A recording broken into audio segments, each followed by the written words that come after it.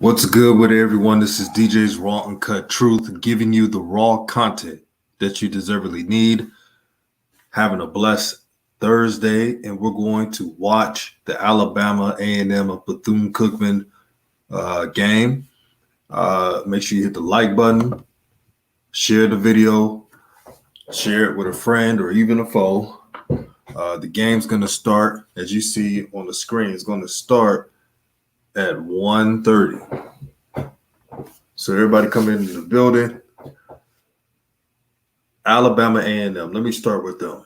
Alabama A&M has a pro prospect quarterback in Akil Glass. Akil Glass in one game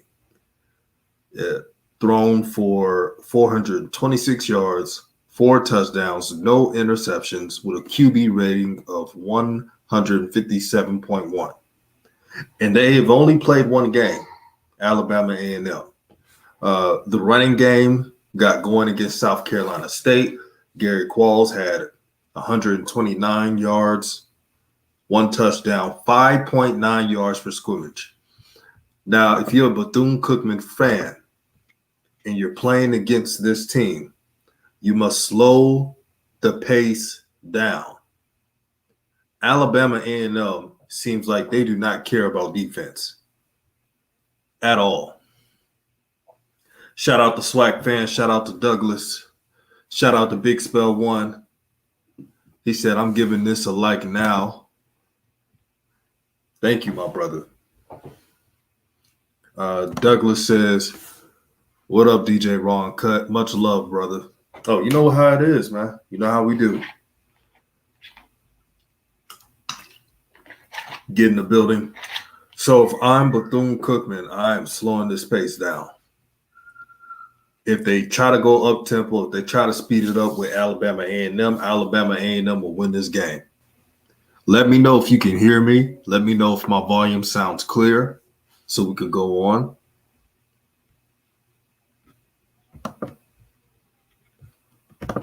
And Bethune-Cookman, one player that I like on their team and think he could be a spark for Bethune-Cookman is Quashawn Bird, number 5.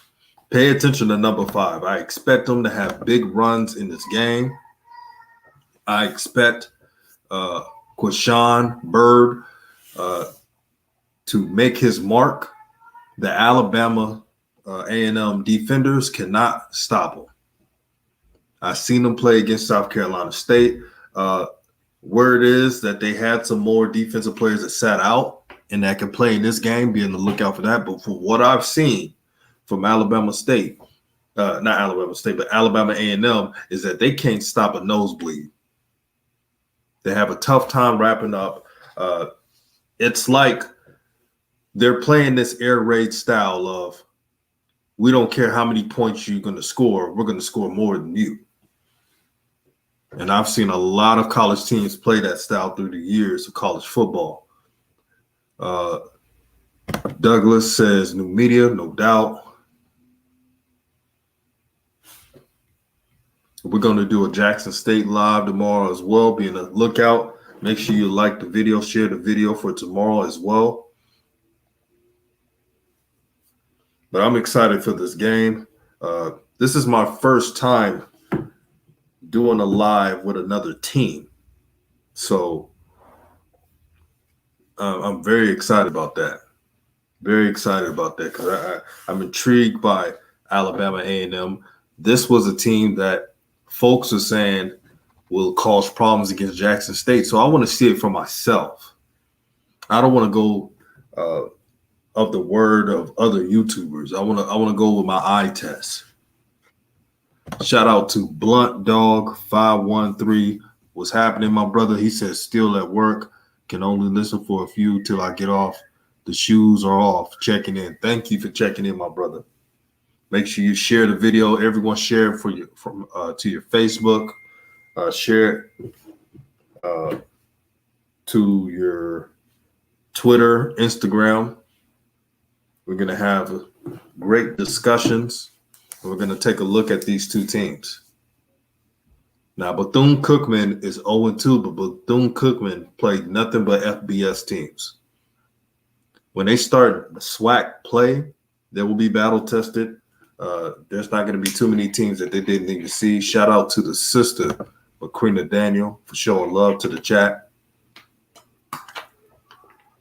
She supports all the videos. I appreciate you, my sister. Now, what I want to see from Alabama State, not Alabama State, but Alabama A&M, I want to see Alabama A&M get some stops in this game and not leave it on the hands of Akil Glass. Akil Glass does everything for Alabama A&M. He sets the tone for this team. If Akil Glass is not having a good game, Alabama A&M is not winning. Oh, yeah, the game's about to start in about 15 minutes. Macrina Dan says, hi, DJ. And good night to all. Oh, yeah, you're in the island, so it's a different time out there. But the Alabama A&M defenders, man, they got to show up. It reminds me, I'm going to tell you a team what it reminds me of. It reminds me of the Dallas Cowboys. You remember how the Dallas Cowboys, throughout this past recent years, not when they won Super Bowls, but right now, Dak Prescott has to do everything. The defense sputters, and Dak has to go above and beyond to win a game. That's what I compare Alabama A&M to. The only difference is, and I know this is the comparison between college and pros, Alabama A&M, they know how to finish drives. They have a slew of receivers. Brian Jenkins, he's explosive. Abdul Fatih Ibrahim, Hilaire, Kendrick Johnson, who is a tight end, and Zabrion Moore, also D. Anderson. They are 5 to 6 deep at wide receiver. They will air it out at all costs. Shout out to SWAC Fan 100 for the $10 super chat to help grow the nation. I appreciate it, my brothers. Make sure you subscribe to the channel if you haven't. I'm excited, man. I'm very excited. I pray and hope that ESPN and their chromies do not do the bullshit that they were doing in the Jackson State stream versus Tennessee State. They had a bunch of technical errors. They were doing a bunch of politics. I don't want to see that right now. I don't want to see that. Because if it was Alabama versus Clemson or Alabama versus Georgia, ESPN would never have technical difficulties. Matter of fact, someone is getting fired if there is a technical difficulty. Real talk. Shout out to you, my brother. He said, are the JSU players the only players receiving paychecks in the SWAC? If not, why doesn't Alcorn use the same JSU incentives to pay trainers? Thanks. That has to do with Alcorn's AD. See, what I'm hearing, if I'm wrong, let me know. But the Alcorn AD, he's one of those that, let's use the money for other parts of the school. Let's improve the fund. Let's use the funds to improve education department and yada yada yada. But what he fails to realize is football and other sports is what fuels these universities. That's how they get their money. And the AD they have right now is being lazy. I don't know him personally, but what I'm hearing is he doesn't even want to come off some cash on the simplest things. Alcorn doesn't have a trainer right now, a head trainer. They don't have an all-access trainer. So they're having problems with COVID and everything else and injuries. Some of the players can't even get worked on before the game because of it. And if I'm the SWAC, I'm finding out ways to get some trainers for Alcorn so they could play against South Alabama, because it's a mess, it's embarrassing, and it's not fair to the young brothers out there. It's not fair to Coach McNair. Coach McNair and his family have been the staple part of Alcorn for years. Matter of fact, there's a term: if your last name is McNair and you're living in Mississippi, you can ball. So their family runs deep. Their family has brought so much money to Alcorn through athletics and donations. For the AD to do what he's doing, I can't get with that, man. I feel really bad for and tomorrow's Leader Sports Network. It broke my heart too. Because they didn't deserve it. And Alcorn, here's one thing I give credit to Alcorn. After they lost to North Carolina Central, they had a good win versus Northwestern State. They gave it their all. The game was 13-10. It was a defensive match. The players played hard for Coach McNair. They played hard for the fans of Alcorn. And now we're in this week, and they don't have trainers. It's pathetic. Very pathetic, man. And something needs to get rectified. I'll say it right now. I don't give a damn. Alcorn needs a new AD, athletic AD. And probably new school president too. Because this is embarrassing. I mean, some D2 schools got athletic trainers nonstop.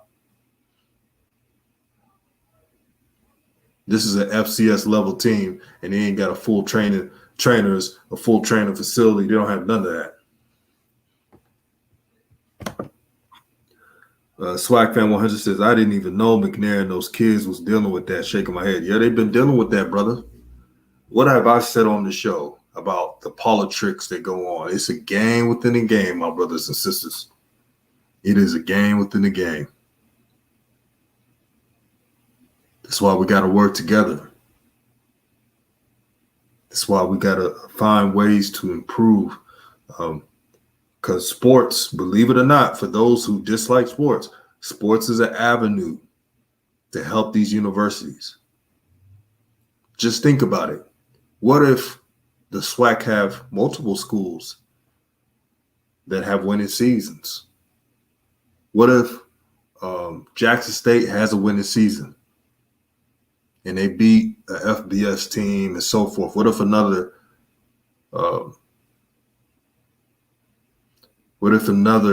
SWAC school has an undefeated season?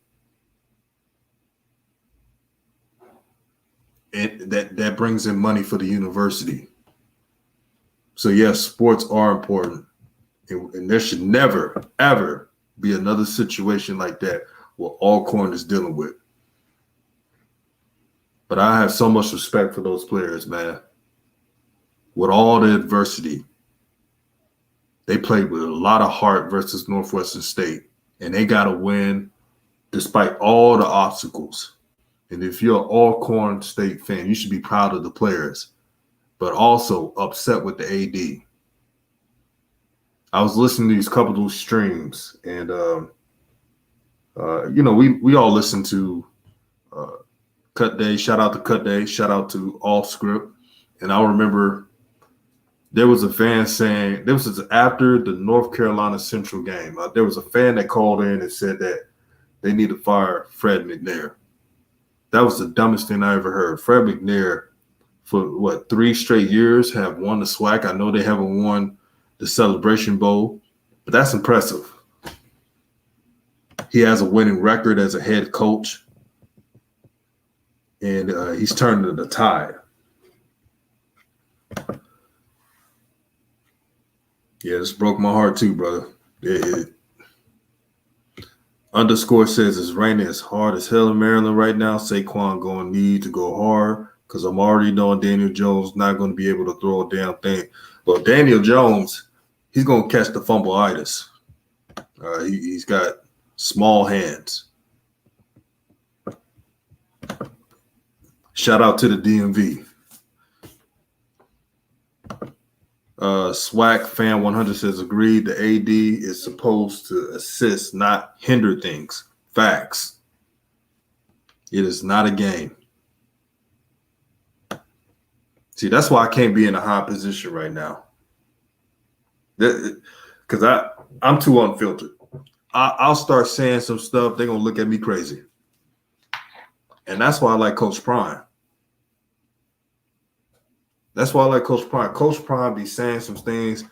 I'm sure that the ADs of Jackson State be like, God damn it. I didn't want him to say that, but he'll say it. Shout out to the Honorable Coach Joe. Shout out to all the OGs who spread knowledge in sports. Much appreciated. He said, good evening, New Media family. Hello, DJ President. Great stream. Thank you, my brother. The game's about to start. To Ball's Leader Sports Network says, not fumbleitis. Man, Daniel Jones, if he don't have a good season, he's going to be in the upper room. Now, for those who don't know, the upper room is a term of players who are on their last chance and they just can't hack it, no matter if it's basketball, football, no matter what sport. So if he shows that he can't be a quarterback and can't lead to victories for the Giants, and I'm a Cowboys fan, so you already know what it is, then he's not the one. He said, yes, you can. It's overdue, bro. We need to step up and move this thing forward. Absolutely, Coach. Absolutely, Coach Walker. It takes all of us. Shout out to Self-Made. My young G right there. Underscore says, small hands, rain, wet field. Shit, you might as well hand the show. Man, I'm giving the ball to Saquon so many times. It's going to spin your head. I'm like, Saquon, you're under contract. It's raining. We're going to run the ball 30-plus times. And if Saquon gets tired, put the backup running back in to get a breather, because it's going to be a messy game. And they're playing the Washington football team. You already know the Washington football team does not mind a messy game. I've seen the Washington football team win a game where it was like 9-3 last season.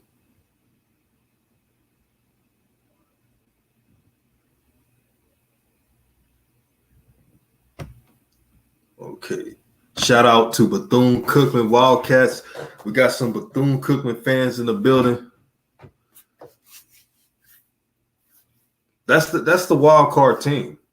That's the team no one is bringing up about. There's a couple of YouTubers that brought it up. But Bethune Cookman, they're a sleeper in the SWAC. They got the athletes. They're physical. I'm not going to judge them. They played against let me see who they played against. I think it was Boise or UCF. They got blown out by UCF. UCF beat Boise. They're a good team. I'm not going to judge them fully on that. I think that Bethune is better than what people think.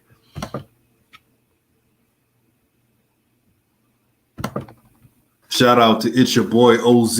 Peace and blessings, my brother. Peace and love. He said Daniel Jones, a.k.a. Mr. Caulfield. Oh, boy. That brother be.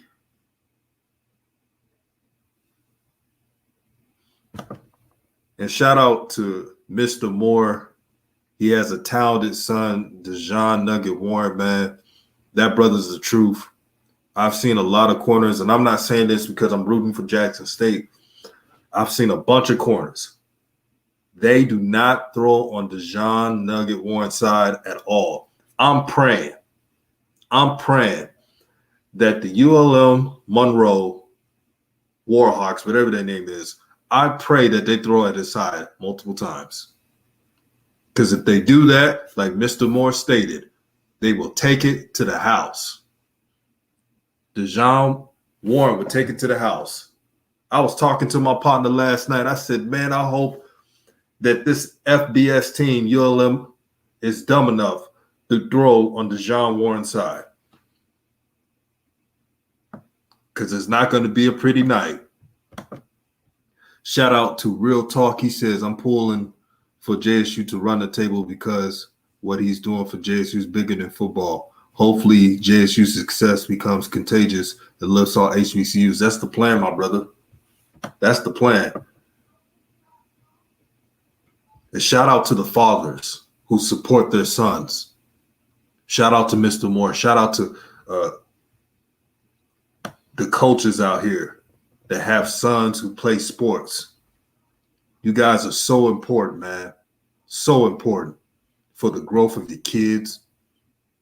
And I know ESPN and other Shine networks won't give y'all that love, but on this channel we do, because fathers are appreciated here. So shout out to the fathers. Let me check on the stream right now. Trying to. Not yet. See, ESPN doing that crap again. Okay.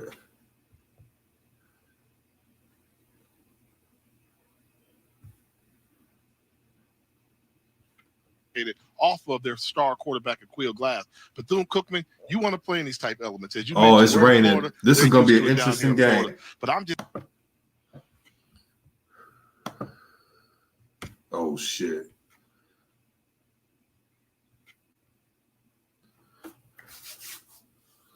Okay, so YouTube is not going to let me show this video. I thought I could. They just sent me a message. So we're going to play the audio. We're going to play the audio. It's not on ESPN's main site. Yeah, it's raining hard. If I'm Bethune Cookman, you can steal this game. You can steal this game. But you must not turn over the ball.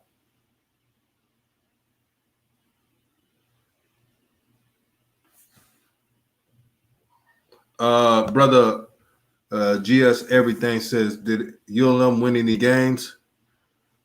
Last year, they didn't win anything. Here's the thing about Jackson State, and I know this video is about Alabama A&M and Bethune Cookman. But when Jackson State is clicking on all cylinders and not turning over the ball and not doing penalties, it's a beautiful thing. All right, so on commercial break right now, I'm going to read some of these comments. Well, YouTube is tripping. GS Everything says, CJ Holmes, number 3, is a stud too. Yeah, I know he got game. I wanted to mention Dejon Nugget Warren because Dejon Nugget Warren is the brother who he has it. And if I'm a GM, if I see a cornerback not getting tested, I don't care if it's FBS or FCS. If I have a cornerback not getting tested, that's who I'm drafting.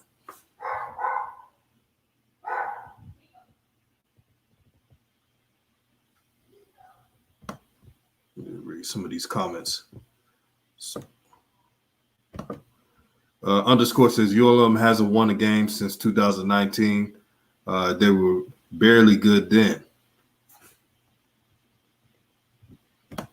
Terry Bowden is the head coach, so he's gonna have his guys prepared, and it's gonna be a lot of emotion. His father is Bobby Bowden, and they're gonna be desperate. They're playing in the Sun Belt Conference. The Sun Belt is the most underrated conference in the FBS. So this game is going to tell a lot. This game is going to show who's the ballers are for Jackson State too. And Coach Prime pointed out at the press conference.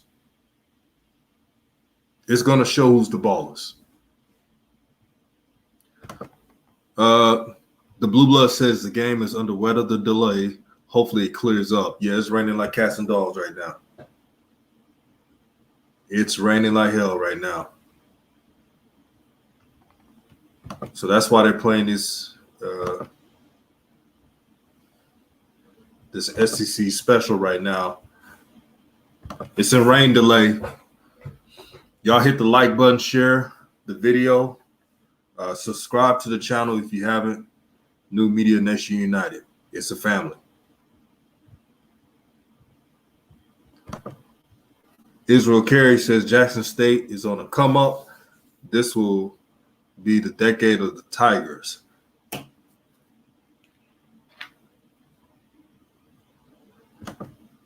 It's a weather delay.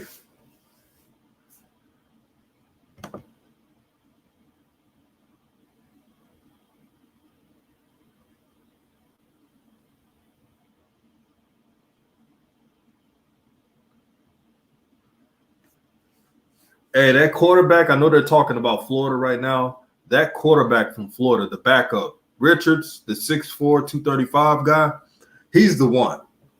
If I'm Florida, I'm getting them involved. I know that's off topic, but I wanted to point that out.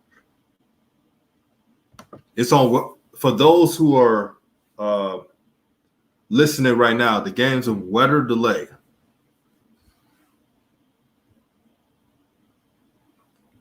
Israel says, I was impressed with how JSU rebounded offensively against Tennessee.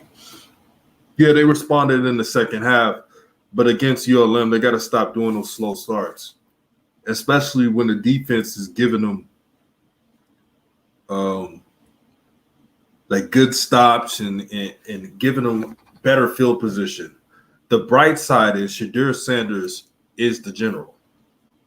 He's the general. He's the one that makes everything go. You can see it from his cadence, the way he speaks to his receivers. He means business.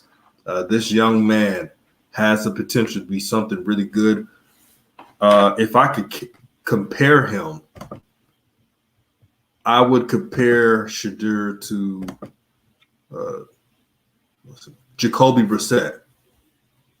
When Jacoby Brissett played for the North Carolina State team, Wolfpack.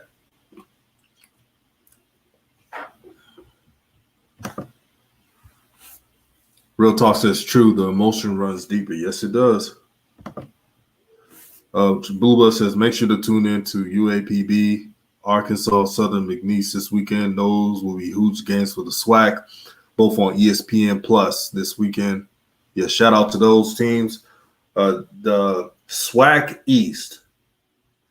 That is what I would say. That is the most competitive side in the SWAC.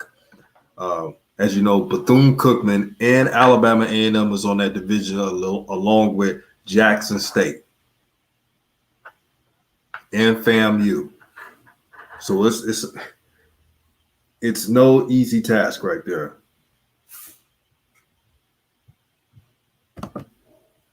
Underscore says Shiloh and Nugget got cool ass relationship. Yeah, they cool, man. I appreciate it, man. Every safety needs a good corner. I was watching some film with Jackson State, and here's how talented DeJohn Warren is. He actually covers the mistakes of some of their safeties at Jackson State. We know that Jackson State safeties can tackle, but one of their Achilles heel is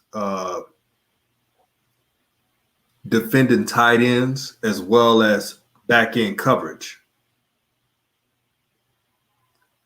That's why you got a DeJohn Warren. He fixes that. And I'm hoping that ULM is remedial enough to throw it his way. Because he throw it his way, like Mr. Moore pointed out, it will be a pick six.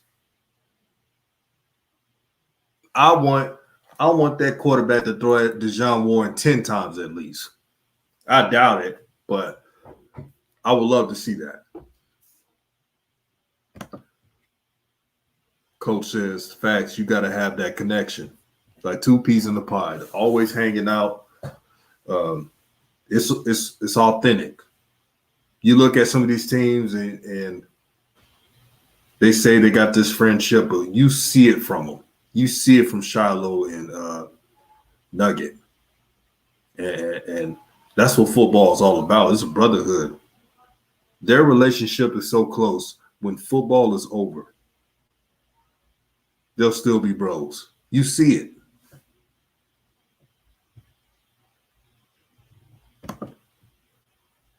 Mr. Moore says Davis should come back this weekend. Oh, that should be good. True. Nugget is the eraser. He is. I already know. I'm not trying to act like a Notre Dameist, but knowing how Rich Rodriguez coaches, he's the offensive coordinator of ULM. He's going to spread it out tenfold in this game. He's going to use tight ends more. He's going to make the safeties cover their tight ends and slot backs. If I'm Coach Prime, man, I know they got good coaches, I'm moving Dejon Warren everywhere on the field. I don't care if it's the slot. I don't care if it's left side. I don't care if it's right side. That's definitely going to appeal to scouts a lot more. It's going to show them that he's versatile. He's not a one-sided corner. You got some of these DBs that said, I'm only on the left side. I can't do the right side. Or they say, I'm only on the right side. I can't do the left side. So, but when you can move around, it shows your worth. Mr. Moore says his son is the quarterback. Yeah, that's Rich Rodriguez's son, Rhett Rodriguez. He's a dual threat. He likes to run.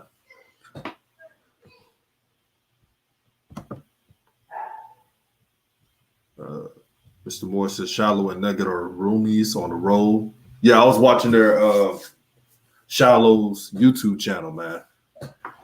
I was looking at it. I said, man, they hang out a lot all the time.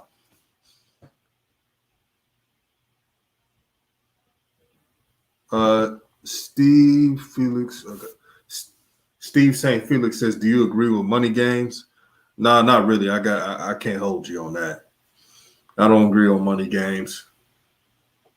I saw it just depends on the team. So if it's a FBS team that can play that they're on a level of some FCS teams, I'm cool with that. But when I saw Alabama State play against Auburn, when it was 62-0, I looked on the player's face and they looked demoralized. Actually, a couple of key players got injured. I hope they come back from injury, but they got injured. That's the risk you have when you play against these big teams. It's just like if a SWAC team plays against Alabama. You're going to have players hurt. You're going to have players just get beat down, all to take a check. And Coach Prime, I got to give him props. He's right on one thing.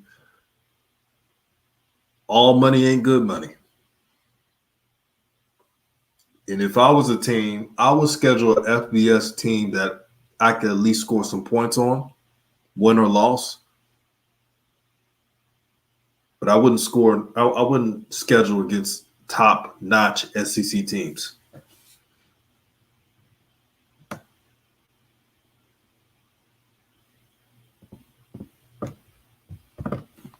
Coach says he transferred from Arizona.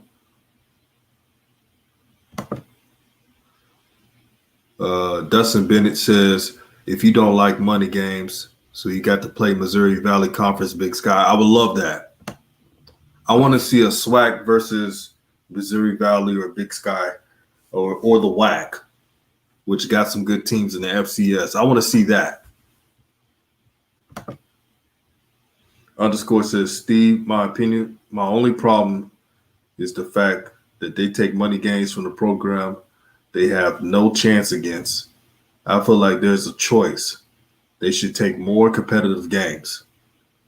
So I'm not saying don't schedule an FBS team, but be smart with scheduling an FBS team. I think that's what Coach Prime was trying to say. Like Jackson State against UL Monroe, that was smart scheduling because Coach Prime is a new coach and he has NFL coaches, but they're new to college. So this is a smart game where they could actually win this matchup. Real Talk says, what do you think about HBCU teams playing top 25 teams for the bag? As a South Carolina State fan, I heard Prontine's comments and I agree. Not all money is good money. We got waxed by Clemson and it served notice. Facts. It's true, man. And let me turn the game on. I think they playing. Oh, it's not even on.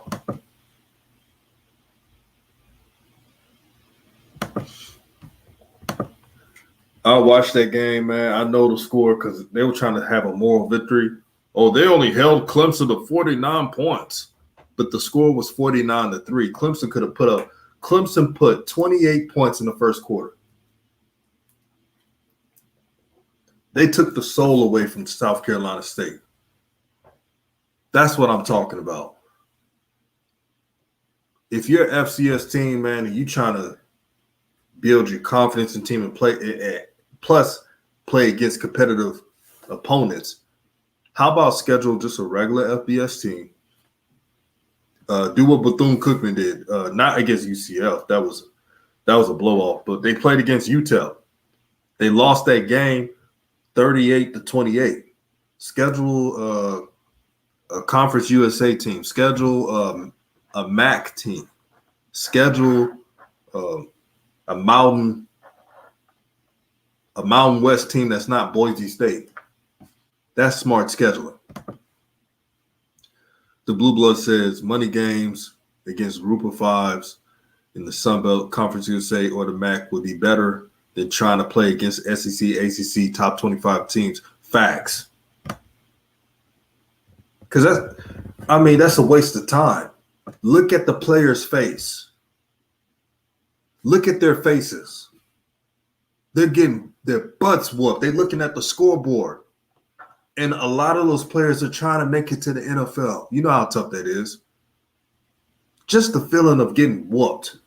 There was somebody on the chat was saying, well, don't you want these players to go to get scouted by the NFL? Man, not Boise State, but North Dakota State hasn't played a FBS team since Carson Wentz was playing. And their players still get scouted. Yeah, I don't want to hear that excuse. Dustin Bennett says, playing yourself don't work. SWAC and MEAC, top 25 FCS. Yeah, now the SWAC, I got to be fair. I don't want to see y'all playing Division II teams. I don't want to see it. Because and some of them are well-coached good teams, like Miles College. Miles College is well-coached. They have a reputation of winning. But they could have scheduled a Missouri Valley team and do a classic SWAC versus Missouri Valley, SWAC versus this conference, SWAC versus such and such. Steve St. Felix says, facts. We should play a group of 5 Sun Belt Conference USA teams.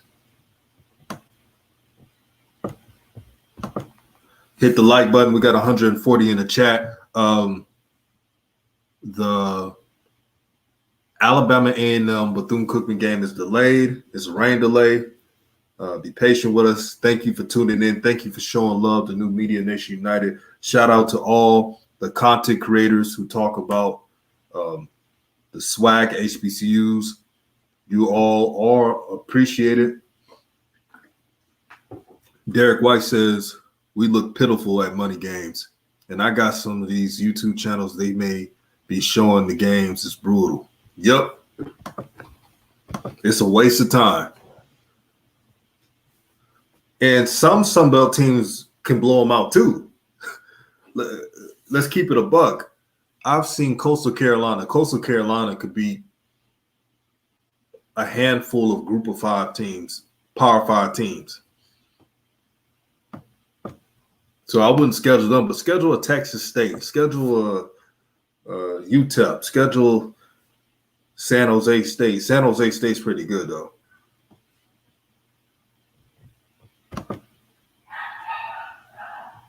Mr. Moore says, JSU got $1 million for last week.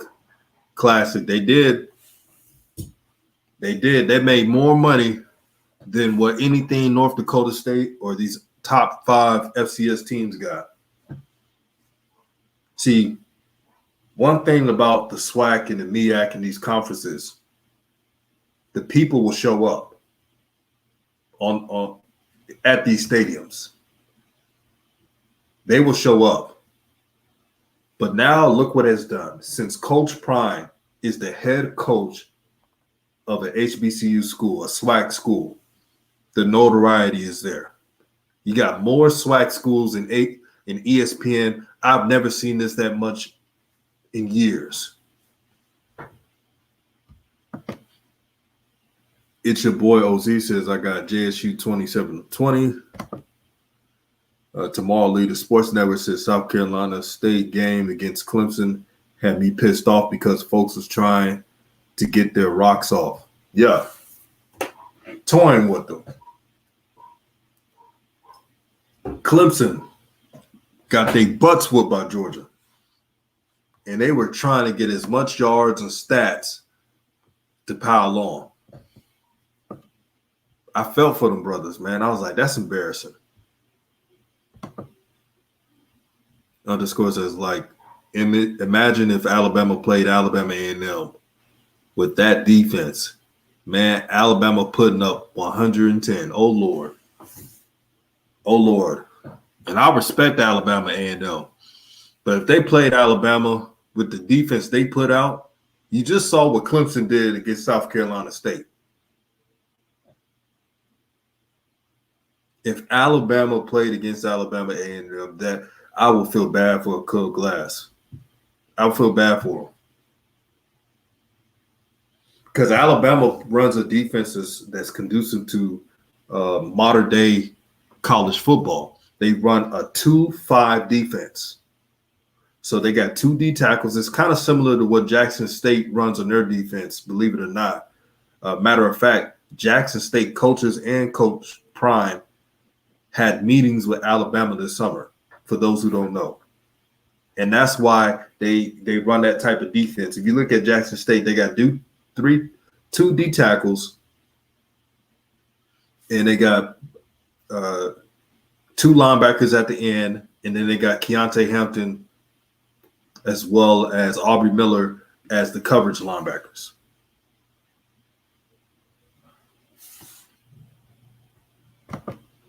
Smart schedule, facts.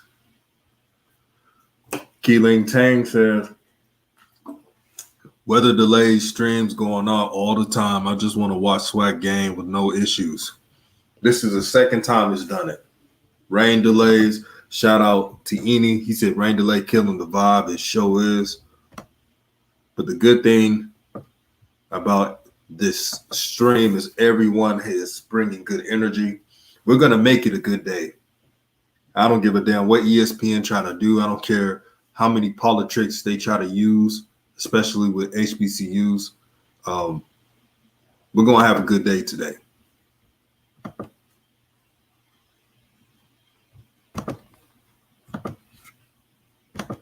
We got 170 in the building. Make sure to hit the like button.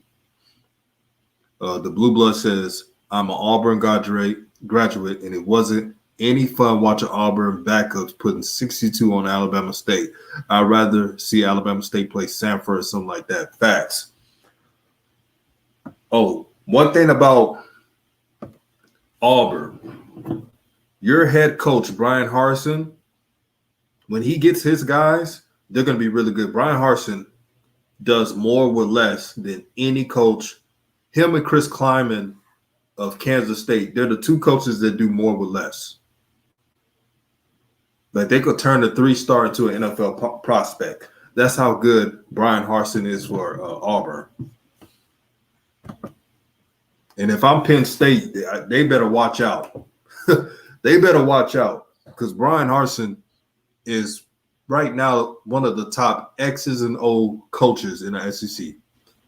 He's number 2. X's. I'm just talking about X's and O's.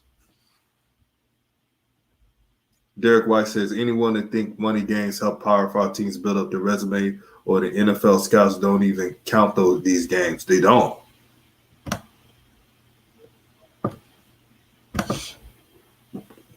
And he says, War Eagle. St. Felix says, no, North Dakota quarterback Easton Stick beat Iowa.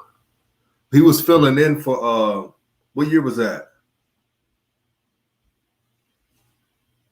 Is that the game he was filling in for Carson Wentz? Because Carson Wentz was in and out that season. And look what ESPN doing. Them technical delays. Now it was a rain delay. Now it's a technical delay. But they full of it. They are full of it, man. Yeah, when Trey Lance was playing for North Dakota State, he didn't play an FBS team. He got drafted. The scouts know these scouts ain't dumb. If you got the measurables and you're winning, then you have a chance.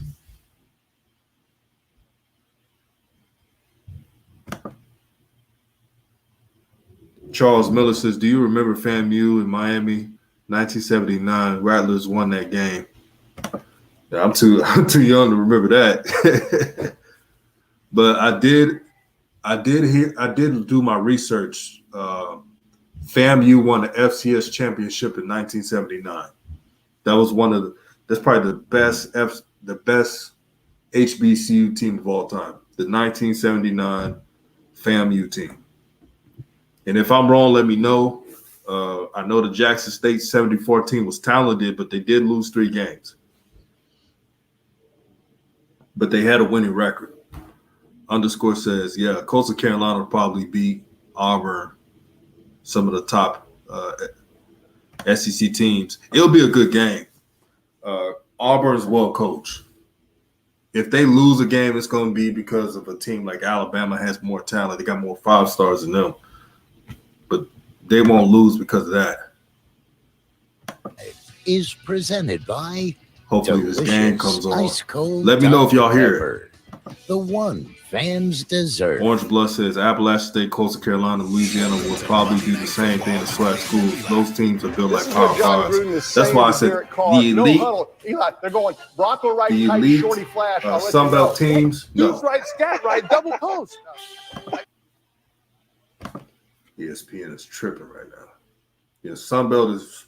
I like that conference. Shout out to J&J. We got a We Are in the building, Penn State. But this may be Penn State's year to win the Big Ten. Ohio State is trash on defense right now. I was watching Ohio State play. They play the type of defense that you play on NCAA 14. A 2-man under. And you got the safety running the zone. That's what it looked like the defensive coordinator of Ohio State is playing. No matter what happens in this game, Penn State can win the Big Ten this year. Because I'm a firm believer you got to have defense. You cannot be like Ohio State and just like we're gonna rotate all these guys and no results. You're not gonna win that way. The game better be on.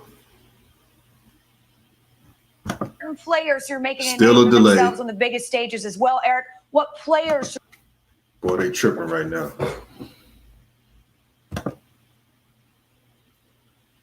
Underscore says, let me stop playing with Auburn, man. I'm playing. I'm telling you, Auburn they are well coached.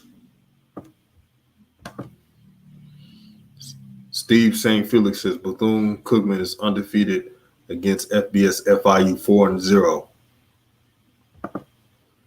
Underscore says, Coastal could beat some SEC teams. That is true. Coastal Carolina could beat some SEC teams.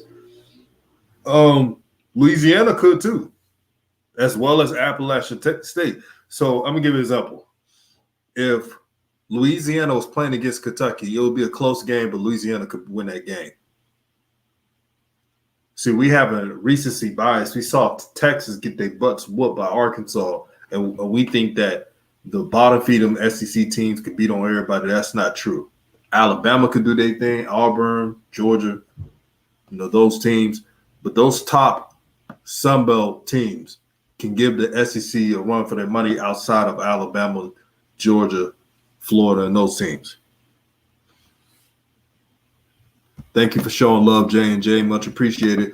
Derek White said got to have one of those top facilities. The locker room was nice. Memphis, yeah. Shout out to Memphis. I don't think people realize this. The state of Tennessee, especially the city of Memphis, is so underrated in talent, man. Coach Walker says, what about the additional college players will be able to offer a scholarship? How much crazier you think the transfer portal is going to be? Yeah, the transfer portal is going to be epic proportions, Coach Walker. I don't think we have ever seen anything like this. 6-year seniors. You look at Jacksonville State when they upsetted Florida State. You look on their roster, you see a bunch of adults. You see a bunch of 6-year seniors, grad transfers with FBS teams. And in my last stream, I mentioned that the FCS playoffs is going to be the most difficult I've ever seen watching football in the FCS competition, just because of that reason. Dropping down. Thank you, my brother. Shout out to Coach Walker. If you want to know about HBCU, SWAC, MEAC, it doesn't matter. He talks about it all. He talks about the SEAC, Division II. He's very well informed. Subscribe to Coach Walker. Respect to the OGs in this HBCU media coverage. He said it's already a great day, great stream, brother.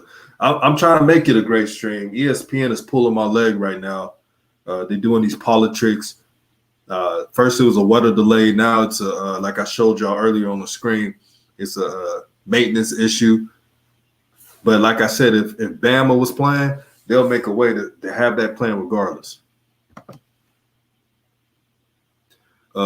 Soul says BCU has lost to UM and UCF, which are FBS teams. That's why BCU, Bethune Cookman, is a sleeper in the SWAC. They're battle tested. They played hard. Even when they got beat really bad by UCF, it was some bonehead turnovers. But when you play these FBS teams, you cannot afford to turn over the ball too early. Like, they've shown signs that they can move the ball, but those turnovers killed their drives, and that's why UCF won 63-14. But when they played against UTEP, actually, Bethune-Cookman could have beaten UTEP. There were some questionable calls. I'm not trying to sound like a conspiracy theorist, but there were some questionable calls against Bethune-Cookman. I watched it on TV. And that's when Jackson State got to worry about. You're going to be at ULM's home. They're going to get calls. If I'm Coach Prime, I'm telling my players, look, they're going to get calls. What we got to do is play sound football and control what we control, and we can win the game.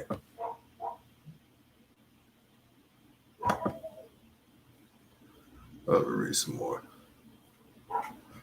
Derek White. We got 190 people in the stream. Make sure you hit the like, show love to the channel. It's a blessing to do this with y'all.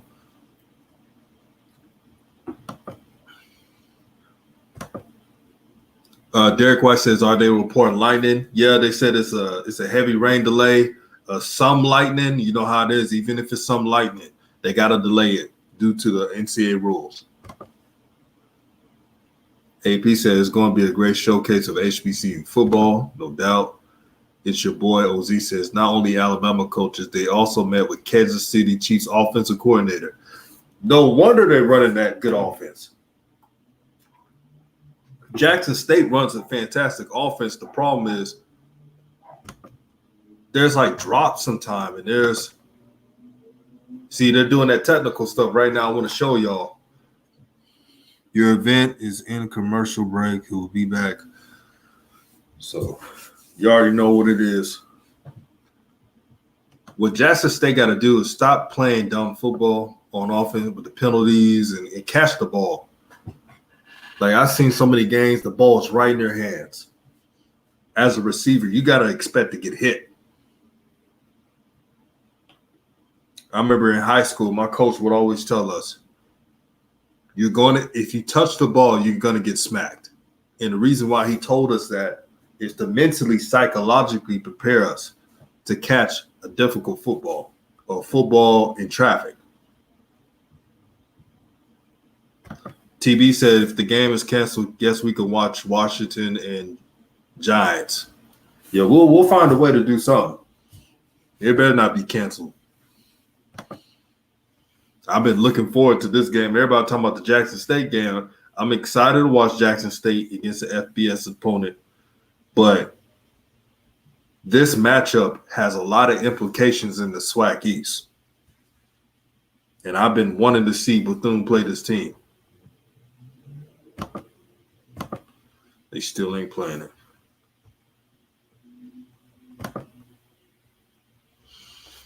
Underscore says, I'd rather take like $275K from Sam Houston if possible than play Auburn and get my ass ripped off and handed off by A&M. Man, it'd be brutal, man. Some of these FCS teams that play those super Power 5 conferences, they get injuries, man. They be limping to the finish line. See, North Dakota State was always smart with their schedule. Even if they scheduled one FBS team, they would do it like week 3 or so it doesn't linger with them, or week 2, like they get it out the way. Some of these FCS teams be scheduling in the middle of the season. I think there's going to be another SWAC school, and I got to check the schedule, playing the SEC team mid-season.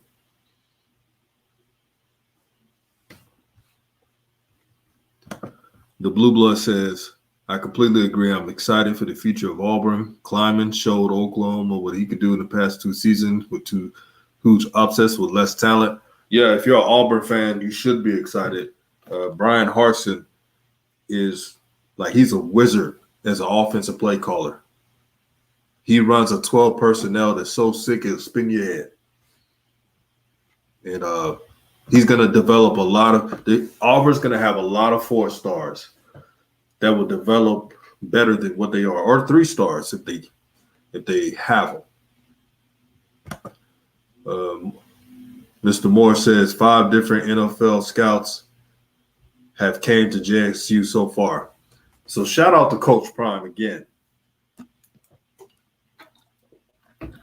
With the connections he has and the talent he's accumulated, Jackson State is bringing in NFL scouts every single day in practice, and making sure that they don't have to schedule Alabama or a team that they're not ready to play yet and get beat and have their mental all messed up. That's what these SWAC schools got to do. Not just SWAC, but all HBCUs, small schools, FCS schools. North Dakota State does it. There's scouts there all the time. Now, North Dakota State has a reputation of winning that helps. But you gotta have those connections, man. It's your boy says, I believe Trey Lance dad is a pro scout. I gotta take a look at that.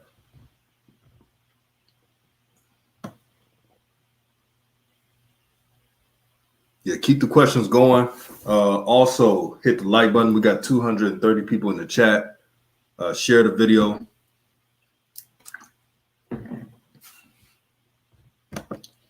Coach Walker said, come on, folks, hit the like button. It's free. DJ's Wrong Coach Luke's giving you a great show this evening. Thank you, my brother. Like, shout out to the YouTubers that I think that's the smartest thing, to bring people in the chat. Once I get that phone stuff set up, I would love to do that, because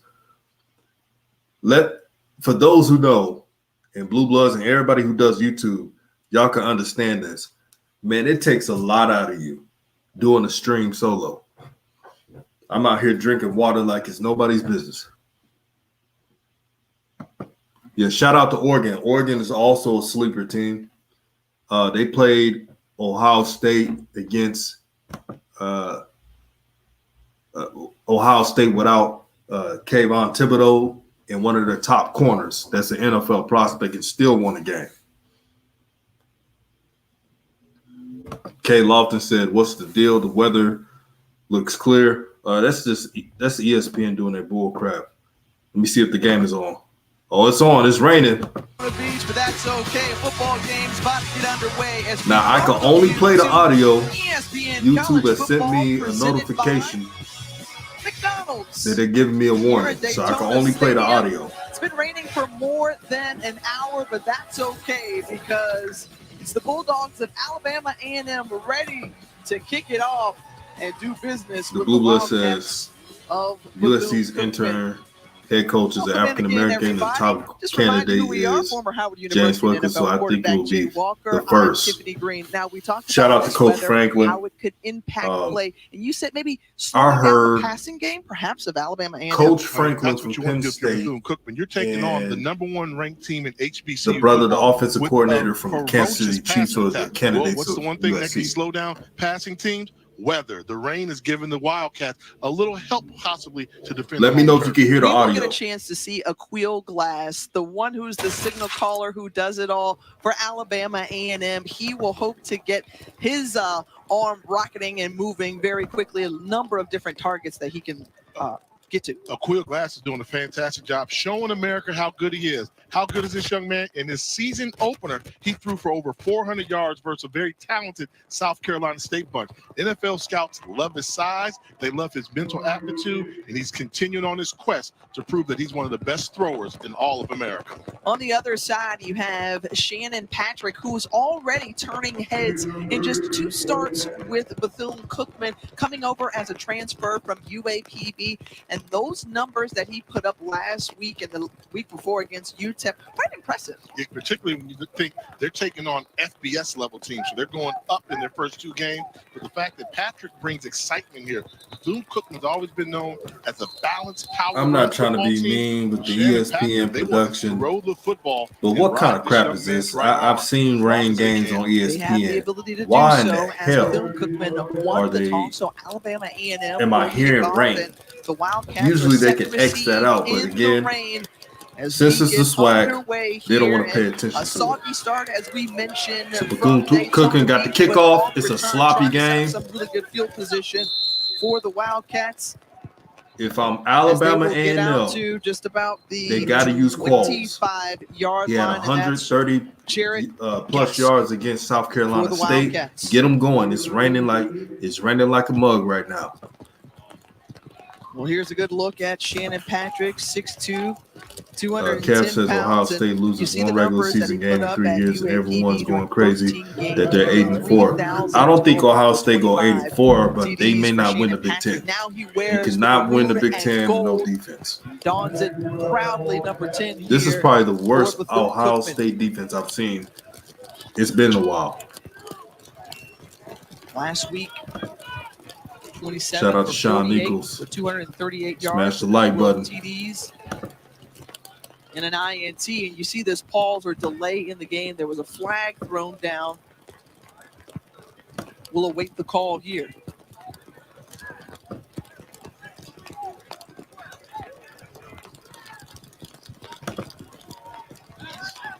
Wow.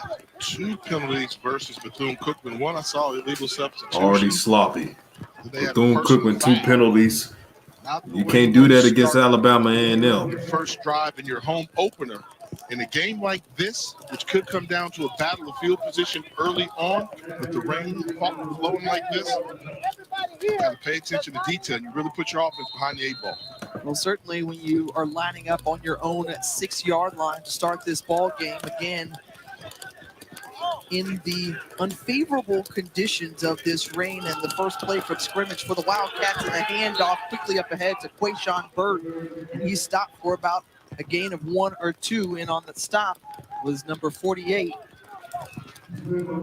for the Bulldogs. Yeah. Bird's going to get a lot of touches, particularly in this first series right now. Watch out for number 5. He's a speedster. One good crease and he's gone. Can get a little push and try and gain some momentum early.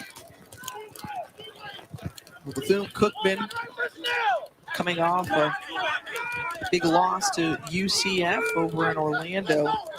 It was 7-7, so it was close early on. 10 seconds left. It was the Knights who took it away on 2nd and 9 here. A handoff and carry once more. And up ahead for a couple of more yards was Quayshawn Bird. Bird, who we will see featured quite often in the backfield, brought down by one of the Holloway twins and Armani Holloway. Yeah, they're glad to get the Holloways back. They missed them from last week. Armani and the safety and the twin brother linebacker Amari. Two good football players for the Bulldogs. Now 3rd and 7. Bethune Cookman making their SWAC debut. Another running First play down. up the Good middle. run. Once more, it's Quayshawn Bird. And Didn't I tell you about Quayshawn Bird from Bethune Bethune-Cookman? There by Quayshawn Got him a Bird, first brought down. by Jabron McNeil. And here's the thing. Great job Alabama by the offensive line A&M up knew he front. was going to See get the them, ball. everybody going They to the ran right. it on Sealed 3rd down, off which the is back smart edge. because it's Nicholas raining like Bruce, hell number right now. 74, sealed off the back edge for the cutback lane. And they continue. So to if have you're this watching the steady dose. game or We will hearing see the them game, keep the ball on the ground quite a bit. Bethune We talked about Cookman, a new after every offensive good positive coordinator yard, they're in slowing Aaron down the James. tempo. Obviously, They're he making wants sure to the put his clock stamp is on ran this down. program, scoring a lot of touchdowns, more effective in the passing game. They're hoping Smart to see with football Shane right now. Patrick, but why do it here when you've got the conditions like this and a speedy back in Quayshawn Bird? Yeah, and I like the decision making by the offensive coordinator. Run the football, and he trusts his Hey, O-line Smack Buzz to says, pick I'm up feeling the yards Bethune needed Cookman on uniforms. 3rd Oh, they down. fire, bro. Good job. in They're the trying best to uniforms I've seen make so things a little far. bit easier for Shannon Patrick before he throws his first pass attempt. 34-yard JG, that's rain. game and a penalty flag. That's rain. coming That's not out before static. the snap. And you can see Patrick just saying, calm down, fellas. Look at Eni. Eni says, yup, running it down to 2 seconds. See, a lot of SWAC teams need to be playing like that, The man. one Don't thing let people that follow Alabama Bethune A&M football, control your pace. I've always tried to Don't let figure them out do their that. pulse on it. Certain years You they take do better that. than others. You hike the They've always been ball one of the most when it's the penalized last teams in seconds of They always the have. score clock. And so far in this game, they've got 3 penalties. Because Already. Alabama A&M And wants we're to shoot out A with couple you. minutes in. Want to be going Gave in the ball to opposite number 5. direction. He's gone. He's Quayshawn gone. Bird can Okay, help he him get fumbled there. it. Fumble on the field. He called it back. And it's Quayshawn Bird who was able to see that one This is bounce gonna be a out sloppy of game bounds. today. But I tell you, again, we can see a lot of that, Jay, with these conditions. Yeah, And take a Qualls, look at the tight end. here's the Good crazy block on part. the This edge. game is Give so him wet out face there number 1. that Qualls barely had anybody touching. Look at that. And he That's good fumbled. blocking. Body on And body. it wasn't So really you his have to fault. hold It's on just to the weather. football. It's a messy game I right hate now. to state the obvious to say like it's raining and it's wet. It's Underscore raining, says you it's might gonna as be wet, well but take a when dive. It's raining. The football Somebody is likes going to to be play. slippery. Carry with 2 hands. Man, that's And credit crazy. Philip Hopkins there on the pursuit. Dang, given it the says fact thank that he you for was this able live to stream, kinda DJ jar New that Media ball Wrong Cut loose. Truth. Thank you for showing love to the channel. Now Sean 3rd Nichols. down. And RJ Hill says 13 greetings for Bethune all. Cookman. Is the game delayed? The game is on right now. It had a weather delayed. Mr. Jizzle Making change said at just the subscribe line, to your getting channel. Salute. Mad the respect signal to you from and the your channel. sideline. Hell I still don't Wildcats. throw the football. It's Okay. 3rd and 13. You want to The hand stretch ball run off, is draw a absolutely play, killing get Alabama yourself another A&M. first set of downs. Linebackers aren't playing well. They Well, elect and to throw Slate. it here. Patrick looking to pass, gets it away, and nearly intercepts the picked 50-50 Picked ball. off. And there it is. The interception is ripped away by Trinell Troutman. And See, what Troutman, did I the tell junior y'all? Who's making a return here to Central Florida out of Orlando, Bethune says he's Cookman come up with it, has and to the officials continue running no confirm it. matter what. It's the raining Wish they'd conditions listened so to me and bad. cut the ball away. Do They not pass helped the out ball. the They were battle doing field well. position. And Now, this is then going to be close. they threw Is the ball. this consecutive possession? Because if both of them make simultaneous possession, goes That was a to good play by the offense to keep DBs. possession, Yeah, I the Blue think Bloods they is have right. to review They that. should have kept running it. Facts. Because as they hit the ground, I don't They know cannot. who has Alabama the football. A&M It's a cannot great stop jump the on run. ball. I'm going to call that interception. Good job by the umpire. Yeah, you saw the wide receiver was just trying to Coach get his Walker arm says in there, Troutman is that guy. and it was not simultaneous possession. And that was a Correct me if I'm fantastic wrong. play Isn't by- Troutman the Alabama A&M's best Troutman, defensive he's player? got all the trappings after that interception, his 2nd of the season. The Louisville transfer Eddie said that was an gives ugly his pass. offense Yeah, it was. great starting field position. That's probably going to Inside hold 30 back on the run. Bethune Cookman That's his quarterback play. Quarles, He can manage the game, but he can't win you a game. who's brought down just near the 20-yard line. Gary Quarles, the every down back. And what did I tell you about Alabama A&M? They're going to get Quarles involved. Currently doing so again. If they're going to throw a pass, it's going to probably be a screen. Week 2. Yeah, It won't be down the field. Underestimated. You know, you They're on the flash Bethune wide Cookman 20 receivers right they now. have. Quill Glass, quarterback. Quarles is one of the quality running backs within the Southwestern Athletic Conference. You talking about him, a running back that does not leave the game. He doesn't leave the game. He stays in there in run situations, in pass situations, blocking situations. He is Mr. Everything at the running back position for the Bulldogs. Sets up 3rd and 1 now inside the red zone. They hand it off to Quarles once again. Quarles continuing to sneak through, and some laundry coming out at the end of the play. Finisher 3 says, dude got a turnover chain and a heavyweight Just championship Based belt. on the Dang. body language We got the of Quarles, you double feel like bladder, that one's man. coming back for A&M. And he says nobody And that's on what that defense is kills good. offensive coordinators Troutman most. Running and plays. Spencer You expect Perry not to get called are for a solid running play, but they defenders. call The problem number is 75, everybody Jonathan else, Timmons, is the starting left guard other for that run to take 9 off the players on Alabama Well, he A&M is just not on their level. ball. Wow. It's a hole, but actually he got such a late If jump. Troutman and Spencer Spencer Perry was playing on any other team, they would He stand actually out just more. held on to him, trying to keep his balance. Nothing to do with the play, though. But they're going to catch it. Call a little tight.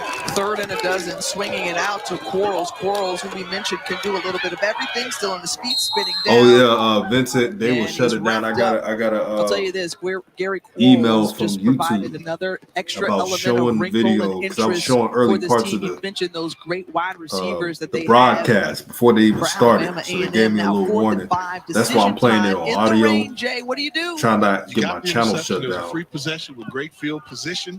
They don't have the strongest kicker with his leg there and the elements. Qualls changes number to Don't be surprised if 23. they try to draw him off Changes sides. number. It used to be 23. Facts. Connell Manor, the head coach, gambling here We got some early. Bulldog fans. Rep your school. Man Rep in your motion, school. and They did got him. exactly what you said, Jay. Akil Glass got Play him. here. Interception. They Bethune got Cookman. jumping offside, Now there's so a that flag. will negate the This may be interception, offsides. and it worked to perfection, Jay. And that's a well-coached offensive machine, because if somebody didn't jump off sides, they weren't going to snap the Bethune football. Cookman got They the would have taken DBs. a delay possibly for a punt, but instead, quarterback gets the jump. Offsides. Knew it. They could have had a Great pick. play. You'll see right here. So he's focusing on him right there. And the quarterback, there's certain things you can kind of do. They send him a little motion to make It's him 0-0 think some jet right sweep now. could be coming. And that's Jamarcus Reeves, the defensive end. Underscore said DM dumb. How you jump off sides on fourth. Number 20. Yeah, that was a dumb play, man. And so what does that do, Jay? He gets That was them first a little bit down. closer, still with a fresh set of downs now. They were right there. Bethune Cookman From was the right there for the 16-yard turnover. line. Glass they about to score finds this an open drive. receiver, and that's O.J. Hilaire. Hilaire, who is one of the great wide receivers, as we mentioned, the junior out of Belglade, Florida, picks up SWAC. Yeah, first time we see a member of the Fan Outlaws. 100 said Maynard They is call smart. them He wide is receiver smart. core. He did So first He and did goal that here, thing. chance to strike and get on the he board did his first thing for the with visitors, Alabama Winston-Salem A&M. State. Little miscommunication there. Miscommunication. And Glass and Quarles Glass got couldn't hit. figure out who was going to take Now, was it. that fumble? And so right Was that there, fumble? sniffing it out were the Wildcats. Okay, they said he was down. You know, you're taught as a Bethune quarterback. Cookman, they got to you get a see stop any right type now. of pressure coming to Because the with this mesh point, rain and the then offense pull- not really doing anything he in was the trying to past pull it. I game, just think Quarles wasn't if trying to give it up. Alabama A&M gets a Very touchdown, fortunate to retain possession of the it's going to be a football. long night. The loss of 3 on that play. That was Ontario Johnson. Good play design by Now Alabama Glass A&M. They got to running execute out it. to his right, Touchdown. Pulls it back in, and the strike to Abdul Fattah Ibrahim, the All-American twice over.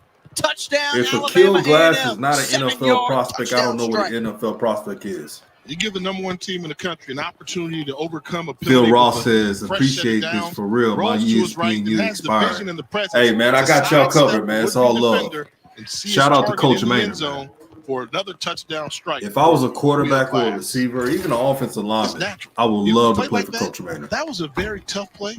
He made it look easy.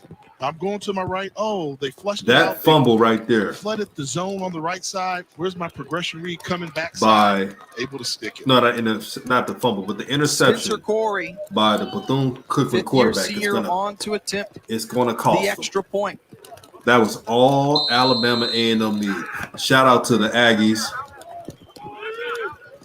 Shout out to the Bulldogs. My bad. Touchdown, Tyler Pearson. SWAC fan says BCU showing lack of discipline. They are showing lack of Boots it discipline. through. And it's good. If the defensive end did Well, not Rain jump, like, not taking the and this is about to get on out of the commercial because I'm about to Bulldogs. dive in. Set up. I'm about to eat through this whole thing.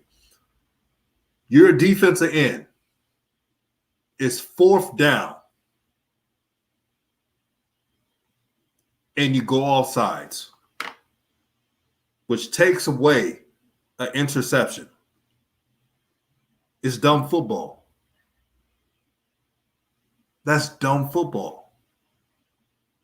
If I'm the Bethune Cookman coach, I'm letting them have it.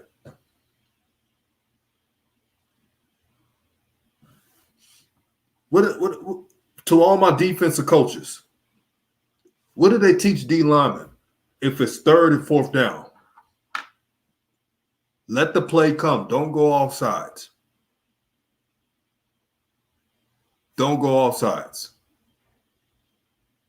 Now, some may say it happens, it's football, but you know not to go offside. I understand 1st down occasionally, 2nd down. You really would rather have no penalties. Like finish that, don't move. If the defensive end didn't jump off sides, that's an interception, touchback, and then you can start your drive. But discipline, my brothers and sisters, is so important in football. That was all Alabama A&M needed right there. That was all they needed. And you should have seen Coach Maynard's face. Once that penalty happened, he was like, shoot, we about to score. Underscore says, first thing coaches tell me, man, keep your eyes on the damn ball. Facts. Coach Walker said, be disciplined, watch the freaking ball. Facts. Why would you want to give Akil Glass a second chance at it? I knew that was going to be a touchdown. Once that player jumped off sides, I said, oh, they about to score. And look at the play call that Coach Maynard did. See, they were trying to blitz Akil, right, on the left-hand side. So what they did was play action of protection, let them roll out on the right-hand side. Somebody was open. Smart football. Now, if you blitz Alabama A&M, you better be smart. That's all I got to say. Wildcat fans, look, you got to love it because it's a variation of an air raid offense. In the stands, it's undeniable. Somebody is open. Like that's the Alabama A&M offense. Somebody is open. That's their model. 50-yard line, and for the touchback, Bethune Cookman will get the ball. You can blitz Alabama A&M, but it better be 4. We mentioned it better not be more than 4. 4th season as the head coach of Alabama A&M, but what he did in the spring, Jay, was Aaron Sanders says this is why JSU corners would have a problem for Glass. All the corners that JSU has bought in, play man up. Other teams can't. Yeah, Jackson State has an advantage of manning up teams. You've got a man by the name of Terry Sims, who's been around and my guess is when they play Alabama A&M, the Jackson State coaches are going to figure out a way, try to, because Maynard's smart. He's not. And in his 6th season, the last time they played Jackson State, State, making his debut with Bethune Coach Cookman Maynard, it looked like he told Kill Glass to not go on John Nugget Warren side. Completion over to the big tight end, Kamari Averett, who transferred over from Louisville, and he's added another element to this offense. Oh, he's a great-looking target at 6'6", 250 pounds. That Louisville transfer, Kamari Everett, be on the lookout for him. 6'6". Teron Mallard, the other tight end. He could run good routes. Pick up a 15, 1st and 10, and on the carry, Quayshawn Bird had absolutely nowhere to go. Both Jabron Neal was the first to get to him. Run that clock out. Guy out of Gadsden, Alabama. Yeah, and that's how you fill the hole there. Thought there was a running lane. It was open for about half a second before McNeil came over and delivered a nice blow on Bird. Coach Simmons says, take a shot, let them know they're here. And as a I'm down with taking just a shot. remembering playing days in the rain. What's it like? How difficult is it? But they got to slow that clock down, too. You don't want to shoot out with these boys. The ability to practice with it. Balls are going to slip a little bit. Obviously, the deep ball you're affected by. We have another penalty. Stupid plays. How many penalties that on Bethune Cookman this first quarter? At least 5. Oh, yeah, you see that tight end? Yeah, he came from Louisville. They got it's your boy, OZ. He came from Louisville. He's a beast. But That's a mental error. Somebody forgetting the snap count, 2 of them. Well, remember, this is a group that's coming off a short week. They played Saturday, and now their home opener against Alabama A&M. The Bulldogs, meanwhile, coming off a bye week. Just over 7 minutes to go in the opening quarter. The handoff to Bird, and once more, it's McNeil there on the stop, and he was just. I'll be the first one to say I don't have a problem with Alabama A&M being a good team. Actually, in a hurry. I think it's good for JSU. It's good for the SWAC. You need more good teams. I want a bunch of teams winning and showing their worth. He said, "What will the narrative be if A&M runs away with this one?" Everyone said it would be a test, but what will be the narrative after? That's a good question. Now, some people would say because of rain, if they win this game, of course.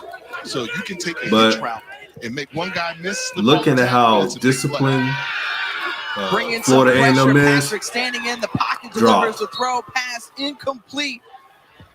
Jamarian Green was on the coverage. Alabama A&M with another That'll stop. bring up 4th down. Marcus Riley, the intended receiver. And I don't know how comfortable Patrick is playing in the rain. When he threw that ball, he came off the field wiping his hand down. And he says BCU offense is suspect. You got to do more than that. When you go take a look here, he's You're right, man. Not able to really that quarterback ain't gonna do it, man. Not really close. So again, he can manage the game, but he can't win you a game. More by the rain. Benjamin Lennon back to punt. The Aussie takes the high snap, and I love the way he punts that ball away, given the fact that's a little rugby spin back, tough to catch, but we will see the Alabama A&M offense coming back onto the field.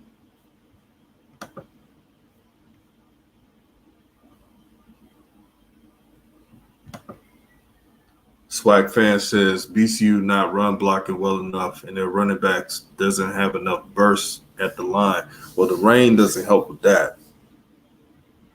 Any says BCU undisciplined, too many turnovers, not defensive sound. Yeah, they're not playing smart football. Any says the elements favored them. Facts. Tyler Pearson says the only issue I have with my dogs is we're thin at the back 7. We'll have to mix coverages. And I'm guessing when they play Jackson State, they're going to have to do that. They're going to have to mix some cover 2 and cover 3. They're not going to do any man coverage in that game at all. Like, they'd rather have Jackson State dink and dunk than to take deep shots down the field.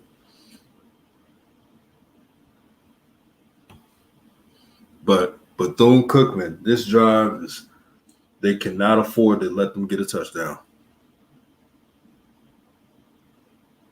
I mean, 1 touchdown is bad enough. But when you get stopped and you let Alabama A&M get another touchdown, you're in danger zone. It's sayonara.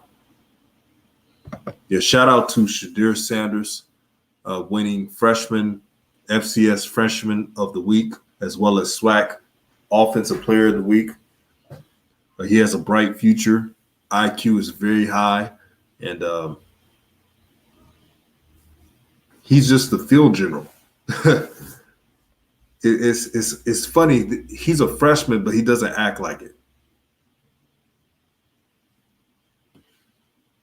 A shout out to Any. Any was he was here in one of these streams, and he pointed out that UTEP was not all that. He said folks thought UTEP was good, but they ain't good. Yeah, they got boat race by Boise State. It was somebody needed to throw the controller in that game. 21 skunk. Teams are 2-0 plus. This is the 3rd ever meeting between the SWAC two. fan says UTEP Last 2 was trash. bowl games, but this one is a whiteout. Lauren said this game just started and y'all counting out BCU. And how about a Quill Glass lining up for Alabama A&M? I think BCU has a chance to win this game, but they got to stop making dumb turnovers. Let's listen in. You play against a Connell Maynard team, and you start turning over the ball and getting penalties, you're not going to win the it. rich history and tradition that we have here at HBCUs, and the pride that everyone takes in representing their own HBCU. 2nd and 10. That's what it's all about. I mean, that's what They it's said about. Kill Glass is You know, 6'4". He looked taller than credit that. because they weren't an offensive powerhouse when he decided to go there. They're trying to run the ball smart. Look The at pitch on the Qualls. He's outside, running. Gary Quarles, and Quarles was able to get the first down and more. Gary Quarles helping his quarterback out. And how about this? I always give my opinion on things that I see with my own eyes, and I'm starting to believe that Alabama A&M, without question, might have the best skill positions in the conference.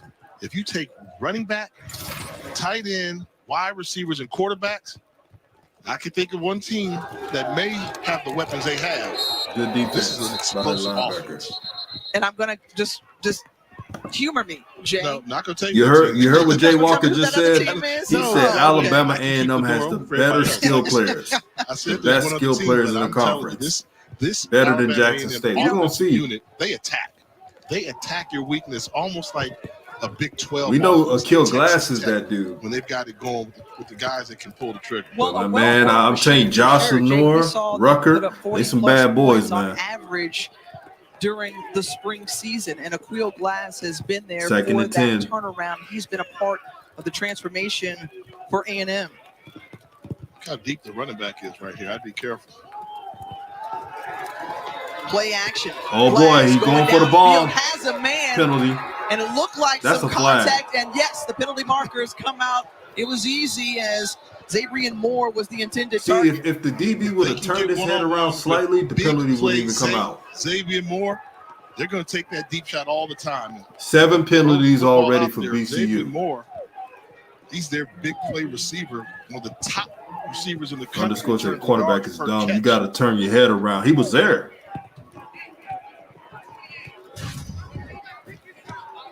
Well, he got behind the defense. I don't know. I know Tiffany Tiffany Green is fair. Jay Walker. Yeah, that's tough. Jay Walker, I don't know, man. I think you got a tough thing defensive back to against defend. Jackson State. I'm gonna keep it a Moore buck did a with good y'all. job of coming back. Now initiating Tiffany Green is contact objective. and getting the first down. Well, you see the disparities there on penalties. 7 Israel, for I have to Bethune agree with you. Cookman, Said just Jay 1 Walker for has never Alabama been a A&M. support, a Remember, JSU those supporter. miscues helped A&M on their opening drive. Penalties. Quarles once They ain't again tackling slippery, right. just like the weather out in the middle of the field. And how about Gary Quarles Oh my doing God. his thing? I tell you, this young man has been quite impressive so far in this first quarter. Pick up of 21 yards. I see that Connell Maynard's trying to make a statement in this He's game. 5'6", 5'7". I can't show the game, Mr. Mr. Buchanan. If I did, they'll flag my channel. Particularly when you have the leg strength that Quarles has shown. They decide to do a little play action and dump it out to Quarles once more. This is featuring him the offense Quarles quite coming a out bit, party and right now. leaning for that first down, as Gary Quarles has shown us a little bit of everything so far in these opening minutes. And Glass going through the progressions. That was Shout just a out to the swing homie route. Juju How many Knows times we Hoops. see Make sure you guys throw the subscribe swing to his route channel. late? You allow He the talks linebacker about to come up everything, and make the especially tackle. basketball. They did that in rhythm. And congratulations, And brother. You moving almost in had tempo? 400 Quarles didn't see what subs. he liked, tried to counter, and nowhere to go as big Ontario Johnson was there to slow him down. Now that's the guy that Quarles wants to run from the rest of the game, because the biggest thumper on the defensive unit for Bethune Cookman is Ontario Johnson, 6'1", 245-pound, old school Mike linebacker, meaning he's a run stuffer. So he's the guy, if he gets his 2nd and hands 13. on Quarles, he's going to try and make it a vicious tackle. Loss of 3 after that tackle from Johnson. Now 2nd and 13 for Alabama A&M.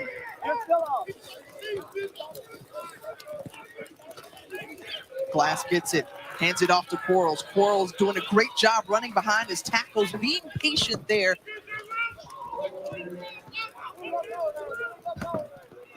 Well-oiled machines do the little things right. Take a look at number 52, Jonathan Williams. He's the guard.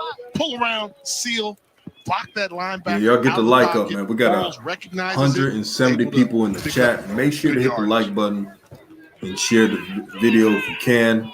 So Share it 3rd to a and 8, friend you have to get or to even the a foe. 1-yard line to get a fresh set of downs. Finisher said, Blue Blood said, Blair Maynard is elite play in caller. motion. People sleep on him. Yeah, he's a real deal. Glass moving at to his Glass. right, eyes his target, and a little off Now it's 4th and page 8. there, but a penalty marker comes Penalty out again. late. Another penalty.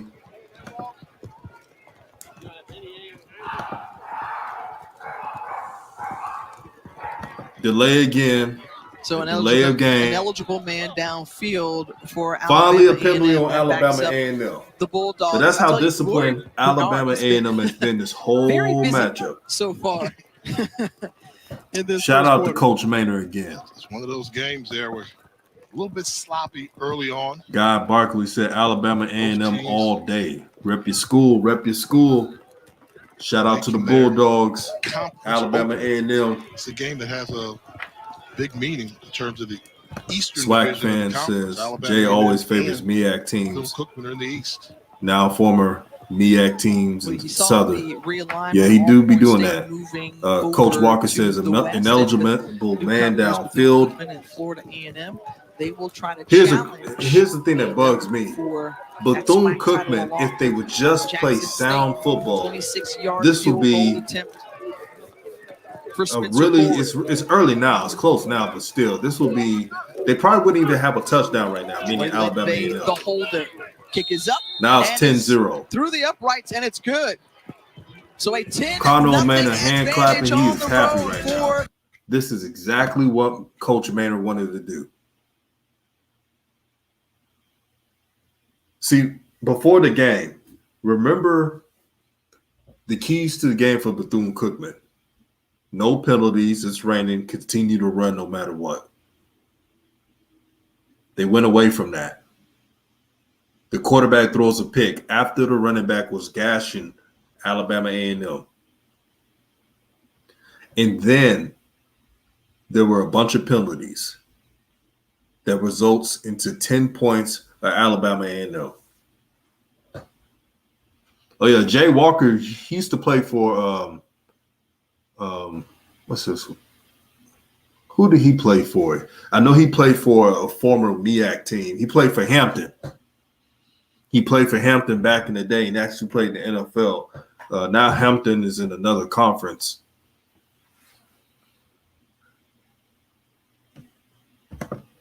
Coach Walker said, man, Maynard is running plays. UCF playing against last week with that pitch outside with curls. This could get ugly. Yep. Coach Maynard is the type of coach. If he sees a weakness that a stronger team does, he will take those plays, recycle them, and make it into another variation.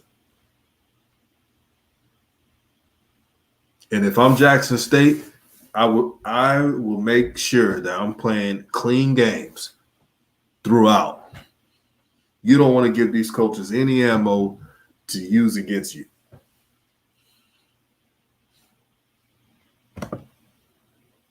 Oh, he played at Howard. Okay, thank you for correcting me. He played at Howard.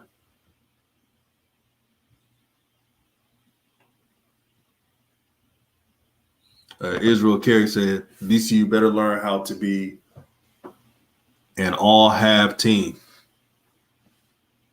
Yeah, he did play for the Vikings. Shout out to Derek White. Coach Walker said he always hollering the real HU.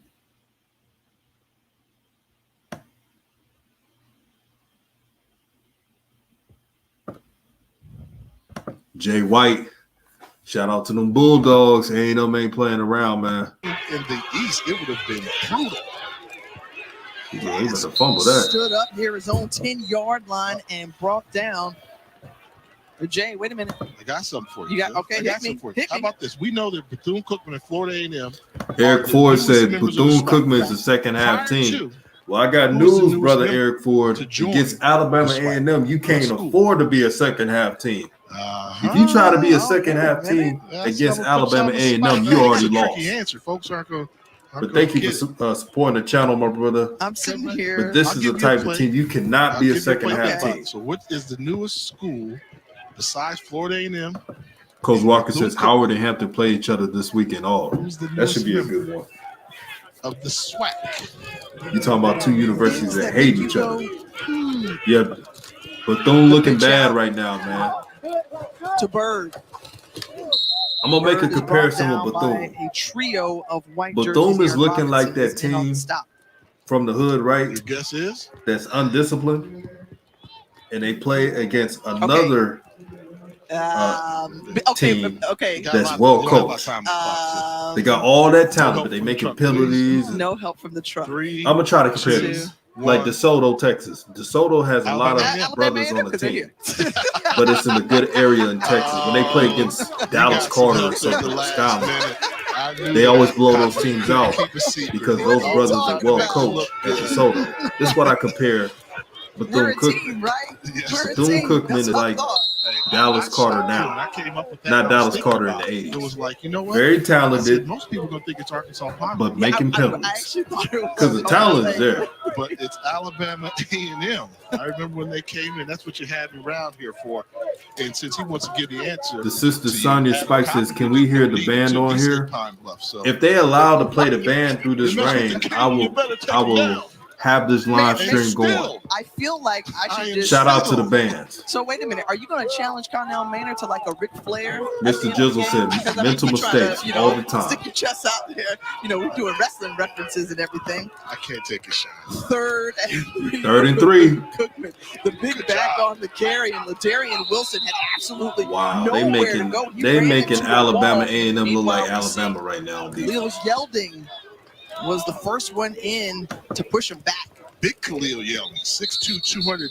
Man, that rain was the best thing to happen for A&M. Defensive lineman, number 91. When they bring you in there to stuff, I know the Coach run, Maynard you're like, supposed to man, control I'm glad line that rain scrimmage. came Good job through. of stopping momentum. Armani Holloway holding down his right leg. And I'm Let's not go back to liking that how play, Jay. Yeah, watch number Bethune is 91. blocking. Take on the double team, find the football, then take momentum. Take momentum from the pile, lean forward, and finish off the run. So they had Bulldogs grabbing them low. So often those You're running right, backs are SWAC fan taught, 100. once you A&M get got to push contact, the just lean metal forward, right now. You can steal a yard or two. Get a touchdown every Yeldon drive. did a good job. Put of this standing away. up. Holloway getting help. Yeah, the rain to is stand helping up. them, And Can't the cap senior on out that. of Pinson, Alabama, able to but they're walk taking advantage to the of it. sideline Now, of his own power preseason. Bethune Cookman is all giving an first-team assist to it. SWAC. When you turn over the Very ball, when you're active having these member much of this penalties, defense. it's killer for your team. That brings up 4th down for Bethune Cookman. Andy, you see it right now. There are They're putting holes. a lot of stress. The on running their backs not defense, and running it's really smart. The come down blocks to are the pathetic. penalties. There are It's not literally giving them an openings opportunity to win the battle of field against position. this Giving them Alabama on A&M offense defense, and in the conference. Bethune Cookman Great is field not. position. They're fortunate to be down only 10 They're not playing points. with vision. They're not playing sound. They're not First playing 3 and discipline. out. They're not We will reading their see keys. today, It's a mess right now for tonight. Bethune Cookman. Just over 14 minutes. And if they of shank this punt, I would not be surprised. It's been that type of game for Jenkins them. back to receive. Lemon Almost blocked. punts it away. And this one will just bounce and go out of bounds near the Now, Alabama 36-yard A&M line. cannot Well, be comfortable. Alabama A&M, where are they located, Jay? In the what? Tyler Pearson said, I'm Bill. surprised at the Huntsville, that is. Bethune Cookman's City. blocking offensive line is Okay. playing so far tonight. It is. All right, shout And out Tyler to normal Pearson Alabama. is an Alabama A&M 1875 fan is saying when this. they were founded. So you know a it's number bad. of notable alums. John Stallworth, the lone Hall of Famer for the Bulldogs, along with the great Robert Mathis. Now, I as know that well, UTEP is not a marching. Maroon and juggernaut, White could not make the trip tonight, but we especially on defense. enjoyed learning about so But their many of these defense schools is and better than educating our Alabama viewers A&M's. just about what The rain is helping, as well as them making dumb program plays. they have to offer. And how about Brian Jenkins? Jenkins, who reverses field and still finds a way to stay on his feet. And finally, he's brought down. Talk about some determined running there from Brian Jenkins. He's from Daytona Shout out Beach. to Brian Yeah, we knew Jenkins we of expected Alabama son of A&M. Former He is doing Bethune his Cookman thing. coach Brian Jenkins Sr. Well, little Brian Jenkins, the toughest guy on the team, they say, one of the toughest wide receivers there. Getting a chance to play on this field, which he grew up on as a little boy, watching his dad and those good legendary 10 seconds Bethune Cookman left. football teams practice and play on. He's trying to contribute. And he played for the Mainland Buccaneers. 10-0. And they use this First as half is their about to be home in the stadium close. As the first quarter will come to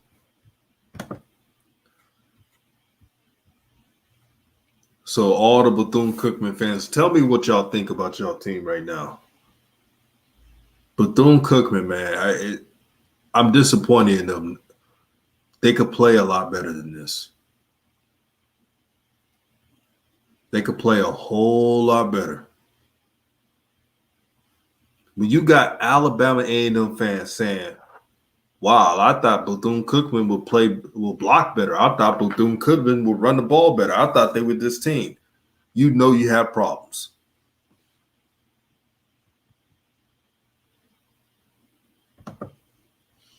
SWAC fan says, I knew BCU would struggle. A&M had a week off, and they are playing on a short week. Facts.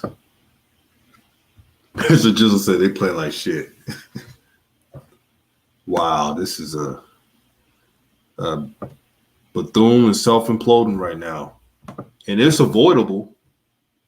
It's avoidable, man. And he says, Coach got his boys ready to play after a bye week. Yep, shout out to Coach Maynard. Now, some people, I've talked to a couple of friends of mine that are involved at HBCUs, went to HBCUs, and I asked them about these coaches, what they think. And I asked them about Coach Maynard at one point. I said, what do you think about Coach Maynard? And they were trying to say, man, he talks a lot of trash. But what I had to tell them is, I don't mind it. When you're winning, you could talk as much trash as you want. And growing up as a Dallas Cowboy fan, Jimmy Johnson talked trash every time. He told the Buffalo Bills, I think in '93, that they were going to win that game, and they won that game. So when you got the juice, you could talk trash all you want. Coach Maynard can call plays. Coach Maynard has a system in place. He's developed quarterbacks. So he's doing this thing.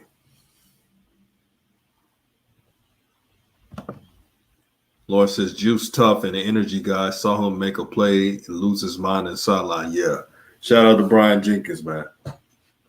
SWAC fan 100. Jimmy Johnson was crazy. Jimmy Johnson was a real one. Jimmy Johnson had his players back, man. But he grew up with brothers. Jimmy Johnson grew up in Port Arthur, Texas. And so he knew the culture. He knew his locker room. That's why still to this day, Jimmy Johnson is like a father figure to all the former Dallas Cowboys players. And he's only coached there for a few years. And looking at Terry Sims and his program, what he's done and what this but I'm disappointed in over the years. Founded back in 1904. I'm disappointed in Bethune because I thought they would be better on their than this. jerseys, better than 3,700. This is on national TV, man. You got to put a better quality for the SWAC. Alabama A&M was doing their part in BCU athletics. And he's done a great job thus far and now trying to make some noise in the Southwestern Athletic I got homies hitting me up, texting me right now. Like, man, they don't. I got homies who never watch the SWAC, who never watch Alabama A&M. They love the plays that Coach Maynard is running right now. I got messages saying, like, man, you're the only one that got me watch the SWAC. This SWAC movement is up and up, man. A little bit of a shock at how much team speed they have when they're playing ball. Deuce Davis, shout out to you, brother. He said Maynard has really built a program. He has. 3rd and 3, Glass back to pass. It's complete to Zabrian Moore, brought down by Amari Hill Robinson. Zabrian Moore, we mentioned one Mr. of those Jill great said, receivers. Terry Sims better go get the nation's team out the locker room. For yards per catch, as you mentioned, Jay. And also, I know FAMU ain't playing right now, but shout out to FAMU. All FAMU got to figure out is a quarterback. Picking up the pressure. But FAMU got a good defense. job there, leaving time for and Glass. if Bethune Cookman play like this against FAMU, and you call they ain't gonna score no points. They said, "Look, they may get a field goal or a touchdown. Show us some love because we did our thing in Week 1 against the South Carolina State of MEAC. Look at all these receivers: Hilaire, Ibrahim, Jenkins, and more. You see what they were able to do against another set of Bulldogs. Yeah, they've all got their little role in it. We talk about Xavier Moore.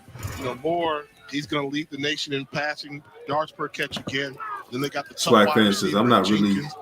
It's not really A&M doing anything. BCU doesn't look ready. Good. And here's the breakdown of the Alabama skills, A&M has a quarterback who has NFL talent, got receivers. Boom. Through the ward, so it's kind of both. They say, Abdul Fattah Ibrahim, He's like the Debo Samuels of the guy. Everybody needs those guys that like more like running backs. Asian said them DBs look small. Guy. They added. Here's the one to get you. They added this guy right there. They added D. Anderson with the size 6'6". Look out for D. Anderson. That should be a penalty. That's off. Oh, he got hit. Standing in, taking the hit, delivering He the still ball. caught the It's ball. complete What a play. to O.J. Hilaire, and you see a penalty marker come back near the 40-yard line. Oh my goodness, that was a big-time play by Aquil Glass. Oh, You don't know. You don't even attempt to make this throw unless your pre-snap read has told you what the coverage is going to be. Roughing the passer. So you'll see this. He knows middle field's open. I'm going to stand in there and just deliver it to give my receiver a shot. He takes a shot, gets drove into the ground, and allows Hilaire to make a great catch. That's an offensive unit that's operating. And if you don't got When you 5 see the DBs film, against Florida they're gonna say, A&M, man, you're not winning Will's that a lot game. tougher than we thought he was. Because wide receivers don't know he's getting hit like that. Carlito says, thanks for hosting this game. BCU in the building. Well, he's Shout got out all to the BCU, goods, Jay. man. We've seen that just throughout I ain't trying to be his too career, tough able to on stay in the Bethune pocket, Cookman, but deliver I expect 24-yard better from him. strike to Hilaire. That penalty aided them, moving them down to the The red zone. SWAC Here's East Barry Quarles. has Quarles so many had teams, man. 4 rushes cannot for afford 40 to be yards playing back this in bad. that first quarter, and he is just providing a nice balance of that pass and run attack. Because say what you from want about A&M. FAMU. He can play. He's grown on me. FAMU He really has grown on me, was particularly. playing against the I defensive realized juggernaut of he was Jackson that State. perfect complementary piece Against every other SWAC pass defense, in the they're going to backfield. put up You leave those decent two back there in the points. backfield, Their defense is good things stout, can happen for you and they're the real offensively. deal. 2nd and 6, they hand it off to Quarles again. Some tough running up ahead. And you see Ontario Johnson with his helmet coming off, and he grabs his left Coach shoulder. Walker says Bethune and he's still week, down. Cookman And needed he's this week grimacing off in to pain recharge. right now. Jay, that's because something that the since Wildcats Florida can game ill took over, afford if Ontario took a lot out of Johnson them. Facts. is hurt. He's the one that delivers the boom. If you're Linebacker core. Here's what I want to see from SWAC schools, MEAC schools, HBCUs in general. When you play against these And Terry Sims talented going FBS out to the teams, field to put a check bye week. on Johnson. We will step aside Put quickly. a bye week, man. You playing teams that are bigger, faster, got depth. You know, if we take that that wrapper back needs to to the happen. store, it can be recycled into other stuff. Well, I want my wrapper to be a hang glider! How about a park bench? Dad, you need to think bigger. Recycle your specially marked Crunchy Bar wrappers in store now. Oh, And I agree, it's still no excuses. What's wrong with action figures? But they don't look right. Bethune does not look right. I've been seeing this team play. I've seen them play against UTEP. I've seen them play against Central Florida. They don't look right in this game. Still no excuse, because if they just took away the mental mistakes, this would be a closer game. So Alabama A&M is not an unbeatable team.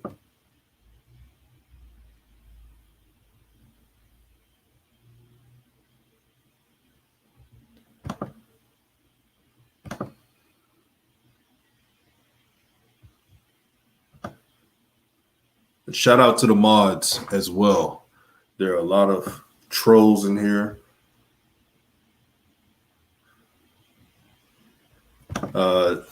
Jaquay Hill says they plan just how they practice, unorganized. And when I read that thing that said they're a second half team, when I read that, I was like, wow, you cannot do that against Alabama A&M.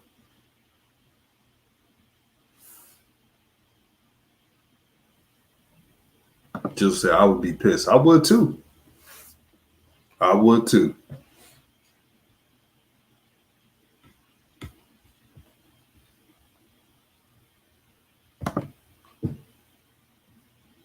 Afro Top Jones says they probably are demoralized from the money games.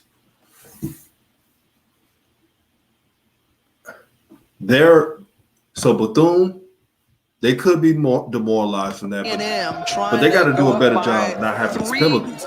Now Alabama A&M is on their scores, and it's third and 3 in the goal. Who play action pass goes to the end zone and out of the hands of Moore. It was Moore who was Now covered Bethune is so lucky by Amari that Hill Zabron Robinson. Moore That almost dropped looked that kind of pass. catchable, but Almost got it there. He Got a almost little got too it. cute and kind of locked in on the receiver. And that's pretty good coverage there, but he had a tight end that was wide open in the flat. Watch It's number your boy 87. OG said sometimes He's the open in the legs can flat, throw get him the teams ball. off.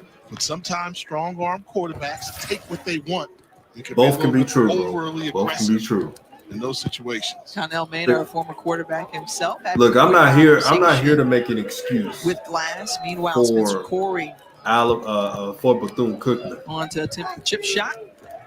But man, when you play FBS teams 23-yarder and they pump is 60 on you, and in 13-0 You need an advantage early on. you just for need one. Alabama A&M. It doesn't make excuse for the We'll fact kick that off your Week 2 South NFL Carolina, Sunday not South at 10 a.m. but Eastern Bethune-Cookman with is Countdown turning Crew over on the ball. ESPN. They're doing too many ESPN penalties, and the offsides, ESPN roughing the app. They'll have all passer. the early These are things they news can stories, clean up. Injury updates So that's and not an previews of excuse. each game right up to kickoff. Thomas Calvin says Maynard has a history of halftime Well, adjustments. you think Facts. about the NFL. You cannot afford and to be down some in of the first half groundbreaking against that's Alabama happening A&M. in the National Football League. Maya Shaka, the first black And one thing I NFL like about these official JSU players, female. How you about look it? at their Come on. Instagram, Black you Girl look at their Magic live right here, streams. and she is a graduate of Norfolk They State. watch other That's what I'm SWAC talking schools. about right there. That's fantastic African-American woman calling the game. But I know folks like Johnny Greer, Tom Beard, all these legendary. Shout out to the sister NFL being one of officials the that first they had a vision African-American of women including HBCU being the head folks official. Shout into out to the that National sister. Football League, and that is shattering that glass ceiling, which has prevented so many African-American women. So from it's getting a chance. 13-0 Alabama A&M. Continuing to see Now women Bethune-Cookman breaking could come back in this barriers. I game. can identify with that myself. So appreciate all those who helped pave the way for your girl to sit up here and call this game. Darnell Dees. Oh, he's going. on the He's return, going. and He's Darnell going. Dees Get the has kick some return. space. Cross the 40, Cut. 30. Dees has one more man to beat. Cross the Touchdown. 10. He's in. Just special Man, this Alabama teams A&M makes a defense is difference. trash. Terry Sims told us about it all week long, and he said, you better Oh, man. understand that special teams is one of the Bethune most is back in important it. Yeah, 'cause Right, Terry like Sims that. was a It's special back in the teams coach game. himself, and he also had Ryan Lewis, the special teams 13-7. coordinator, on the conference call with us. Hey, I'm gonna be right back. I'm gonna have the stream playing. I'm gonna get some water. But y'all keep the questions going. Y'all keep the questions going. This is a closer game now. That was an 89-yard return from Shout out to Darnell Dees, BCU. and Shout just out to like that, Bethune-Cookman. Wildcats right in this ball game.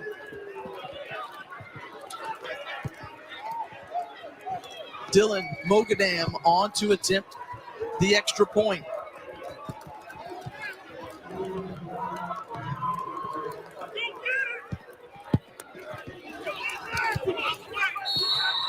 And straight through 13-7, but show Darnell Dees some love. That 89-yard return showing off that Florida speed. Holla at ya, boy.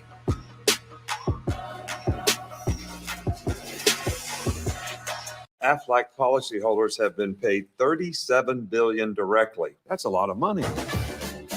Did somebody say money? Get help with expenses health insurance doesn't cover. Aflac is ready for prime time.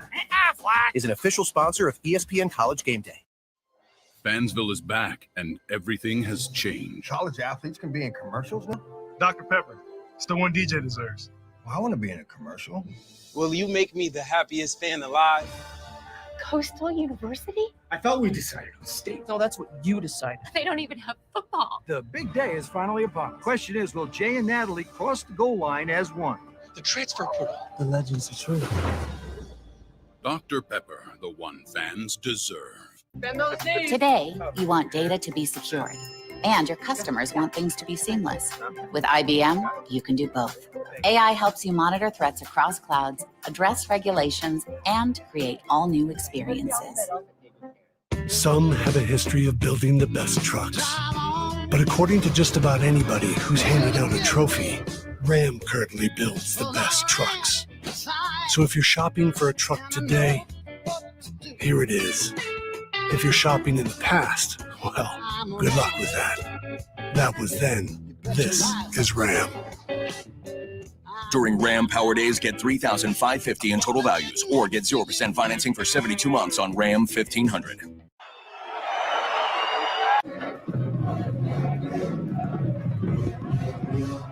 Well, it's important that we shout out the special teams coordinator, Ryan Lewis Sr.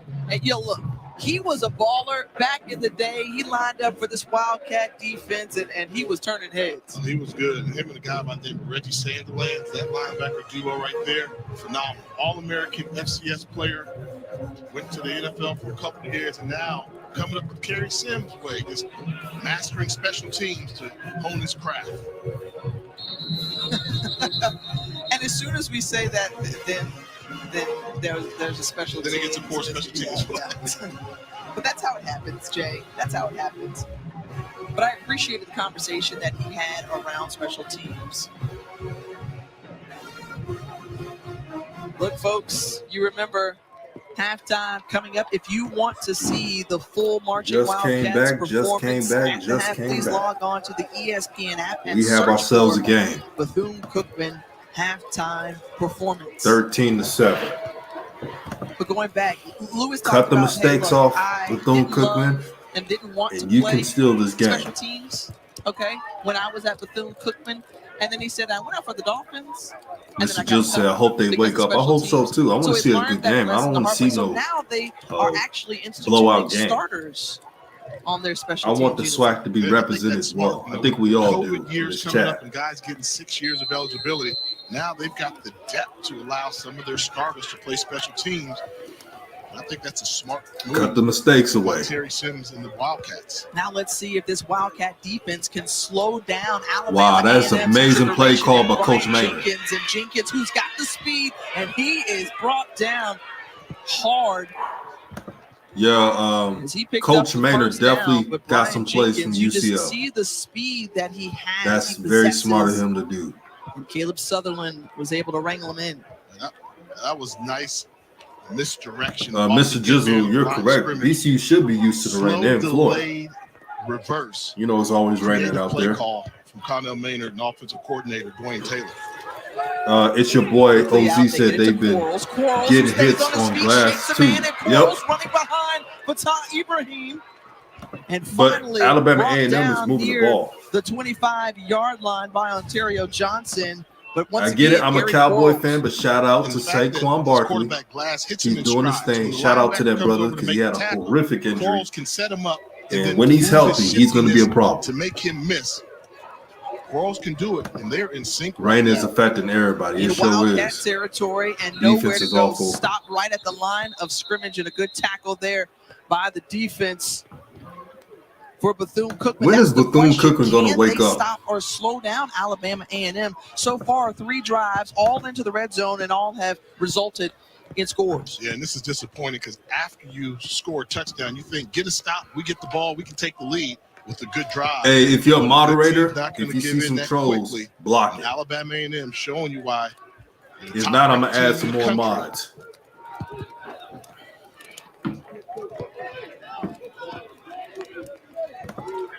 Second and 10. Glass with a delayed handoff right to Quarles, and Quarles is wrapped up by a couple of Wildcat defenders just across the 25-yard line of Bethune.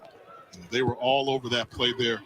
3rd and 8. Trying to do a little razzle dazzle, but Now Bethune-Cookman, you've done well so far. Do not ruin it. Limit the game. We had 129 rushing yards against South Carolina State and a touchdown. You saw his numbers there tonight, both effective in the passing game as well as on the ground. An empty 3rd and 8 backfield for Glass. 3rd and 8. Oh, somebody's open. Glass going to the end zone. Good has a defense. Man, and Ibrahim felt that double coverage coming up over the top.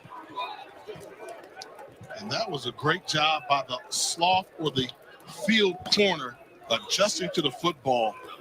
Andres Wyatt You'll see his man SWAC fans. stops on the hitch route. This is what's He's looking getting in the on backfield. my He nerves sees right now I can help with get to this Bethune ball Cookman. over the top. They should have sooner been than playing Taylor defense like this from Sutherland. the jump. He makes a break for the pass deflection. Andreas, Yeah, that could have been a quiet pick carrying underscore. last That name could have been a pick. here at Bethune. They're going for it here, Jay. They're going on for it. 4th and 8. Remember, Oh, boy. once before they drew them off 4th and 8. sides. They're going to try to draw them off sides.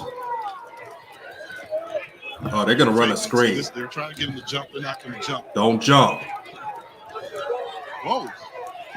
The ball snapped. Glass has Wow, a man Glass right got there the in the first soft down. spot, and the pass complete What to type of Xavier defense is Moore. that, First BCU? down. You almost want to say, Dwayne Golly. Taylor, the offensive coordinator, these are college kids. How are college kids going to keep up with 3-4 guys? Nah, that was some good on one play side of the calling, field, but emotions all three you up to got- the other side. if you're a One by defensive one, coach, your what do they focus goes teach from you the right guys? side of the field to the Trust your left side of the eyes. field. He had two The open Bethune targets. Cookman defenders are not trusting Both their eyes. successful tries here tonight on 4th False down, start. and some movement and a whistle coming quickly. How many penalties is that? Y'all let me know how many penalties is that. So that backs up A&M 5 yards. There he is, old Connell. If he's got a play that works, he's going to go to it. I just haven't seen it. You have 3 guys fake jet sweep from right to left, and then you keep one guy Man, backside. He was open. They on that Found Gus someone Malzahn else. playbook right now. Touchdown. Glass once more with Oh, the never mind. pass. I thought it was and gonna be a Xavier Moore is touchdown. brought down by Hill It's about to be a Robinson touchdown. inside the First and goal. 5-yard line. The accuracy. You know, watch this. When he comes out the break, here's the football. He sees it in stride. That's where he's able to run for 5 more yards after he made the catch. First and goal. And it looked like his receiver Flag. fell down, may have tripped up, and you see the laundry that's coming out as Hill Robinson once more on the Yeah, coverage. the Alabama A&M of Xavier offense Moore. coordinator That's play needs a raise. selection. That is But I think a great play Maynard, call. the Dwayne head Taylor. coach, is very active Previous in the play, they hit offensive him play with a slant call. route. So what do they do next play? Fake the slant and was going to Now, do a twirl Team route. Come back RHO said you outside. can't stop The that. defender was Well, you beat can slow it and down. grabbed it. What helps is not doing bonehead penalties like Look, Bethune fake the Cookman slant just route. did right now. Gotcha. I'm spinning. Oh, he was out of position, and that's the pass interference. And think about it. If he doesn't grab him, he's toast because he was all the I way think on I the might add inside. some more moderators. I see some trolls in here. Now ball spotted at the 2-yard line of Bethune Cookman, and once again, E&M threatening, knocking All right. on the door once I'm more. gonna add some more moderators. So, Coach Walker, I gave you a wrench. SWAC fans, I gave you a Ball on the wrench. floor. And how about it? Excuse me, Glass falling on it. Who else? I'm gonna give some wrenches out. Will Glass was very fortunate there. It's your boy OZ. I I'm just gonna gave say you a that's one wrench. where the slippery ball might have slipped through his hands and got him in the face mask. So Edie said the Bulldogs. BCU coach is Lucky trash. still had the football. Second and goal. You Quarles, see- he's in. Gary Quarles stood Touchdown. right up going into the end zone. Alabama and A&M. Gary Quarles has done all the heavy lifting. or a 4 lot of trips, it 4 tonight. scores. That's how He's played every powerful snap. this Has not Alabama left the game A&M yet. offense is. In the passing attack, running the football, he's a difference maker. Good job of the tight end getting up to the second level. Kendrick Johnson able to get underneath Ontario Johnson's shoulder pads. Quarrel goes low, in for the score.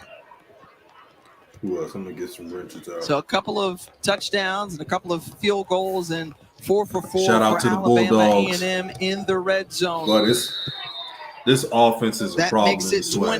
20-7. I'm seeing Gary it right Quarles, now. who waited his turn, I'm sat seeing it. behind Jordan. And I know that Trevin Bethune Walters and Cookman is company. making He mistakes. says, now it's my time to But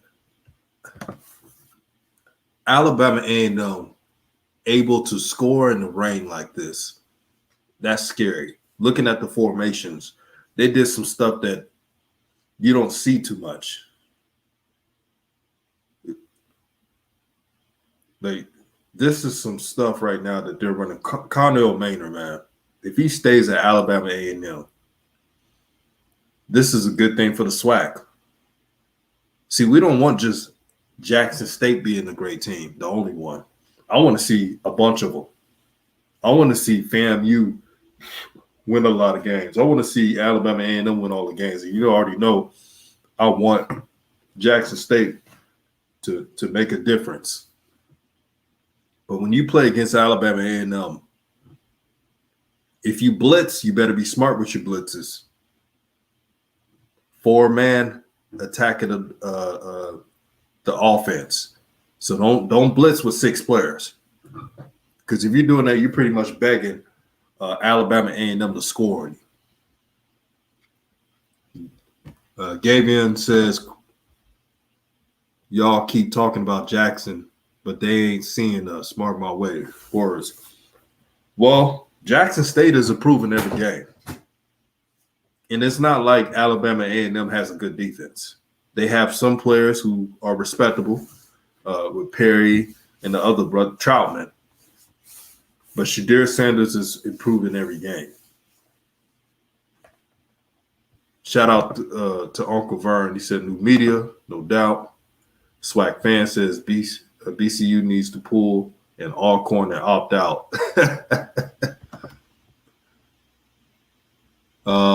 Montre Bennett said, FAMU going to strike. Oh, yeah, FAMU is definitely – I'm impressed with FAMU. Don't sleep on FAMU. Because they could go man up with any of these skilled players. Now, Alabama A&M, when they play against FAMU, they're going to still make their plays.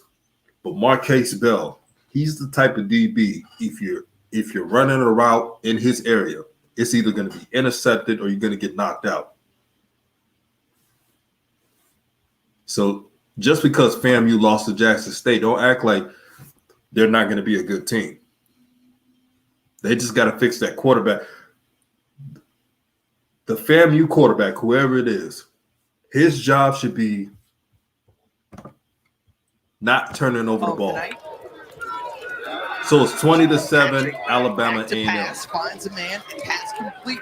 Just about 9 yards on that toss to Daryl Powell. Powell, one of the guys who coaches are really high on. They feel like he has a great ceiling, and they're moving with Shout tempo out to here. Israel. He said, don't blink on the the Jackson State Tigers. Their best is yet to come. Yeah, Jackson State has not shown their gets best the first down yardage and more with the hands. Not even close. Legs of Jimmy Robinson. Robinson, a very popular name around here. Another failing. Okay, Bethune Cookman's moving the ball like they should have been doing earlier. When he wore Bethune Cookman uniform.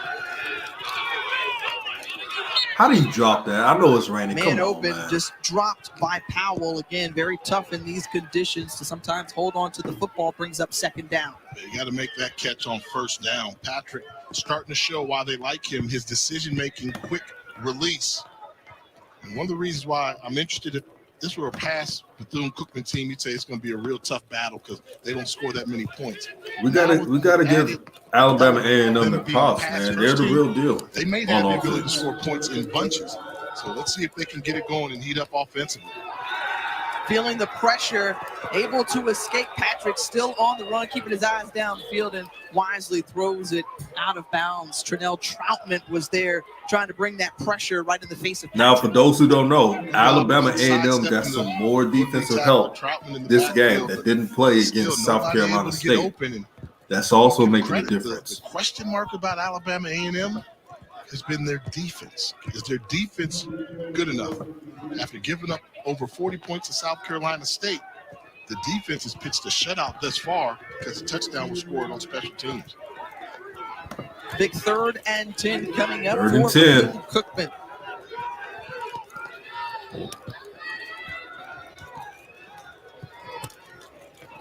Everett, transfer tight end in motion.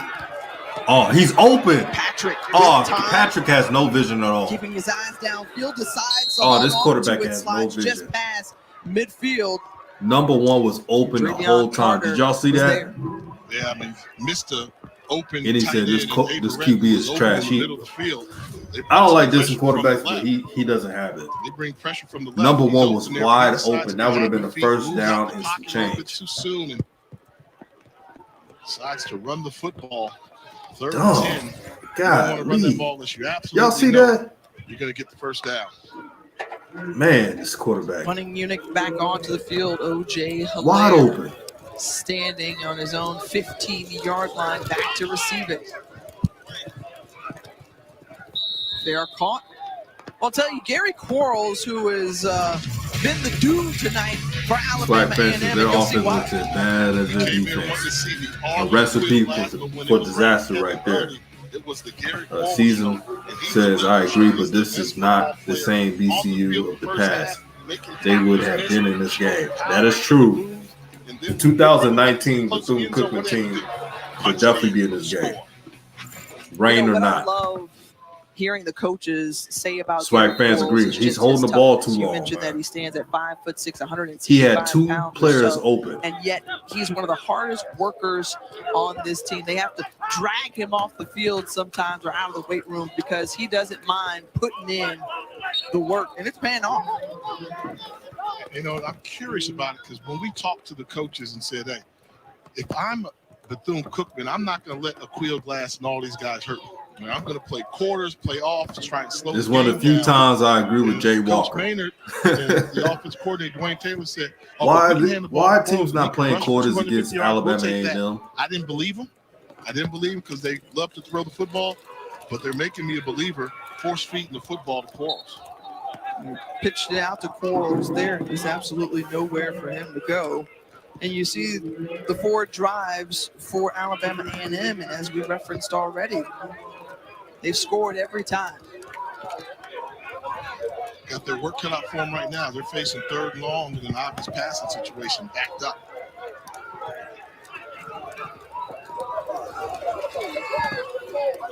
Glass finds it underneath Ibrahim, who makes the catch. Another first down. And I think based on the spot, that's enough for a first down. I mean, just make it look easy. Take your time, sit down, get your depth. Picked up just enough for the first down. Another hard worker in Ibrahim. He takes a breather there after that catch. So the score is 20-7, Alabama A&M. To work with for the Bulldogs with just over 5 minutes to go in the half. It's a quick stoppage.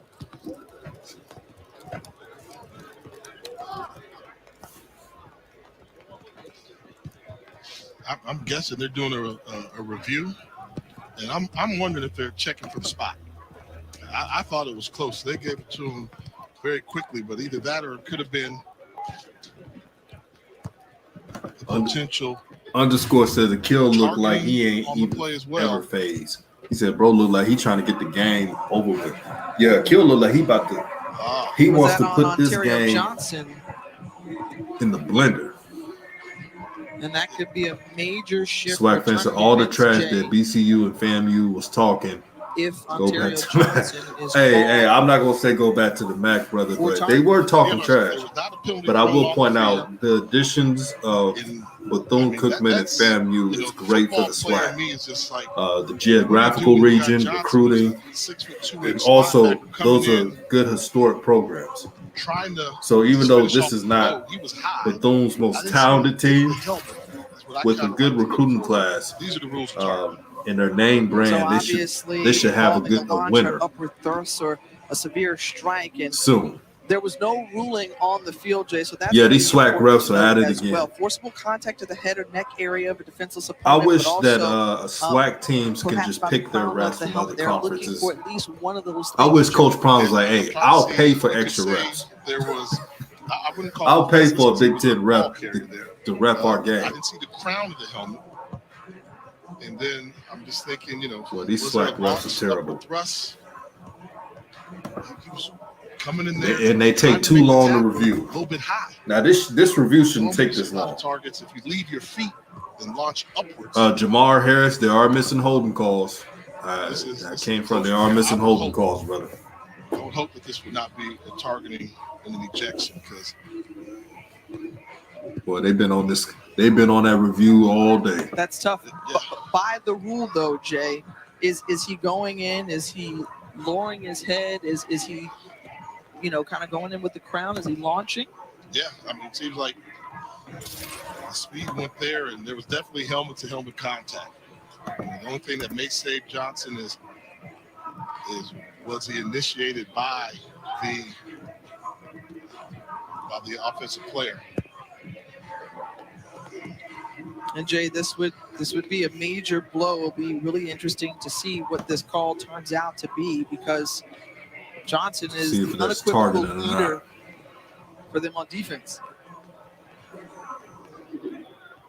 Targeting, yep. And that's huge. That'll be an ejection. I hate this targeting rule, Johnson. I hate this targeting rule so much. Enough helmet-to-helmet contact for you to do that. Just a tough. If you want to give a player a penalty, so be it, but don't take him out the game, man. I don't like look at it, Jay. I don't like it argue, at all. Hey, this is just a football. It's not right for these kids. But when you look to the letter of the rule and the law, these brothers have been working their ass off, man, to play. We're there. And to take that away from them, man, I hate that rule.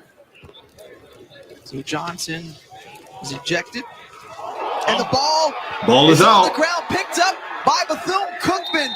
Amari Hill Robinson was there to scoop it up. Look at that. Bethune Cookman is still in the game. It's 20-7. But if they score again, got to find him on our roster. That's Uriah Ratliff. Wake up, Bethune Cookman. Wet conditions. I'm gonna blame that on the conditions and the element he had. Look at Jay Walker taking away. Y'all see Jay Walker taking away what Bethune did. Come on, it's just because of the conditions. Cookman catches a break. Come on, Jay. A big break and a favorable. He wouldn't even get Bethune Cookman any props. Is able to put up a score before the end of the half, just near midfield. Shannon Patrick. They got to score this one. Work with now. And Quayshawn Bird. That's a face mask. You ain't gonna call it. With a gain of a couple, brought down by Holloway. Well, Quayshawn Bird, he's a guy that they want to get going. They want to see the same type of production from him that Alabama A&M is seeing. FAMU's competitive. A&M will be tested with them. Yeah, FAMU got a defense. I want to see that pass attack. They came in and they got a good running game. They need to get some rhythm going. We're feeling the pressure quickly, getting the ball out, and what a tackle behind the line of scrimmage. That's Trinell. Bethune Cookman got Alabama A&M looking like Alabama right now. Could y'all imagine Jackson State playing Bethune Cookman with that weak line? Using their speed to get around. It's going to be trouble. A huge tackle behind the line of scrimmage. Well, that was one of the conversations that we had with Granville Eastman, the defensive coordinator, saying, look, yeah, we gave up 40-plus points in our opening week, but we wanted to do a better job of tackling. There was a great example there. I can't really blame the quarterback in this series, man. The offensive line is not giving them time. The only thing blame Patrick pushing them back is missing open receivers in the previous drive. For Bethune Cookman. They probably gonna run this one. Oh no. Patrick with a man wide open. That's Marcus Riley, and Riley with first down yardage and more. Just crossed the 25-yard line. The play is there.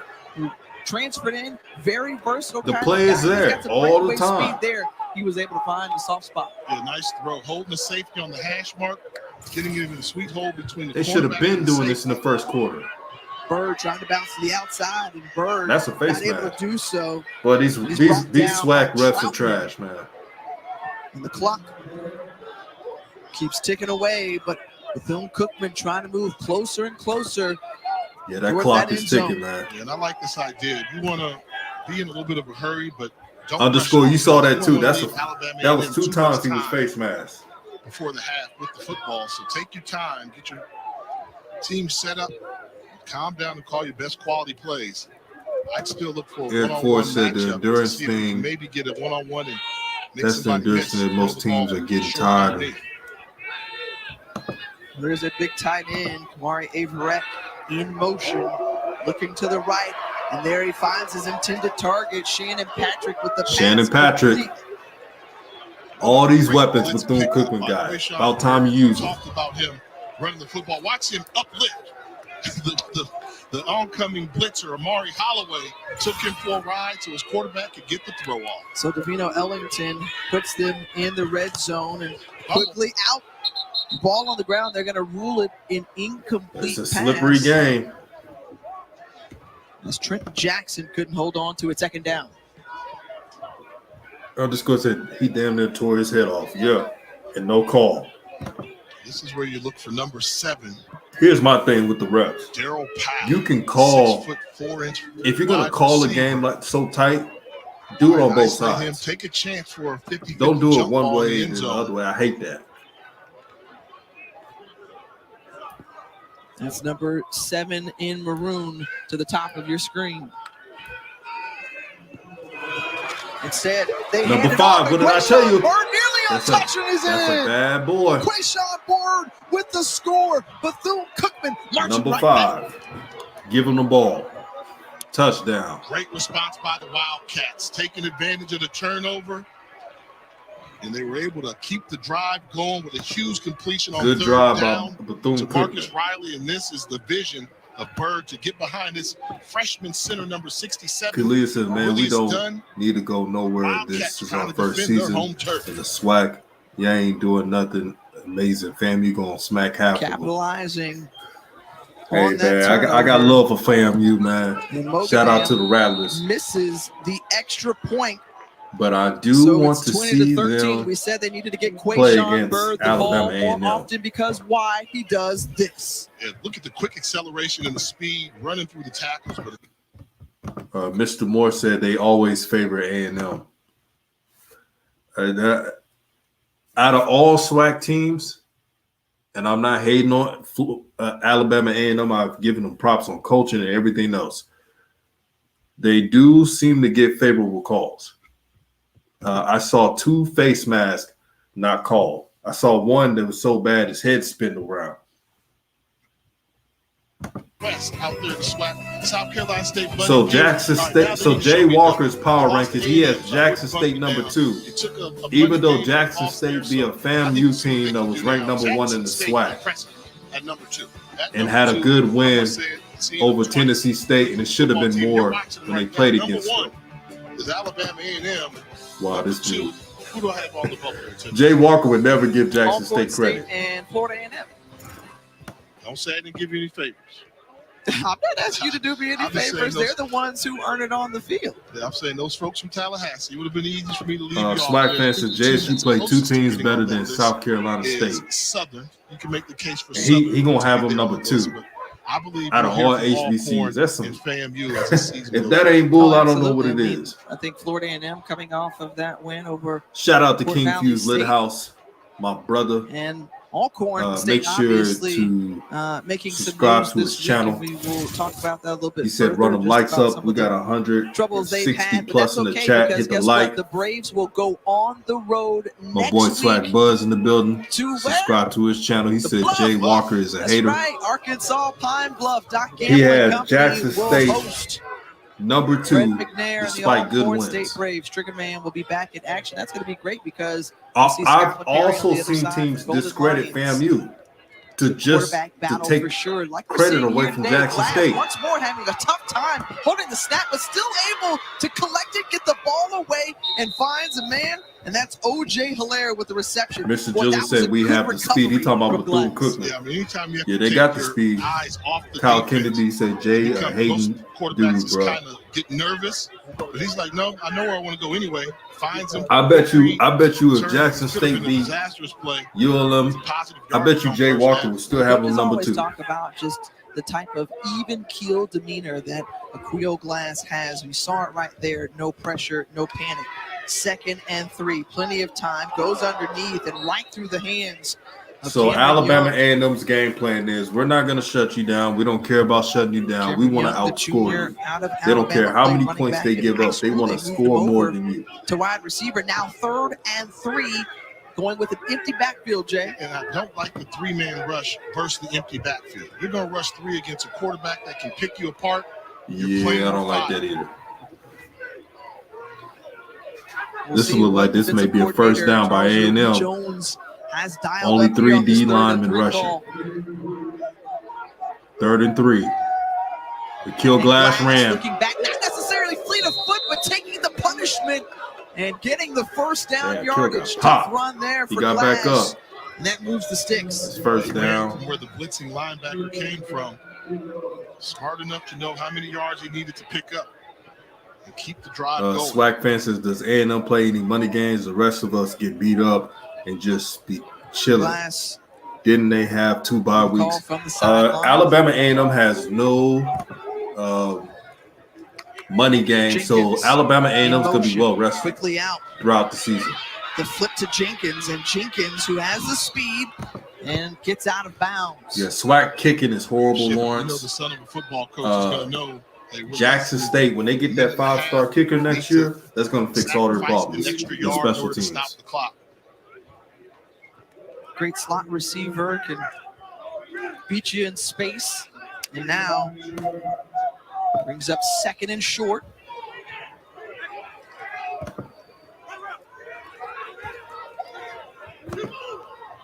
Second and 1. Kill Glass on the pocket. Another Glass first down. finds Bad Jenkins missed tackle. again. And the heart and soul of the Outlaws in this team, getting the sticks moving. And the clock will stop for just a little bit while everybody resets and get going again. And they just can't figure it out. They're trying to have 3 defensive linemen, then blitz. Coach Walker said facts. Jay Walker shows some But of wherever these he's teams coming no from, love. Glass is recognizing that, and that's the spot Absolutely, the defense is Coach. attacking. And it's obvious. Trying to take a shot, has a man. Oh, that was almost a And pick. he's able to thread that in there. Not sure See, how this he did is it, but why Akil see a Glass penalty is an marker NFL prospect. He's back here able to where throw a Glass tight was, and so rope that within one couldn't double be coverage. negated in the hold area. Was that a hold? Another penalty.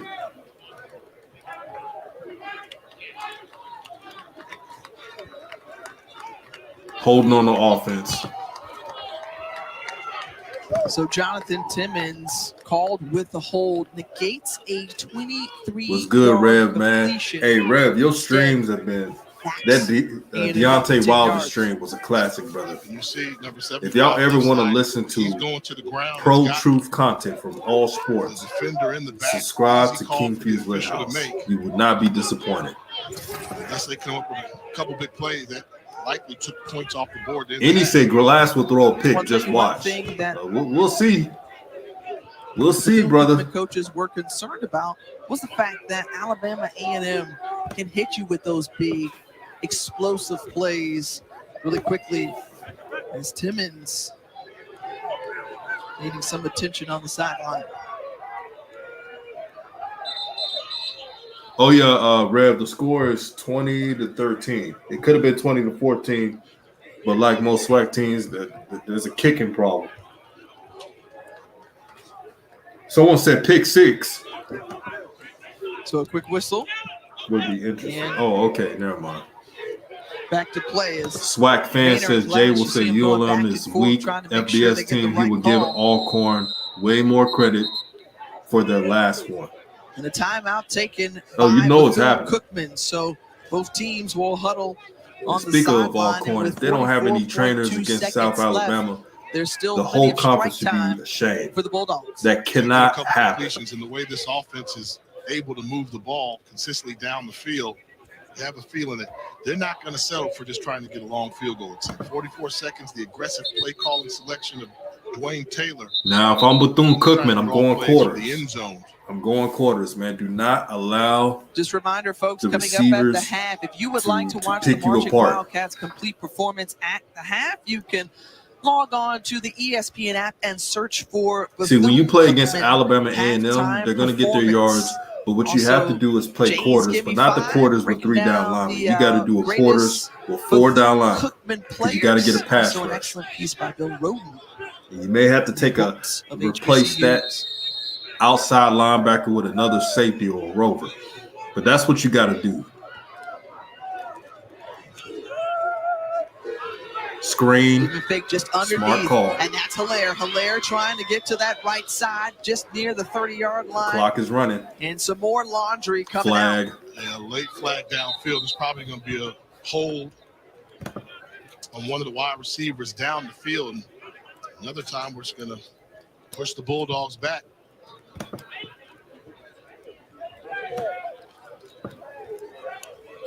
I'll tell you, Jay, early on this game has just been riddled with penalties.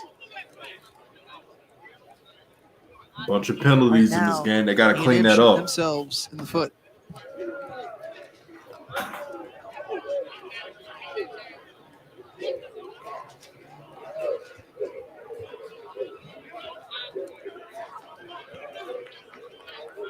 Apologize for the technical difficulties. The official's microphone has not been working. Remember, we've seen steady rain here. Today it looks Ronald like Turner said we need better HBCU commentators for the game. So now I like Tiffany Gray. I think she does an exquisite job. Jay Walker, he's very biased in the shows. And you can't have that if you're a commentator. Completion. And Hilaire once again. And like even if you're a alum of a certain rival, you cannot show it. And they may have taken their first one Team right here. RHO said refs need batteries. Man, that's 1,000% true. For Quill Blast to strike, but Jay, it's just been that kind of night. You see the shot of the rain, and it was coming down harder, and we saw the weather delay as Underscore well. says Lightning in the area. A&M been holding the whole game. You surprised? Man, they told us there was. Now I don't want to seem like I'm hating on Alabama A&M because there was no. I like their offense. I like the concepts they run, but it seems like they get favorable calls.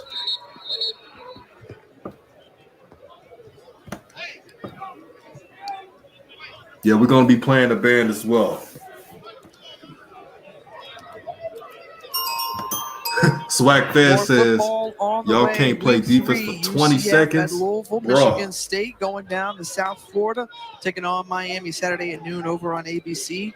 Cincy and Indiana, South Carolina. Tyler Pearson says all this hate on the chat is. Hey, shout out to Alabama A&M, man. ESPN I hope as well as ABC. Coach Manor stays with this team. With time and the pass incomplete. It's good for Jackson State to have a rival. 15.9 seconds and that's to go. Darn good rival right there. And a few times we've seen miscommunication between Jenkins and Glass. Coach Manor recruiting again. Coach Prime recruiting at high levels for a couple years and competing each year. It will mean something. Scoring opportunity.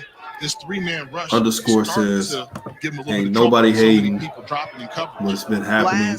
You saying we lying or something. Refs missed 2 calls, face mask calls, and shit, holding calls in this game. Ain't nobody hating. And Jay, what do you do here? Mr. Jill said, opportunities are there to make plays, but they're hurting themselves. Yeah, that's what it is. If Bethune Cookman can get a stop here, and go into halftime only down a touchdown, then they could take a sigh of relief, take a deep breath, and look, say, hey, their defense can't stop us.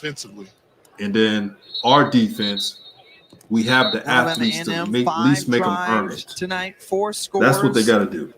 Chill out. And of course, that turnover. Meanwhile, Bethune Cookman is able to stay in this fix the penalties.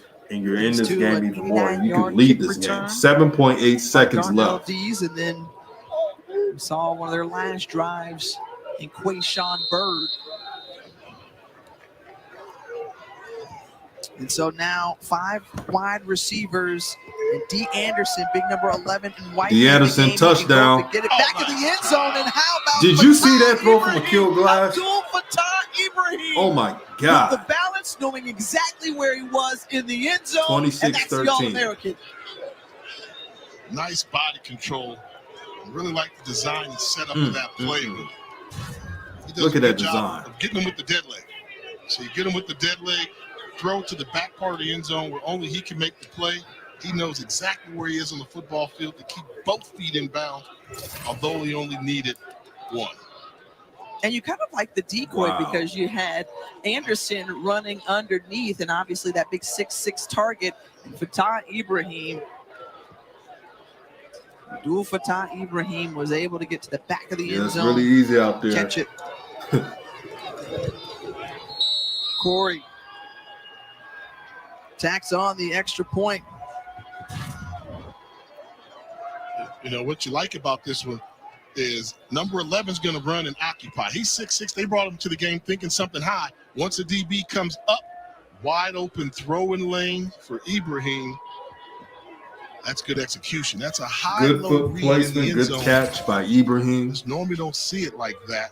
27-3, Alabama A&M. If you're on the same page and things are clicking, you get away with it. The Outlaws, one of the main members of the Outlaws, Abdul Fattah Ibrahim, 3 catches, 28 yards, It and looks 2 like Glass may not even touchdowns throw a pick in this tonight game. for the former Glass is out here, walk-on man. turned All-American. He's cooking right now. And here are their numbers tonight. Look, they told us we're the best wide receiving core. Their OC, Dwayne Taylor, said we're the best wide receiving core in the SWAC, in FCS. Here are their numbers so far tonight. They call the wide receivers at Alabama A&M the Outlaws. The Rack Boys 2.0. They said that we're better than that Jackson State wide receiver core you talked about during the spring. Very prideful group, and what you like about that is they prove it when they're on the field. And You when see how Jay have Walker has to a mention signal Jackson caller, State? gunslinger like a Cleo Glass who can spread the ball around, who can get it to you on targets. These guys make things happen once they get it in their crawl. We're gonna see, as the season progresses. This game feels weird just clicks on the whole because the trust is there. Everything just works. if The play Bethune call, Cookman could guys just knowing when their numbers chill being out, they can called, still it's your come back turn in to this step game. up and make the big play. It's not like It's your Alabama turn to A&M has a sacrifice and make juggernaut the block. defense, This is but just a slowing down to well-oiled kill offensive Glass is machine. tough. This is an impressive 27 points they put up in the first half. 1.7 seconds left.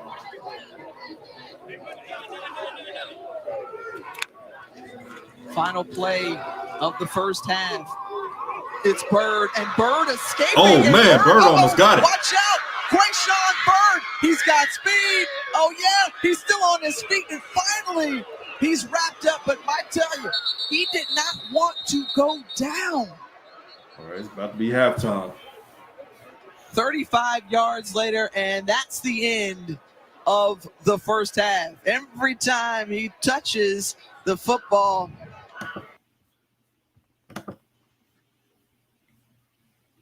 All right, it's halftime. I'm going to send a link right now for anyone who wants to talk about the game. I'm sending a link right now.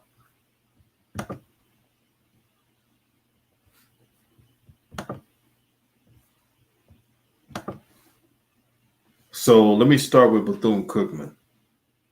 You had a bunch of turnovers. You had a bunch of penalties. And you're only down 27-13. Now, the untrained eye would say that's a blowout.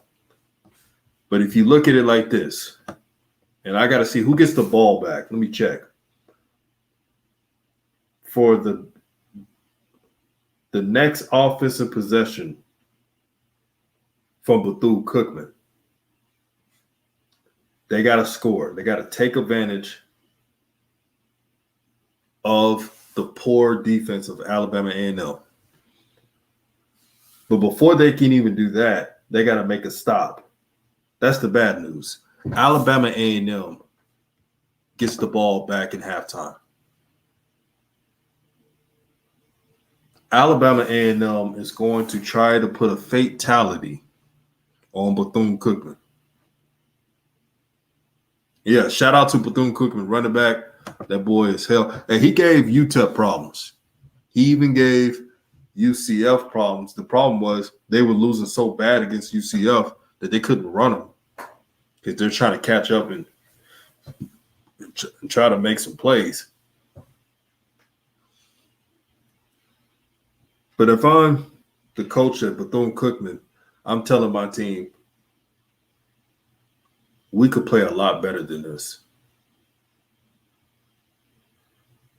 We're making – I bet he's telling his team we're making the Alabama A&M team look like the Kansas City Chiefs.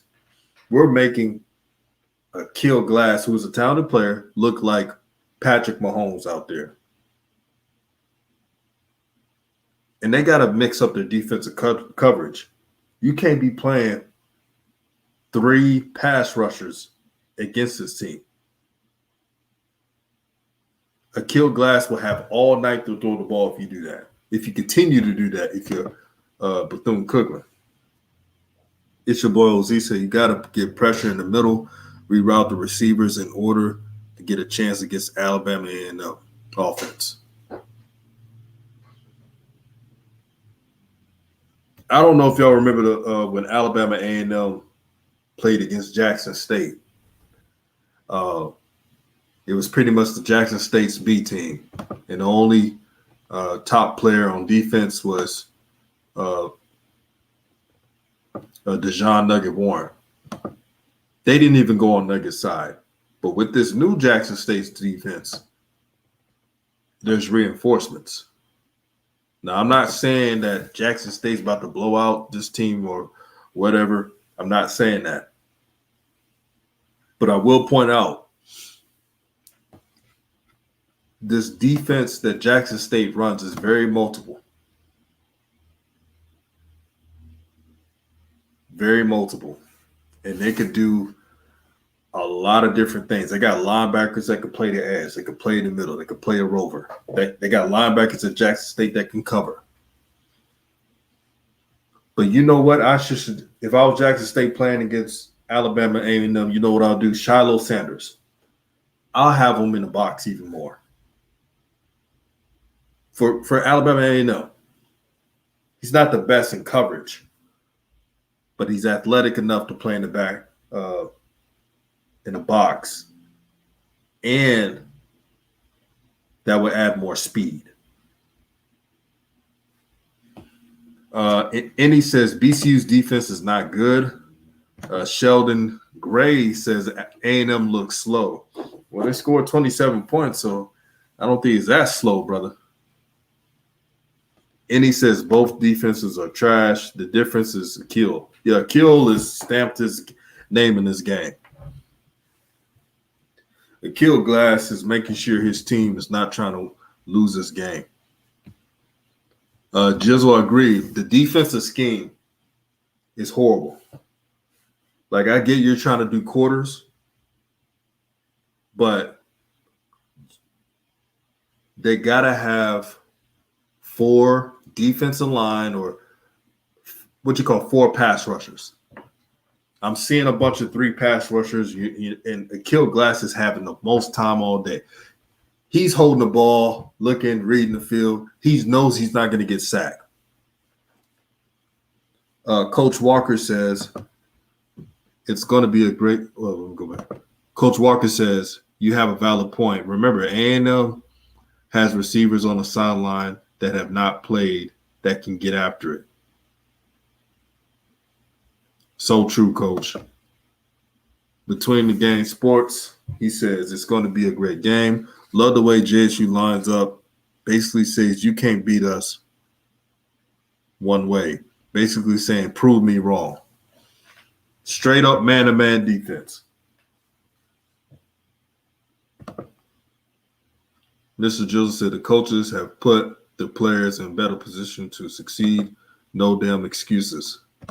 Yeah, no excuses at all. You got to perform. SWAC fan says BC has a terrible defensive game plan. Man. Only 3 defensive linemen and none of them, and not enough pass rush. You got to be more creative than this.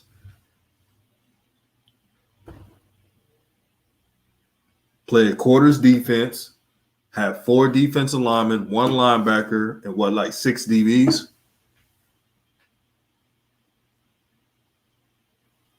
That's really all you have to do.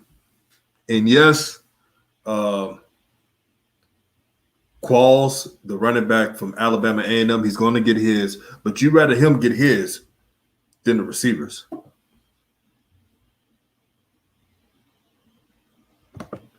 Mr. Moore said Jackson State got something special for Glass. Man,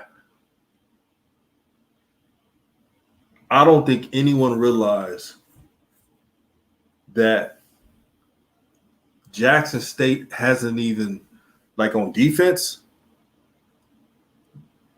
they could be even better than what they are now. Right now, they're just they're shaking out the rust. A lot of these players haven't played since 2019. And that Tennessee State game that they played last week, that score was not as close to what it was. I know the score said 38-16.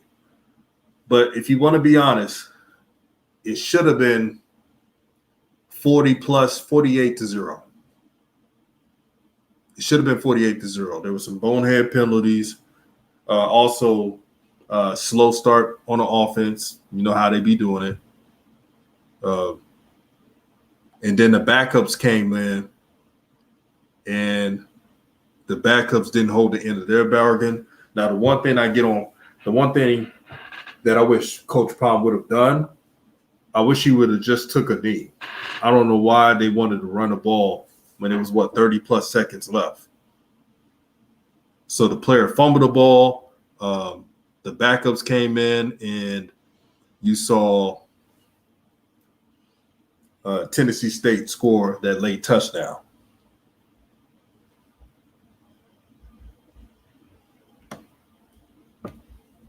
But looking at the Alabama A&M offensive line, because really the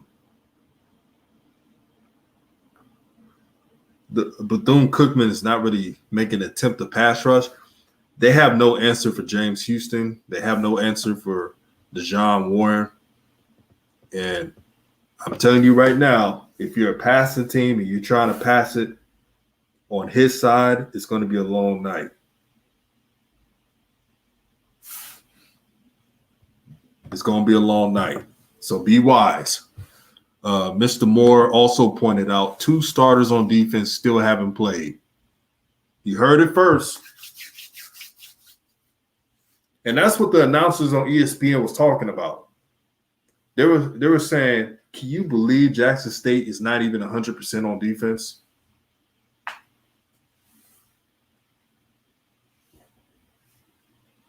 This is going to be something to see. They was looking at the young guys playing. They was looking at Cameron Selman and other freshmen playing. And they was thinking that, oh, that's their starters. No. That's not even their starters. They did a good job, but they got 2 more players out. And when they come back, it's going to be a scary sight.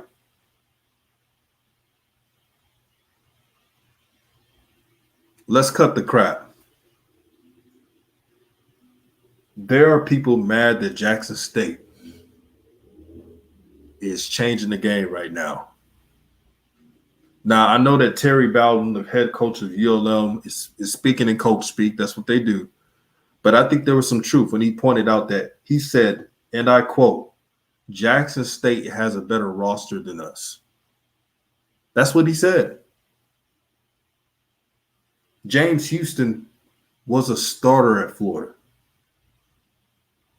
And he's playing a position that he usually doesn't play. They got him as a, y'all let me know if I'm wrong. They got him playing as a quasi outside linebacker, defensive end. So he's pretty much playing defensive end for Jackson State. Deirdre Collins said, you said it earlier that Jackson State isn't at full potential. Believe me, they're waiting on Southern University. Oh, they still remember that butt whooping Southern gave them. They got something for them. They got something for him.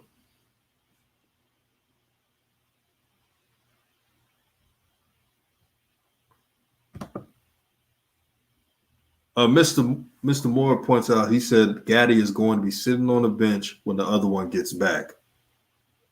Now, is it that brother from the USC transfer? I got to remember his name.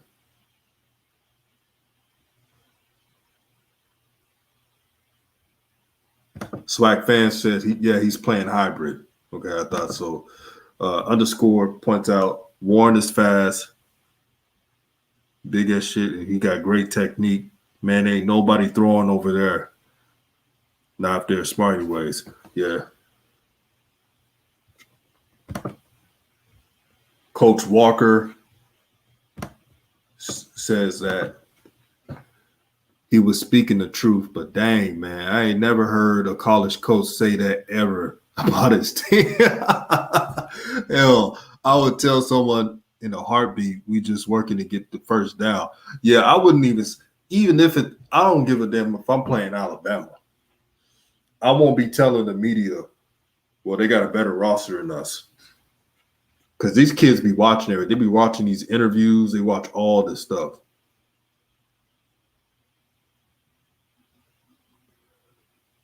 Now, because Mr. Moore pointed out about Gaddy is not really the initial starter.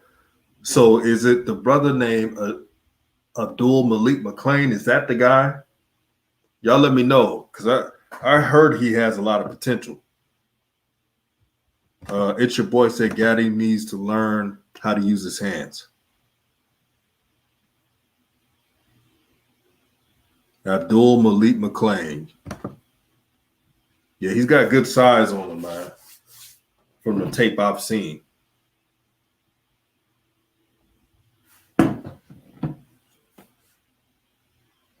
SWAC fan 100 said, if I'm Bama State, I'm opening up the checkbook for McNair. Facts. Yeah, if I'm Coach McNair and I'm seeing how this team if I see how this team is not letting me get the things I want, I'm leaving. There are a lot of SWAC schools that would love to have Coach McNair coaching their team. Yeah, if I'm Alabama State, I'm opening up the checkbook. Mr. Moore said, Nugget said Malik is a bigger version of him. Oh, boy. Yeah, he hasn't been playing. That all makes sense. What is he, like 6'4", 6'5", 260?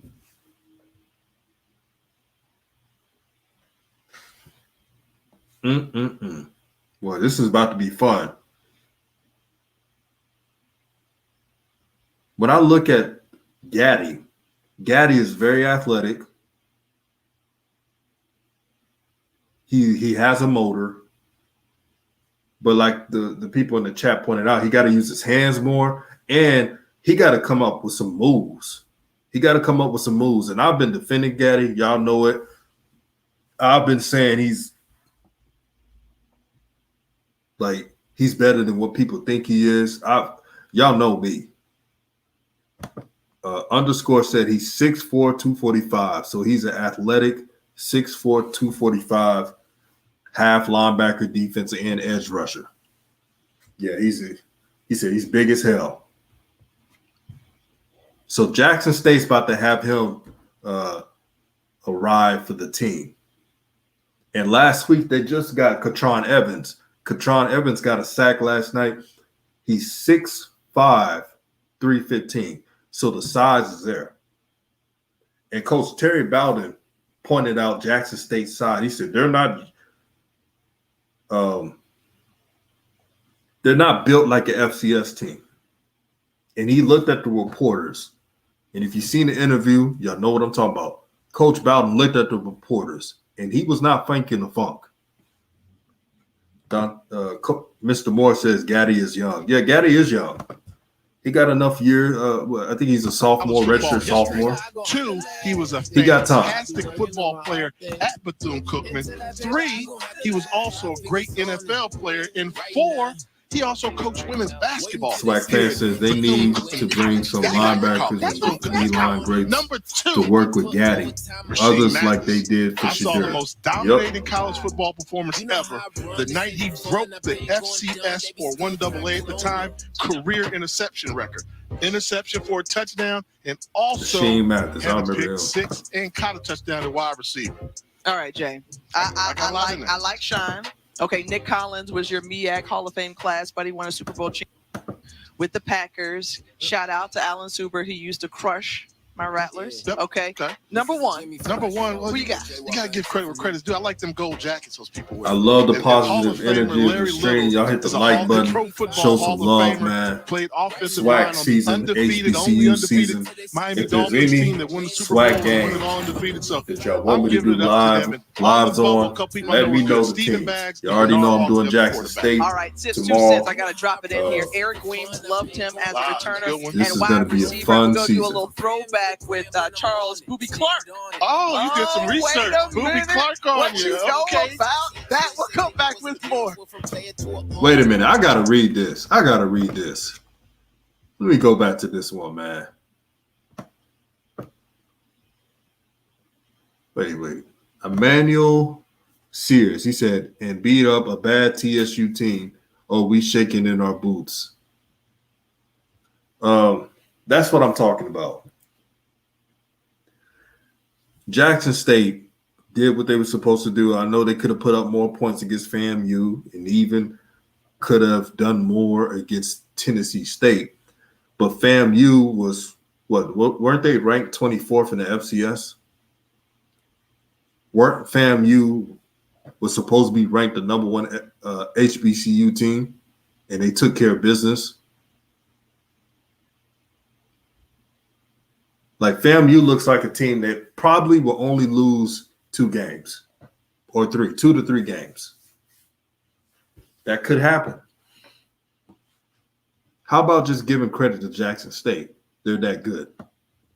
And they're just scratching the surface of what they could be.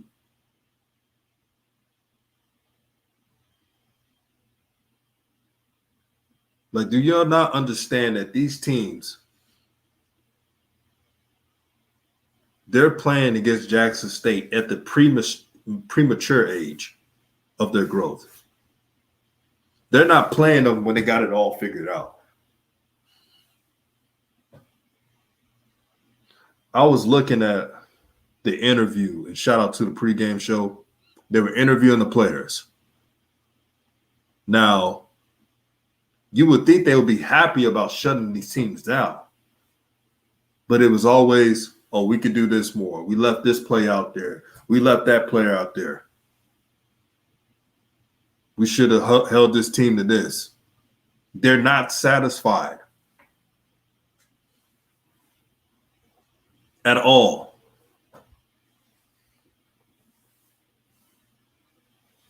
So y'all better don't be surprised. Like Mr. Moore stated, like everybody else stated, like Coach Walker pointed out, Jackson State's getting better every week, and they're getting healthier each week.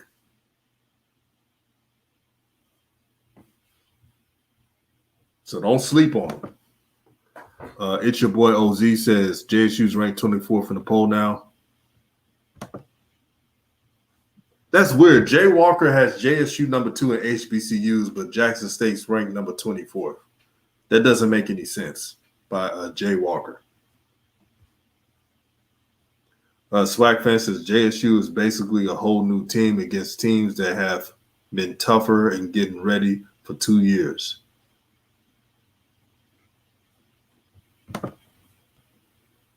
Alabama A&M, and they are. And again, this stream is about about to start the third quarter. Blue Blood said that ranking was fake.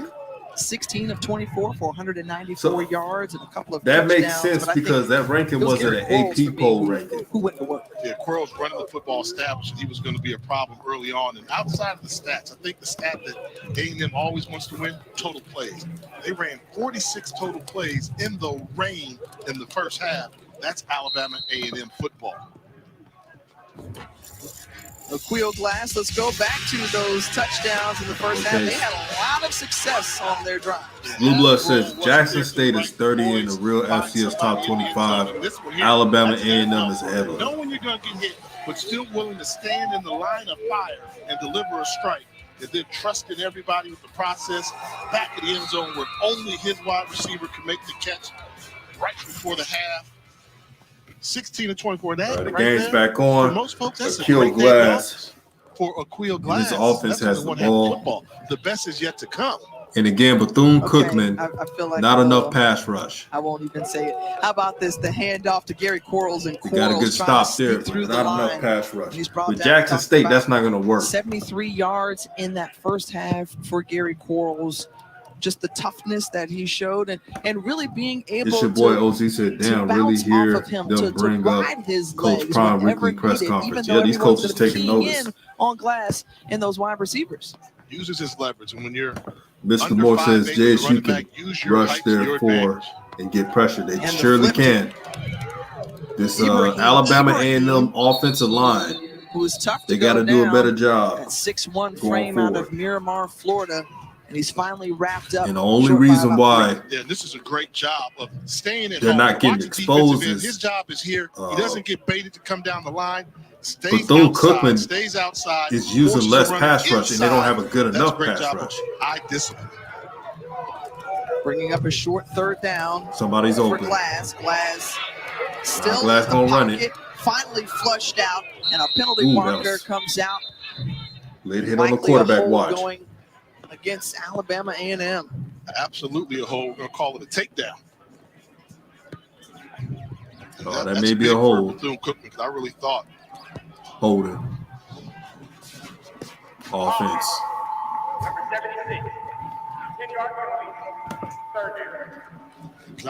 this was the most important series of the game for Bethune Cookman. If you allow Mr. Alabama Moore A&M says, to don't forget increase their Zay lead, haven't played. then Yeah, it's gonna be Zay, tough. But you'll see number 76.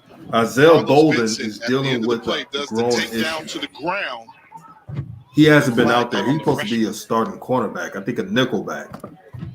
So Vincent, the 6'6" sophomore out of Cary, North Carolina, moves his team back. And Glass's helmet came off, so Xavier third and Langford, 13. the backup quarterback, now in on this Bethune third Cookman gotta and get the 13. stop, All the man. more important for this Bethune-Cookman They as gotta they feel get like the stop. they can get a stop. Be a good time to hand the ball off to Gary Quarles in this situation here. You don't bring your backup in off the bench. The backup quarterback came in the game. Football. Instead, Langford decides to run it, and Langford just a few yards short I don't of the see first Quincy down. Casey So out there. Is he sitting the tackle out? made by Takevin Thomas. Okay. And Glass coming back out on Glass the came field back in. for fourth down. No. Hey, look, he was ready. He was just like, give me a chance, coach. I love the sell. As a Underscore quarterback, says, you're I like, forgot give me about the ball, Bolden. put Yeah, it he a in my bad hands. I man. can do it, coach. I appreciate that, but as a head coach, you have to calm down your star and say, we will live to get the ball back and make it count next time. We know. It's your boy aggressive OZ head said coach once Conrad Coach Maynard Pine can get be, another top he 50 also class, has it's to over realize how for to play real. the game strategically by punting this football away. Troy Linvey punts it away.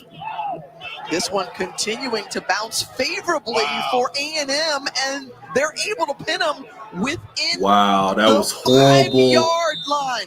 That's landed return on the 3-yard coverage. line. He just let the ball roll. He could have caught it actually, but it's 65-yard raining. Favorable roll for Linvey. That was bad. Well, special teams help get Bethune-Cookman on the board. You go back to Darnell Dees and that 89-yard return. Yeah, they needed that when they were trailing by 2 scores at that point, where he showed that the special teams count here in Daytona, Florida, with the kickoff return. That gave them a spark to keep them close enough in this game. Okay, Mr. Moore said Isaiah Bolden will be back this Saturday. The first to get to the end zone. 2 scores. That's good. For Bethune-Cookman. More weapons Jay, I for think Jackson that ball State's is now defense. spotted on the 2-yard line, so their work cut out for them for sure. And a nice Uh-oh, cut there. he's gone. Bird Didn't I tell y'all about Bird? with a great run with their backs against the wall, they were able to give themselves Wow, some Bethune breathing Cookman room. could have been Thanks to using Quayshawn number Bird. 5 more Anytime you see a run like this, look all at the through downfield this blocking. game. Number 9, Jonathan And they Thomas wasted gonna the come in your first screen half inside out, by getting those trying to be extra cute, 5 or 6 trying to throw the yards ball. at the end of a big run.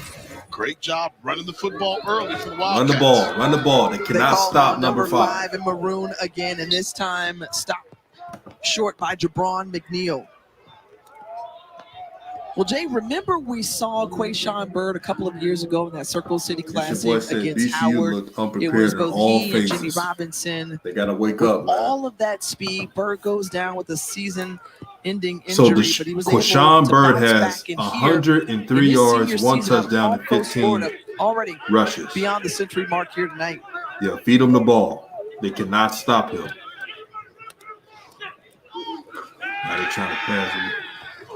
2nd and 9, feeling the pressure, just able to get it away. Oh, that was It almost a nearly pick. intercepted right in the hands of Amari Holloway. He was unable Now you see what happens when you go away from what works. Position. When the pocket collapsed, seems like Shannon Patrick panicked. So he was lucky. This ball was going to be thrown to an ineligible receiver.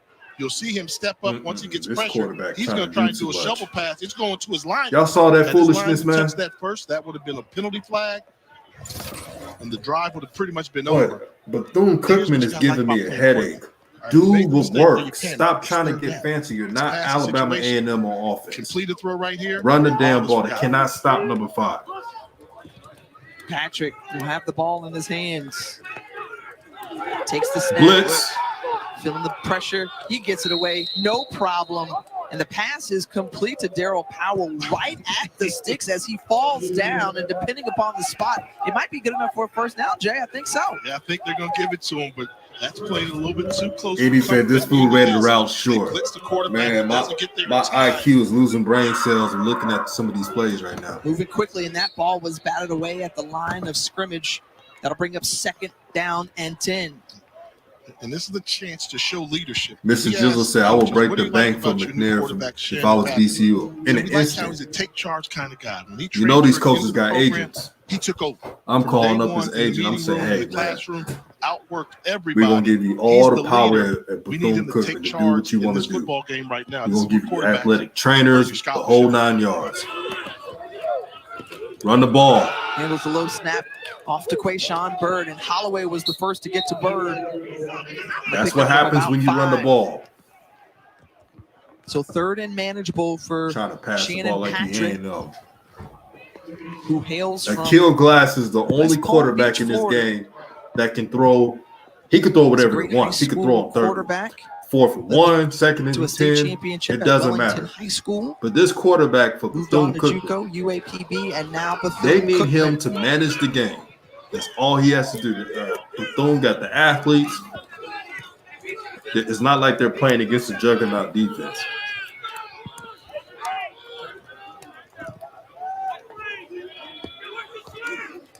Low snap once again, handle gotten away. Trying And to that's Marcus Riley, who really had nowhere to go. That Flag on the play. really didn't unfold as a penalty marker. He is out. This may be roughing the passer. Bethune Cookman got bailed out. Wow. That 15-yard penalty will be enforced from the end of the play. Yeah, A&M's defense is starting to do some dumb stuff right now. Midfield, and the guilty party, Philip Hopkins. On a bubble screen. This is the bubble screen. He's fading, retreating the whole time, but he took 2 steps, extended the arms. That was a cheap shot. They caught Hopkins doing that. Doesn't have to be much. You took 2 steps and a shove. Easy call to make. Not a smart play at all. That keeps Bethune Cookman on Look the at number field. 5. Keep giving him the damn ball. And again, they keep the ball on the ground. They've had some success there with Quayshawn Bird tonight. And this is where you want that penalty to spark your offensive line. They're beating us by 14, and they're trying to take late shots on our quarterback.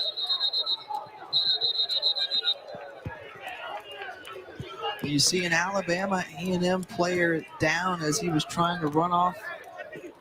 Alabama To the A&M's sideline. defense is getting tired. They're getting very tired. It's number 97, Selmar Russell. This is what Bethune Cookman should have been doing in He's the one of first those half. unsung heroes back in the spring, and he's getting help off the field. Now, I know Jackson State's not playing. I know how people are like, oh, it's not about Jackson State. 97 going But there was somebody in the comments that said that that's close. Alabama The NCAA A&M was going to rules in score place saying 40 that we plus can points on that Jackson State add it. defense. Even after the game is over, take a look Now, at watching this game, determine if they do thought you that really was think that really Alabama injury had to go A&M down, is going or to if he was just trying to avoid just this team bombs getting a penalty? over Baghdad, Not for over us to decide, the Jackson but I'm State gonna say DBs that who are was close. shutting Take a look everything at it. down? Do y'all really think that? And I like Alabama A&M's offense, their concepts. They have a vision of their team. We get all that.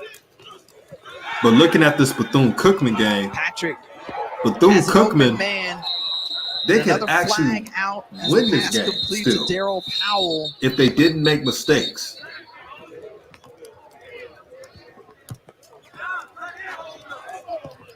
We're seeing a number of stoppages. I want y'all to here look tonight real due to quick. penalties. Look at the offense. Personal foul. Shot clock. Offense. Another penalty by 15-yard penalty. Bethune Cookman. I think that's 15 to 16 penalties right now. So this is going to be Jimmy Robinson, number 6. He's coming. Didn't even need a chop As block. he's going, you cannot have two guys making contact with one of them going low. You can do a double team high, but the moment one is high. So Zendarius says not by 40, but we're going to win. At least I respect that you're not saying 40, my sister. Because I've heard that. I said, oh, they're going to score 40 on the Jackson State defense. I'm going to tell you why I'm excited about Jackson State versus looking Alabama down that left A&M. sideline the whole time. Marcus Riley. That's just enough Coverage excuse for the by Jackson DeMarco State Gibson starters to play in the pass a long incomplete. time. Brings up 3rd and long. This is a nicely thrown ball. The separation, everything is there, but the catch had the body control. That ball hit him right in the breadbasket. K. Lofton said Alabama A&M can't stop the run. Offense, trailing by 14. Yeah, their run defense is suspect. Too good a football player. Now, Jackson State, I think the Jackson State run game is better than what people think. Look at the teams they played against. FAMU has a stout run game. For Bethune Cookman. And they're going to shut a lot of teams down this season in the run. Tennessee State, they're very young, but they got a bunch of 300-pounders on their D-line. Throws it underneath, trying to adjust, and Jimmy Robinson trots back out of bounds. Brings up 4th down. If I'm Bethune, I'll go for it. Are they going to punt it? I'll take the gamble. So the first possession for Bethune Cookman in this second half results. Yeah, he could have caught that ball, bro. Patrick laid it on him. In a punt. They moved the ball a little bit, which they got the ball inside their own 5. They got it to around midfield. Now, finish it off, win the battlefield position, try to pin them inside. I'm rooting for Jackson State, but I'm not seeing them being that much better than A&M unless they have guys that haven't played yet. But Mr. Moore pointed that out. We'll come back on the field when you come back. Jackson State has not played. They played it can be recycled into other out stuff. their 2 key defenders. So if that's true, that is a fact. So the 2 key defenders are coming back this week in an important time against an FBS opponent. I know that ULM is not the best in the Sun Belt, but it's an FBS opponent. And if they handle business as they should do, it's going to bode well.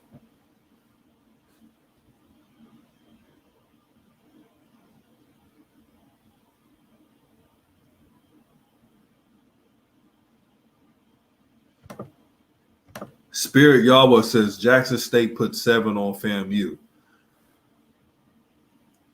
Okay, let's use some common sense, brother. So Jackson State in that game, there were 2 key fumbles in the red zone. Don't forget that. And key penalties on drives. Jackson State should have beaten FAMU 35-7.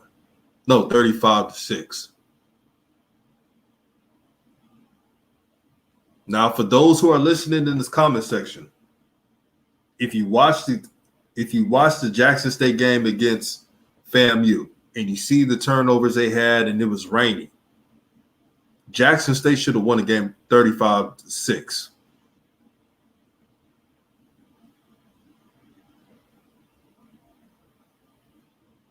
And on the safe side, Jackson State, due to the rain, you could say 21-6, to be fair.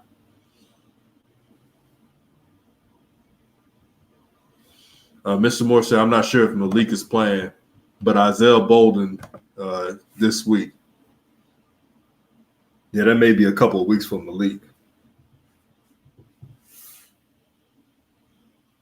So Malik or Dool McClain. I had a good feeling about that, brother, man.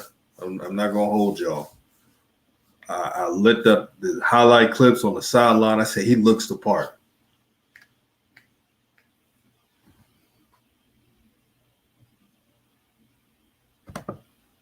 Imperial says FAMU was ranked number 1 in the comments in the conference in most polls.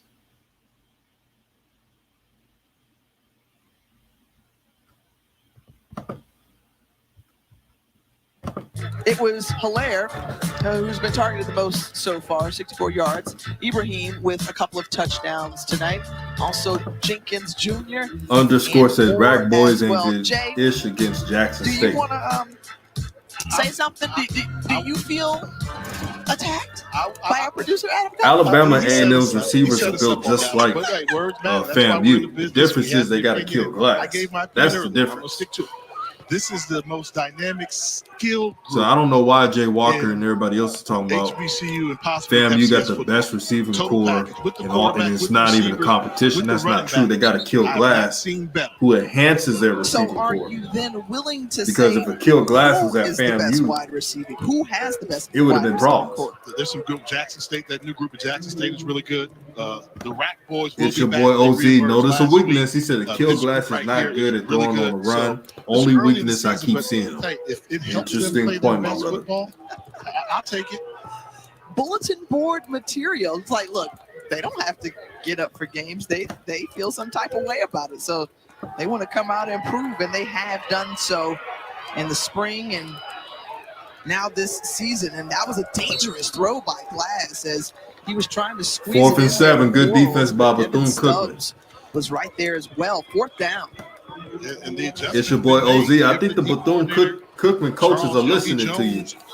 A good job. If I'm Jackson keeping his State, team in front of the this receivers, film right keeping them here, in front, not allowing I'm the big making play, using the range to their Glass advantage, run out of that pocket this every may not time. be the night where they utilize He the is not deep going to be ball. sitting in that Let's take pocket. away some of the underneath stuff.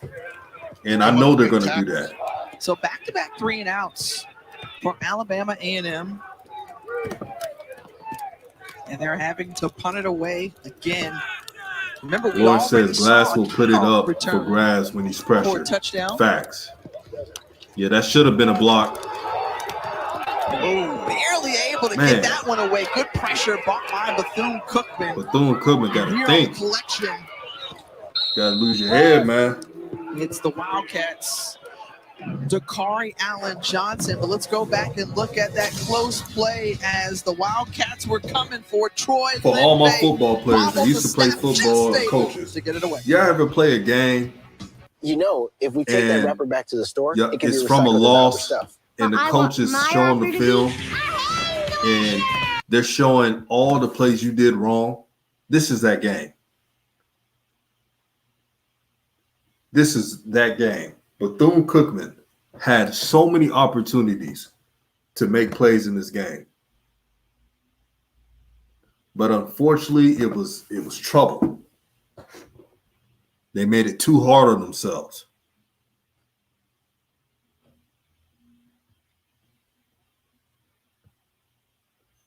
Mr. Jill said, I'm a Florida boy.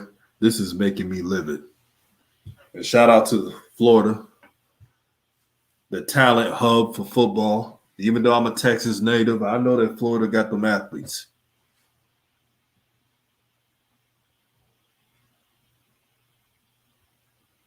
Spirit says this is supposed to be a blowout by A&M. The reason why it's not a full-out blowout, talent is keeping Bethune-Cookman in this game. Talent is keeping them in this game because they made so many mistakes. But what is one thing you've been seeing from Bethune-Cookman? The talent is there. The problem is they're turning over the ball, and Coach Bader, shout out to him again, is out scheming them.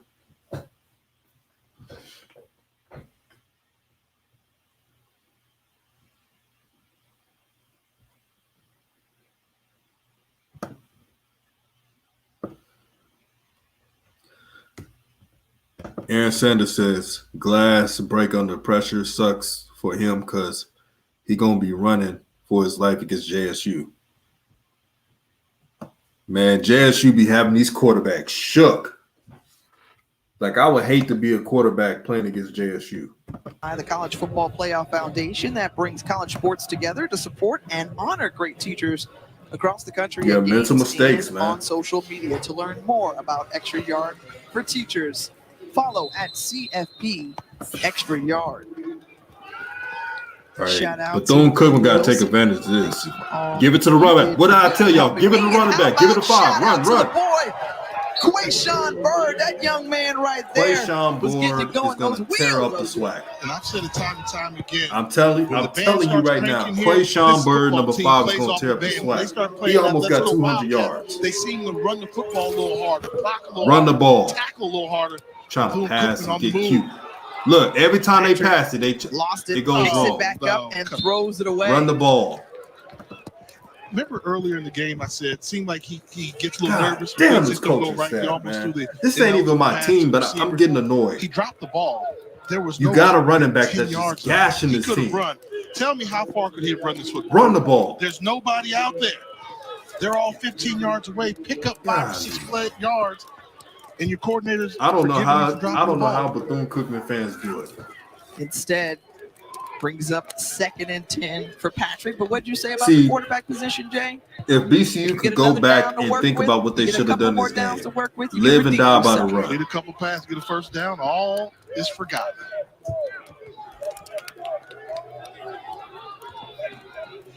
Oh, they trying to pass it again. Patrick They got away with that one. man and hits his target. That's Teron Mallard. You talked about it, Jake. Find your tight ends more. Use your tight ends, run the ball. That's all you got to do. Tonight. 16-yard Mr. pickup. Joe said, what the F are they doing? Put them out in the slot. They're flexing a little bit. Andy, this is Use bad the football, matchup, man. Size differential. And then, like, I hate seeing this stuff on national TV because I'm telling my homies about the SWAC. I'm telling them about HBCUs. I'm telling them that there's talent here.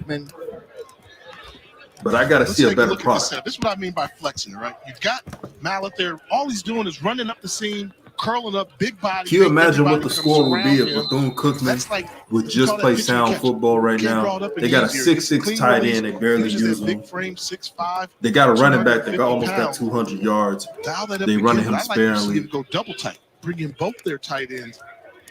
They think are very talented. And they said that they would do a lot more of 2'6" tight Jay, ends. but You we ain't haven't using seen them. that much Come on, man. tonight. Shannon Patrick launching it. That's a hold. Lofting it into the That's a end hold. zone. And once again, targeting another tight end. That's Kamari Avery. That was a hold. They got away with that one. None given. There was a lot of contact. This ball hung in the air for a long time. Montre Bennett. He said FAMU lost due to poor quarterback play decisions the last 3 years. Yeah, You he ain't turned lying. around and grabbed him. They're lucky. You are not lying about that. The very least, a holding. And I got some sympathy for FAMU That fans was because Spencer their Perry defense on the coverage is going to win them a lot of Avery games. there But the as quarterback play, Bulldog they just need down somebody to manage that mug, man. near the 38-yard line. I'm gonna be right back. And The that's stream is Anthony still Fielding. on. Keep the comments going. Well, just to remind Hit the our like viewers button. what's Share the coming your video. way Saturday. Well, Friday, you'll get UCF and Louisville. Then how about Michigan State and Miami? They'll go head-to-head. First time playing since 1989. Cincinnati ranked in the top 10, going against Indiana, South Carolina, and Georgia, then Auburn and Penn State. I'll tell you, I'm really interested to watch that South Carolina-Georgia game because the last time they played back in 2019 in Athens, the Gamecocks were able to escape with a victory in double overtime. I think everybody's going to keep an eye on Georgia this year. The expectations are so high down there between the hedges in Athens. So we'll see. Everybody's like, when's Georgia going to kind of act like Georgia and had that trip-up game where they make things harder for themselves? But how about Miami? I think Miami needs a win because every time we've seen them in a big nationally televised game, that they've lost pretty bad. So De'Aaron King needs to get those guys going, not only for his Canes, but for the ACC as a whole. Yeah, they need a major victory against a non-conference opponent. They'll have their opportunity against a 2-0 Michigan State team Saturday.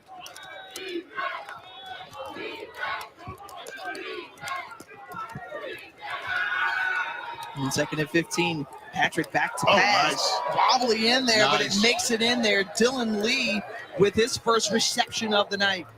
And Dylan Lee with the first down inside the 10. Yeah, they're going to run just a little simple inside slant route. Not a big window to get that ball in there. If that ball's not thrown in time, could have been a knockout type of hit, but good job of holding on to the football by Dylan Lee.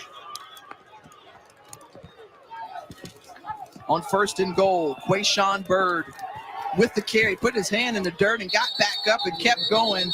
And really nowhere to run excessive there afterward. Makes no sense. On Dre Carter. You've got the running back in your grasp. You're about to get a tackle for little yardage, and you throw him to the ground late after the official has blown the whistle. Personal foul. Unnecessary defense. 15, half a distance. Coach is going to give it to him. I mean, you've got him. The play's over. You're pulling him out later and tossing him on the ground. Shannon Patrick.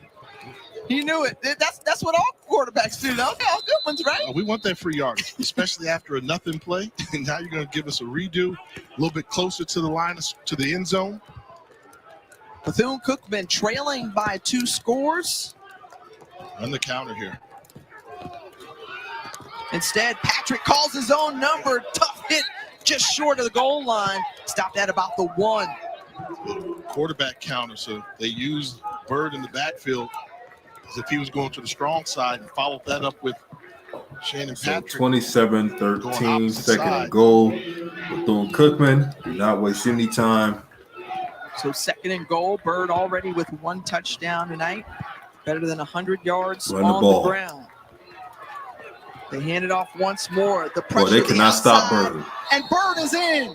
That's my dude. What I tell y'all about Bird? Flew like a bird to the outside. They cannot and was stop able to get in easily. He got to have 200 They thought yards. they had the right run defense called. They ran a stunt to the right, anticipating that Bethune Cookman was going to run to the boundary. You see some penetration, but watch the ram block. Good job by number 3, Terod Mallard, taking off 2 white jerseys to seal the edge and allow Bird to get to Mr. the Moore says JSU's depth is key because the talent doesn't fall off much. It doesn't. With a couple of TDs tonight, 106 yards, and the 2-point conversion is in. Wait a minute. 2-point Major conversion. Look, hello, caught Alabama A&M totally off guard. 21. It's 27-21. Great call. Bethune Cookman is in this game. I repeat, Bethune Cookman is in this game. For all those who left early, thought this was a kumbaya, Bethune Cookman has Ladies and woke gentlemen, up about it's a time. ball game down in Daytona Beach. Bethune Cookman looking strong in their SWAC opener. They're trailing by just a touchdown. SWAC fans said if Bethune Cookman wasn't playing stupid, they would be winning. Man. You know, if we take that wrapper back to the store, it can be recycled into other stuff. Well, I want my wrapper. Yeah, Sanders said shit look like Pickett gonna run around and too. But You need to that think Alabama bigger. A&M run specially defense marked got Crunchy Bar fixed. wrappers in store now. Aflac policyholders have been paid $37 billion directly. That's a lot of money. Because my SWAC buddies, Get my help with HBCU expenses health friends, insurance doesn't we cover. talk about Aflac these is ready teams for prime all the time. time.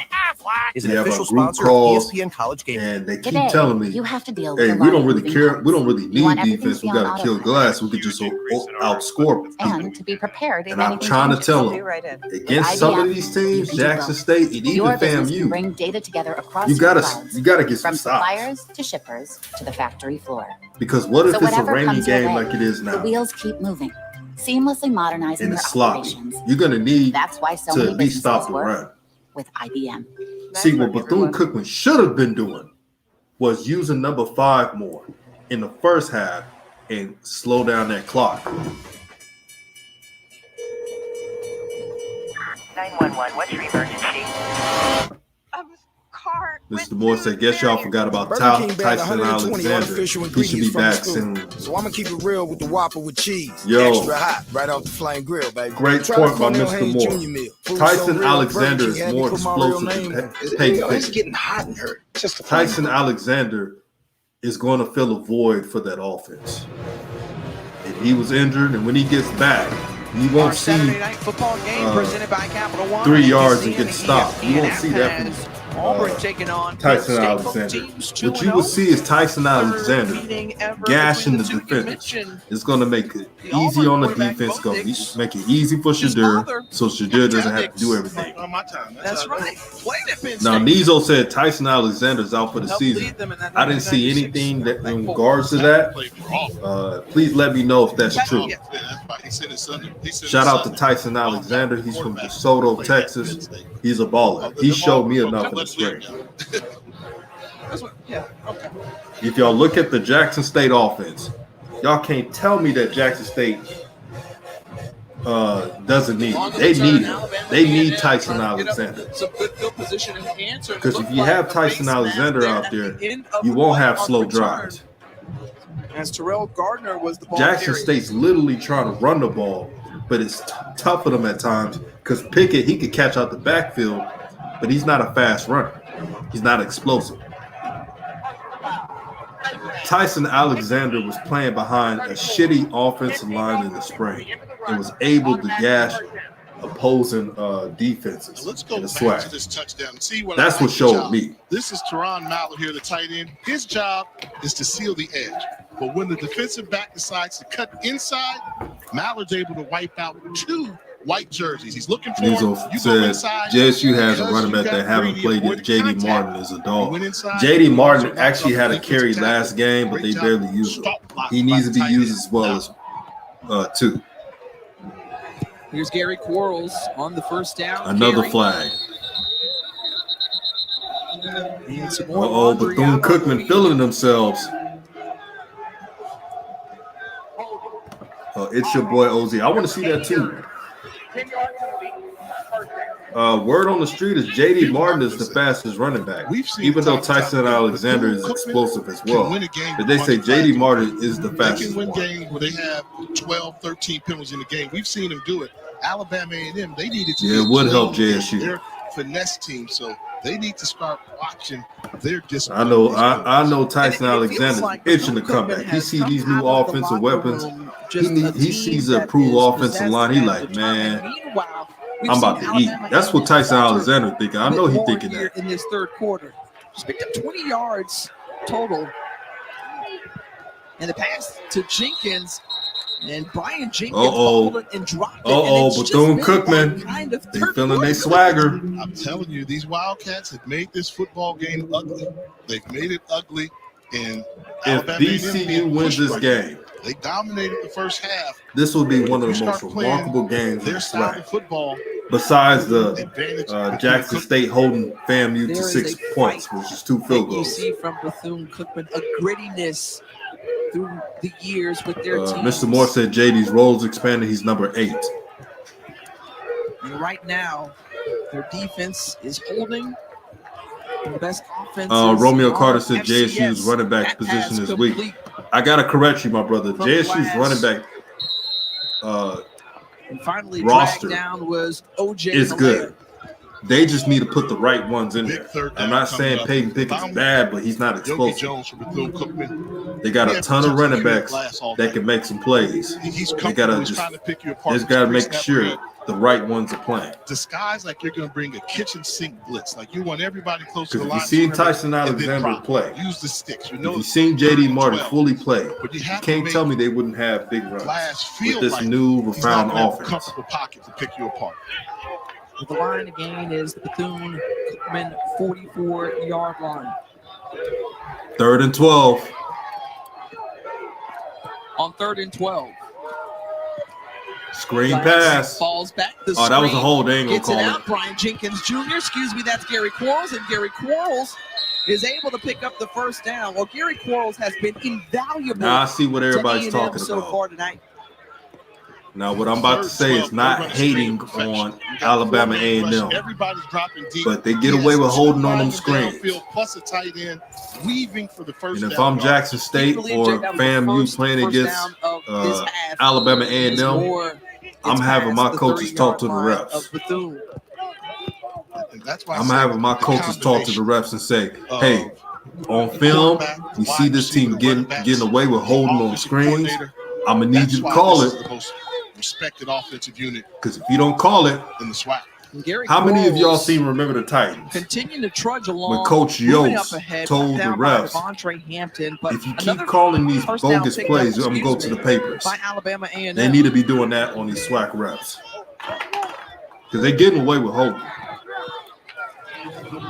I would have said it if it was Bethune Cookman. I would have said it if it's Jackson State. I don't care who it is. It's Glass once again, a healthy dose of quarrels here, and brought down by number 92, Judas McKenzie. And he says Montre from Jackson State couldn't be stopped until he stopped himself. Montre. Yeah. They told us he doesn't leave the field. He plays every down. And all that y'all had was a bogus.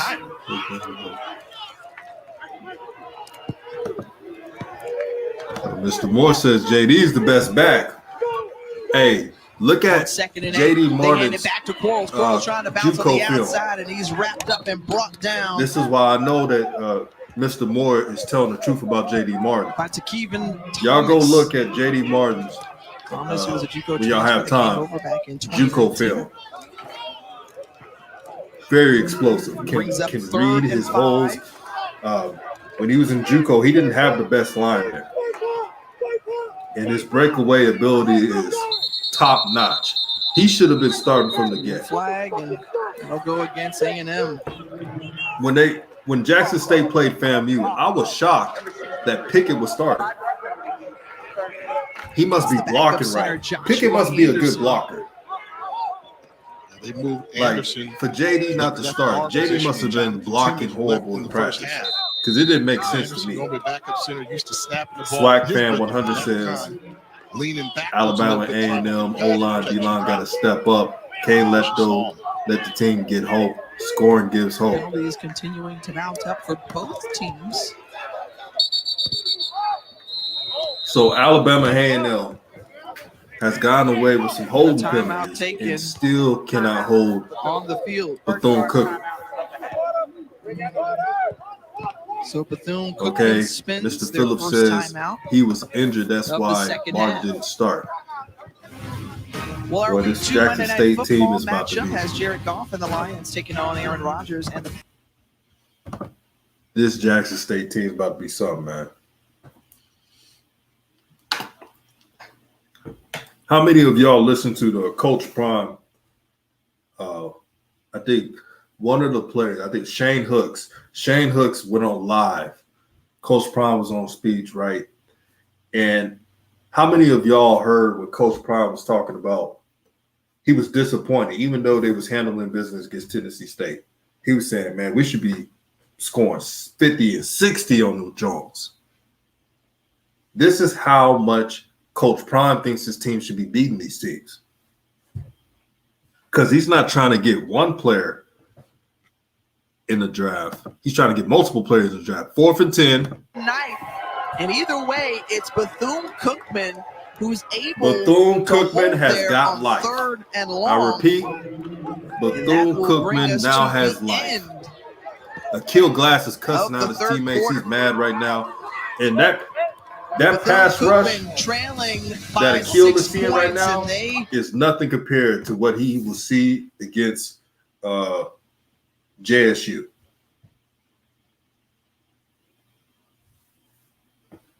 Mr. Jizzle said Coach Prime, a Florida boy from North Fort Myers. Shout out to Fort Myers. There's a lot of Florida talent on that JSU roster. Also, shout out to the DMV. We have a saying, because I'm from Texas, if you get a talented player from DMV, you know they're about to be something. If y'all pay attention to recruiting, whenever there is that guy from the DMV and he goes to the SEC and many of these good schools, 8 out of 10 times they're going to be in the NFL. They're going to make noise.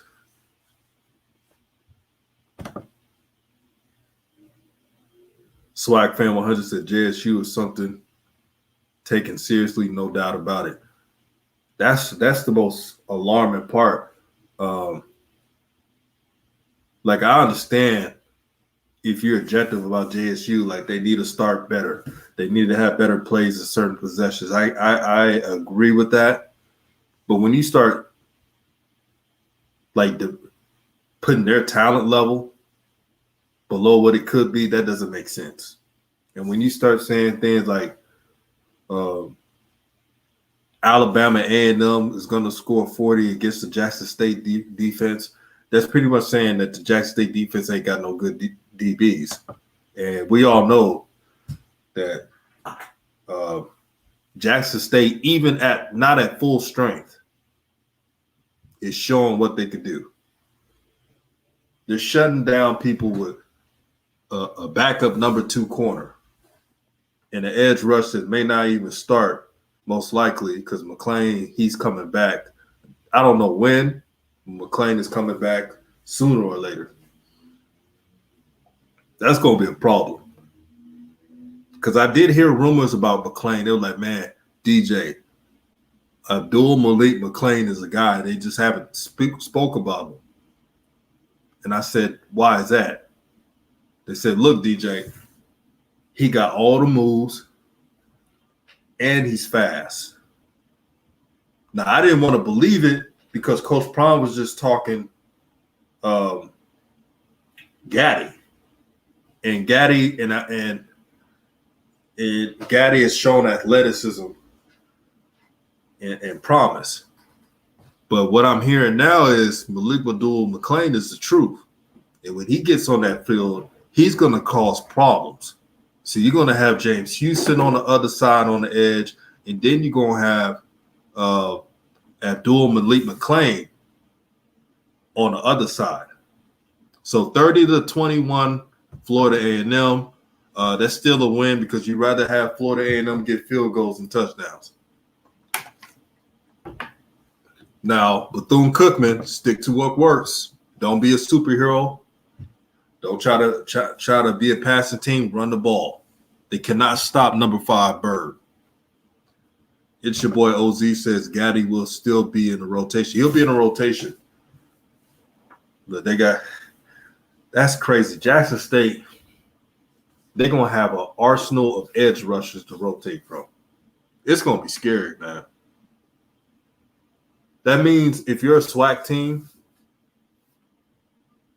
if you double team one of their edge rushers, you're going to free up somebody.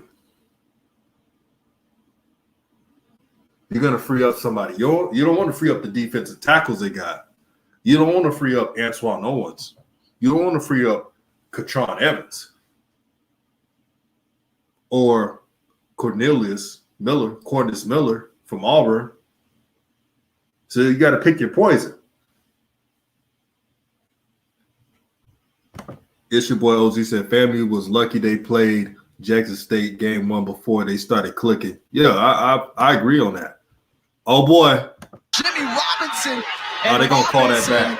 May see this one come back as he leaves it on the turf, and there's a penalty marker back around the 40. A&M recovers it. What? We'll see what the officials say. He just fumbled the ball.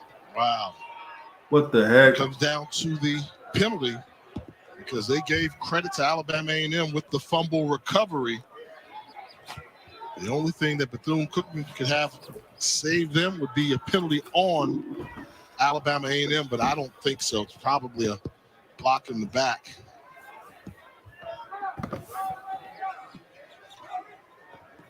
I thought he was down.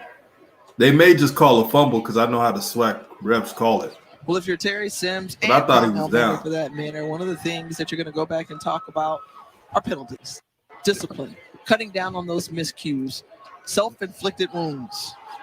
Yeah, particularly if you're Bethune-Cookman, you're taking on the team that everybody's saying the number. You know what one I'm saying, ranked team, Mr. you're the Moore? underdog. Miller and Hampton coming up in the middle. But man, that's not Bethune-Cookman. Y'all, I don't think people realize get into your head. the dogs that are about to make the game. Look at the interviews. You know how you could read body language from teams. These players, when they was talking about UL Monroe, it's a type of confidence that you don't see from SWAC schools. They were talking like we're expected to be dominant. It's not looking over the wait for this opponent. call, Jay, has They're us on the talking edge like of our seats. we are them dudes, and we're bringing reinforcements. So one of the key players, Isaiah Bolden, should be healthy this week for Bethune to play. Cookman. You want discussion.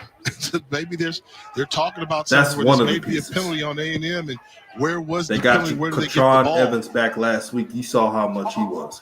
On the balling. return team. The ruling on the field is a fumble recovered by Alabama A&M. It will be 1st and 10, Alabama A&M.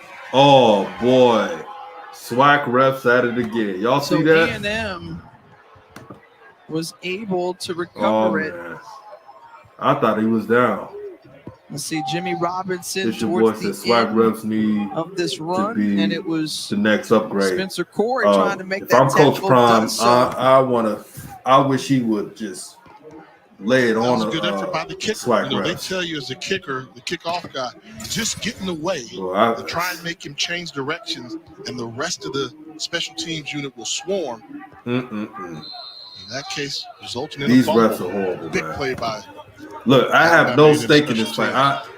Hey, if Alabama We've A&M seen wins this special game, they win teams this game. in both teams But I tonight hate when as refs dictate Gary the game. Quarles Now they call another with a penalty tough on run. Bethune Cookman. and another flag out. Yeah, the return man was doing too much. I agree on that. 15-yard penalty, automatic first down. Bethune Cookman doing dumb plays again. There, you have to call that one, and coming in high. You know, that's the thing. You had them backed up a little bit, but now you're going to give them good field position. And now Alabama A&M is going to go on the attack. They're going to come out and try and throw this football. Bethune Cookman had all the this chances in spread the world to win this game. Well, they're hoping the fourth quarter is a little different than the last quarter. 58 total yards for A&M, 44 penalty yards. Good stop by Bethune. There, a nice play in the backfield. There's Mason Second Hall and long. catching the ball carrier and bringing down Quarles.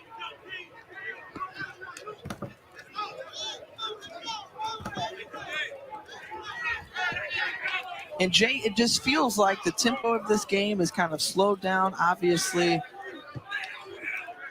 the rain doesn't help it.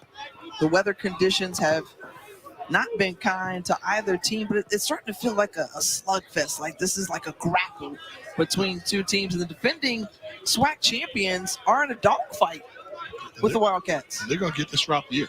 They're going to get everybody's best shot when they're the defending champion. And for them, their offensive production's gone down. They called 46 plays in the first half, nowhere close to that pace here in the second half. They're electing to keep it on the ground. A couple of cuts made by Quarles. And Quarles up ahead for 1 yard. That'll bring up third down. Judas McKenzie on the stop. And they have Alabama A&M playing behind the chains. Spirit, that y'all means said they one thing I see limited them to Dion less than 2 yards of play, can't coach keep you about behind the play the chains. game. What was Obvious it? One thing I pass-up know situation. Dion can't coach What can they play dial the up game. defensively We watching and listen. against the conference's best? I don't know what that means right there. 5 wide receiver set. We talked about the out. SWAC fans says A&M doesn't wideouts. look so good The against pressure, bad you saw team. the movement Against a up bad front team. from left And tackle would have scored Carson 50 last Benson. week, please. They're going to call the jump first. I believe Jamarvius Reeves might have jumped in the neutral zone. And Again, Bethune Cookman, another dumb play. This got to be 20-plus penalties right now. In man on the line of scrimmage. Oh, See boy. there. Hops in I there, did not made want initial this type of movement, brand on national caused TV. Carson Benson the jump. SWAC fan 100 said that's why Kill Glass is the best That's a mental error. quarterback. Mediocre defense, soft special teams. He has to be great every game. You ain't lying. That's why Kill Glass. He better be drafted. The game, they're going for He's it. better Watch than everybody most get to I've the line of seen, scrimmage, man-to-man no matter coverage. if They're it's trying to get to FBS or Glass. FCS level. And they're bringing it. Glass gets it out and just leaves it short. Pass. They finally did not call a penalty off of pressure. First time we've seen Glass look normal. Y'all see that? He saw everybody coming. He knew he had to get rid of it quickly. Y'all see? And watch They his actually spot. did a He blitz, retreated right? The whole time. He's not staying. He never wanted to stand in there. He knew there was a free Boy, rush. if I'm Jackson State, man, I'm looking Not at this able to film. connect.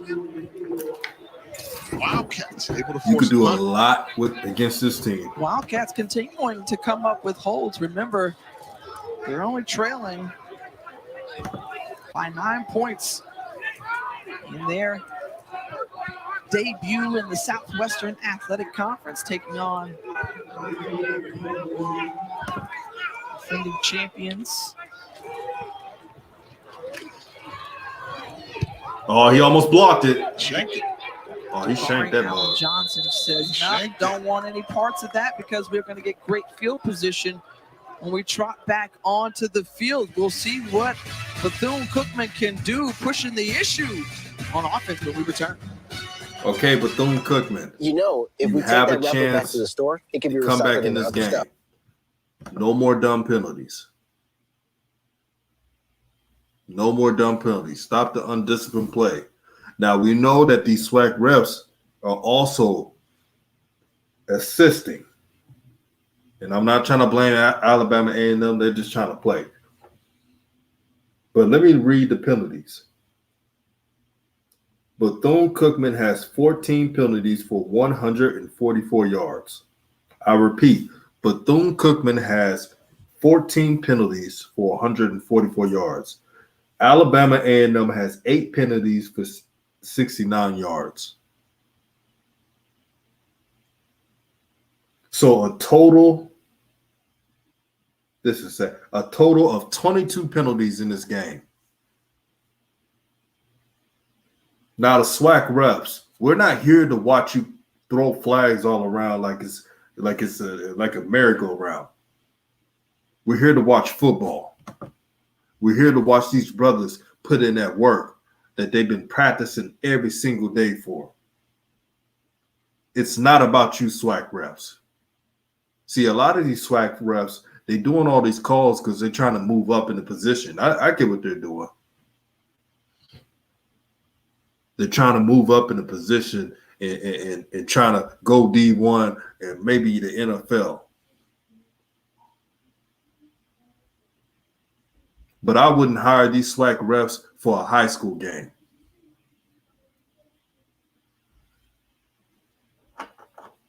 And I like what Jackson State's doing. I'm going to tell you what Jackson State going to do this season. They're going to play in spite of the refs. I'm calling it right now. Like, they're going to play like they know that the refs are going to call these penalties on them, and they're not going to give a damn. Because this is pathetic, man.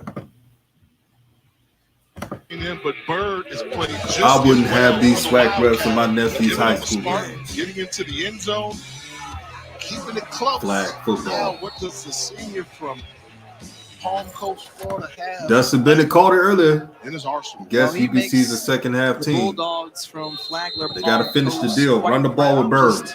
Up the way along I-95 in the area. I'll tell you this, he makes everybody on his team faster. That team speed increases with Bird on the field. Shannon Patrick going down the middle. Has Averett, and Averett with the catch over the shoulder near the 20-yard line. He keeps going, dragging the pile. They took his. Inside the red zone.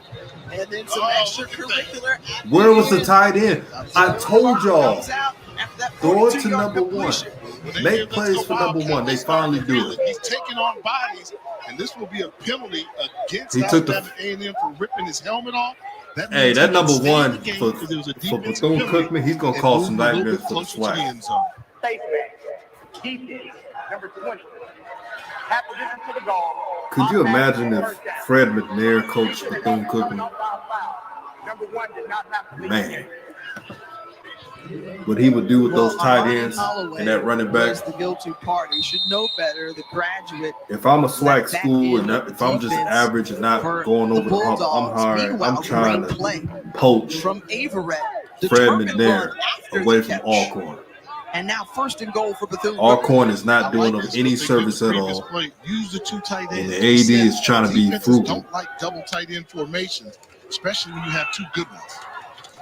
There are a lot of SWAC teams that can use Coach Fred McNair's services.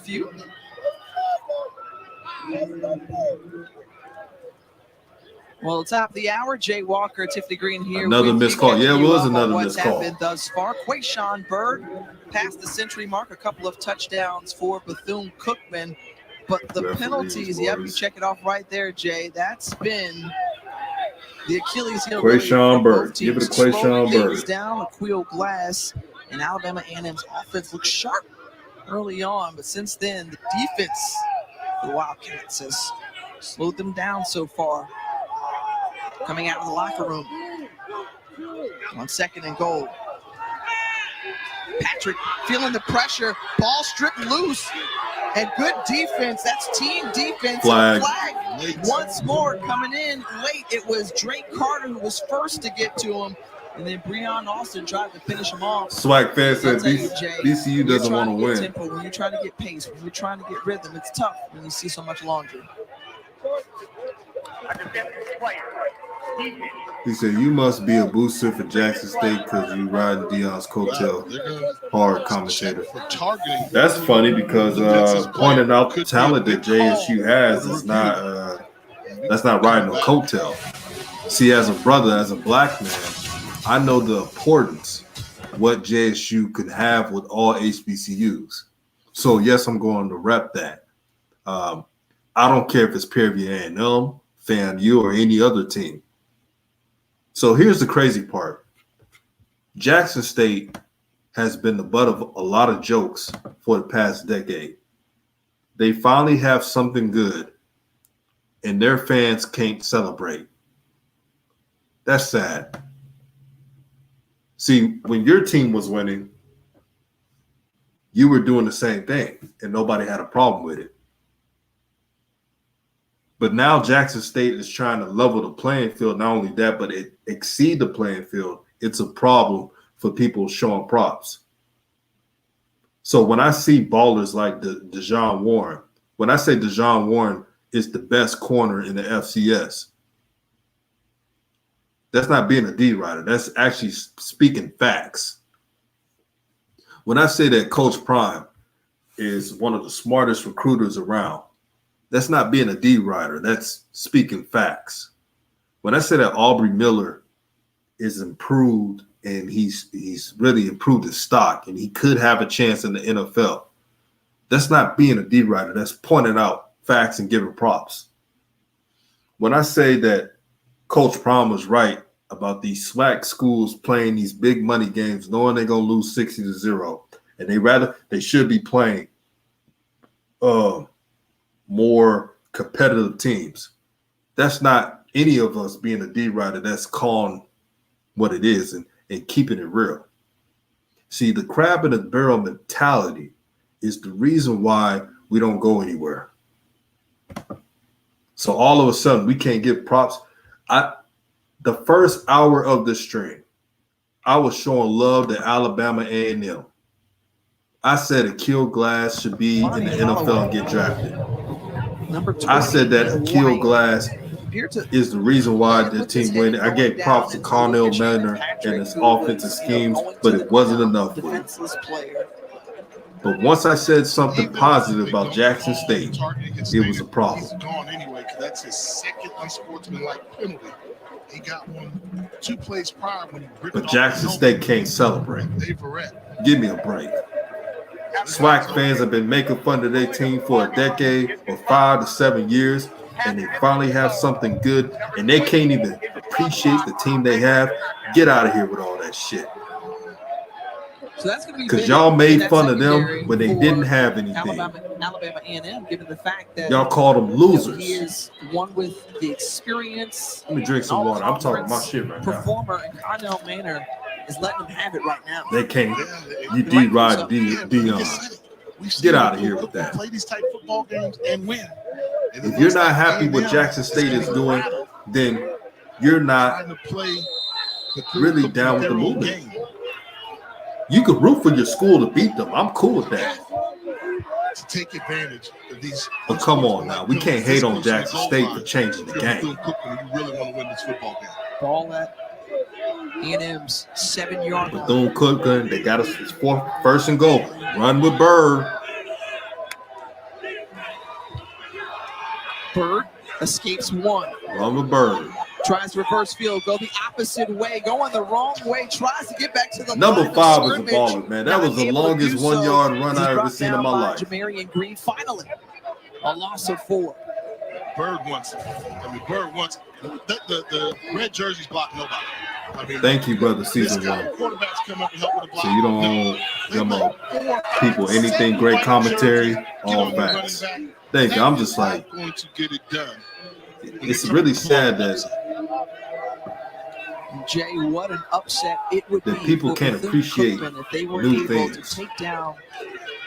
People can't appreciate changing the game. I don't get that, because if anybody else in the SWAC was doing that, I would be showing them love. They've got work to do. Here's Patrick. Still looking down, takes it. And he's bumped out of bounds. So 3rd and goal here. Yeah, Jay, they gotta get to the end zone. Stop. you know what Bird This can is- do. You believe. How in about use Patrick? number 1 more? What do you call here? Use some 12 if you're Aaron personnel. James? Marcus Riley. SWAC fan 100 said exactly. The only time I'll root against Jackson State is against my A&M Bulldogs and ASU. Other than that, do you think GSU? Facts. We haven't Talk seen to any him. of those. You had first and goal, and you haven't thrown the But ball. when I to was the giving end zone yet. Alabama A&M and other teams props, it was all cool, wasn't it? I say some good things about Jackson State, which are facts. Oh, you D-Rod Dion.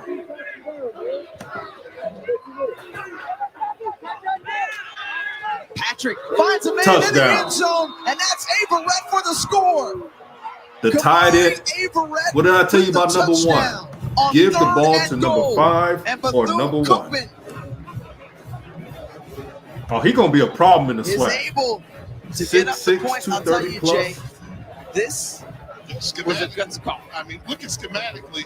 They blow. He gets to the second level. And shout out to number 10, Get a free Patrick. release turnaround. He's doing what he That should is do. a Manage the long game. coverage. Don't get too away from yourself. Demetrius Diambi in the game there. You cannot allow the most dangerous man in the middle of the All field right. to go untouched. Now this must be a troll, brother. The defense has done a He said you don't job in know. this game, but it's plays like that where we have mental lapses, which results in the Bulldogs giving up. Hey, brother, Spirit, you can root for Alabama A&M all you want. But when I say that Jackson State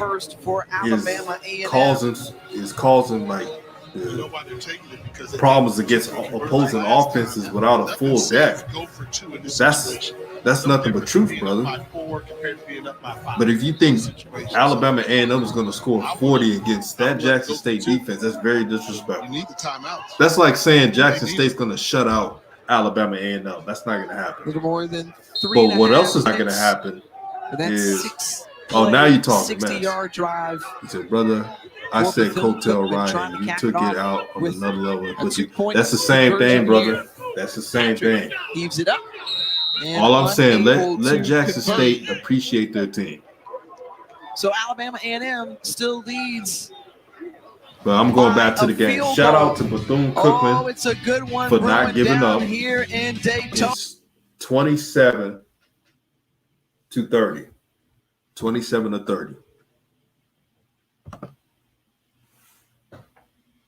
Brother Saeed said, Brother DJ, you are spot on. Thank you, my brother. Peace and blessings to you. Thank you for subscribing to the channel. SWAC fan says, well, imagine if JSU had a killer tight end. I wish JSU had that tight end number 1.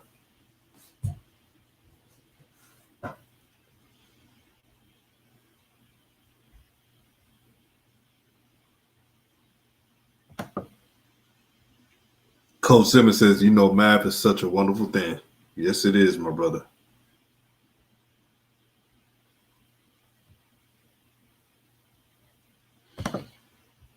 Mr. Joe said, why in the hell did they go for 2? That made no sense. Absolutely no sense.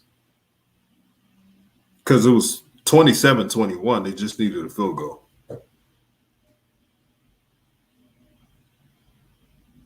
Oh, 27-30, 30-21 at the time. My bad. Israel says, I want Alcorn to overcome their issues. I'm JSU all day, but it's tough to watch McNair go through this. It is tough. I want to say prayers to Coach McNair and Alcorn. I want this to get rectified. I want the SWAC to come together to find a resolution, because this shouldn't be happening. Alcorn, no matter what you think about the university or if it's a rival, it's a historic HBCU school. And it produced some talented players and successful people as well. To get ESPN Plus, go to ESPNplus.com. So that just needs to get right. Aaron Sanders says JSU do have a tight end, Riley Jency. They said Riley Jency runs a 4.5 or something like that. He's an athletic tight end. It's okay. I'm a boxing fan. There are plenty, I'm sure, Smith fans out there. So I want everybody to pray for Alcorn to get through this mess. And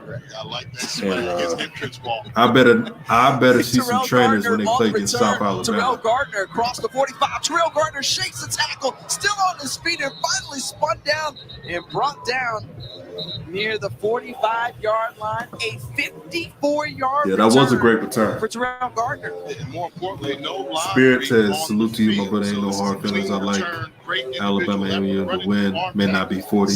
I appreciate that, my brother.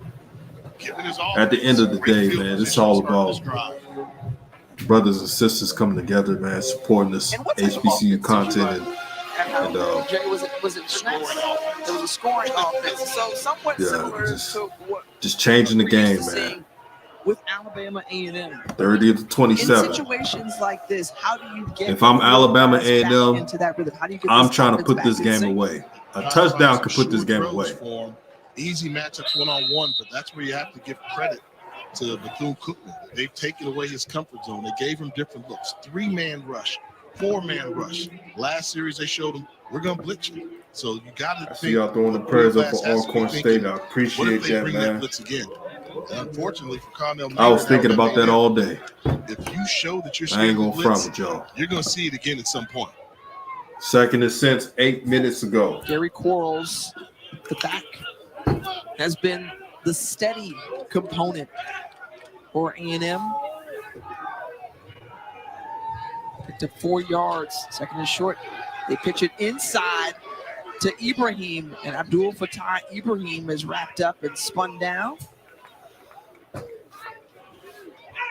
So it brings up third and about 3 yards.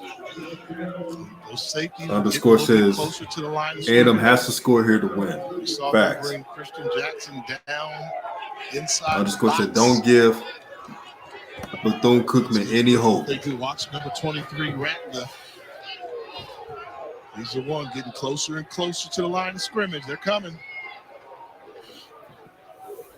And sensing it, Glass looking to the sideline, taking some time off. Play clock ticking down, under 5. They're not taking it off. They're going with the option. Pitch out. There's Quarles, and Quarles is able to pick up the first down as he scampers out of bounds. Just good play call by Coach Manning. That is just a high-risk call, because if they're bringing the blitz from the outside, you're in trouble. But they decide, oh, we see it. We're going to option off the end man to the line of scrimmage. Guts. Again, you got to tip your cap to Gary Quarles. I mean, he's just kind of been the safety net really tonight for Aquil Glass.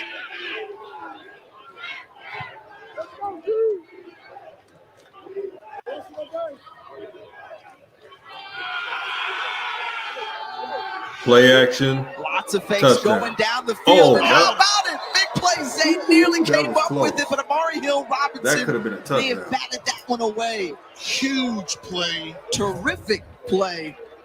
From the trail position, look up for the football. That's what happens when you don't give up. The only thing you might have been able to do if you were more is leave your feet, try and catch the ball at its highest point. Besides the turnovers and the buffoonish plays earlier, this has become a competitive Well, they game. say he is a tenacious If you take the defender, penalties right and the there, turnovers not giving away, up on the play with more Alabama in A&M the and Bethune Cookman are And that evenly brings up matched second and 10. talent-wise. Great effort. The only difference is Coach Maynard got better play calls. They keep it on the ground. Good Quarles defense with by really Bethune no Cookman. room Third and long. to run. We just give you a steady dose of football all throughout the weekend, whether it's UCF and Louisville as the Knights travel to Kentucky, Michigan State and Miami, Cincinnati, Indiana. Montre Bennett said the goal is exposure and support for all these schools. 7:30 on ESPN. Rattler born, Rattler bred to the damn penalties killed. Facts, bro. Faithful fans made the trip from Huntsville to watch the Bulldogs in action tonight. 3rd and 11. Glass sets it up, and there. Good defense. The defense from the Wildcats. See, Bethune-Cookman, you could have been doing this all game. Was right there. Remember, didn't he do something a little bit earlier? You could have been doing this all game, man. And this is reading your keys. They're trying to do a little misdirection with a little. This is the Bethune-Cookman I was expecting. Avoid the block from Carson Vincent and make the tackle behind the line of scrimmage. The Wildcats, I'm telling you, they made it a phone booth game. They made it scrappy. Now think about this: if Bethune-Cookman can play like they did in the fourth quarter, is shifting in favor of Bethune. Really, they can make some noise in the SWAC. Yes. Don't make dumb plays. Be sound and trust your talent. Giving up on the play when he was beat by 3 yards. Hey, Aaron Sanders, don't tell them that, brother. We try to tell them about the JSU DBs, man. 5-yard penalty, 4th down. Them JSU DBs, they on another level. To work when with. Terry Bowden was talking about the talent on that roster, especially on defense, boy, his eyes lit up. One of. Has the ability to flip the field. Mr. Joseph said, told y'all BCU has talent. You did say that, bro. If it goes You did not switch up. Anything you can run up and field. I respect that. Boy, that was a dud. It's a good punt. Great punt. It goes over the head, and what do? They pin them inside the 5-yard line. So Troy running with number 5 and can't does stop. his job, and a long way to go. 96 yards for Bethune-Cookman if they want to tie it or get ahead. You know, if we take that wrapper back to the store. Whoever said that Bethune-Cookman is a second half team, you guys sound like geniuses right now. Shout out to _ give the ball to Bird.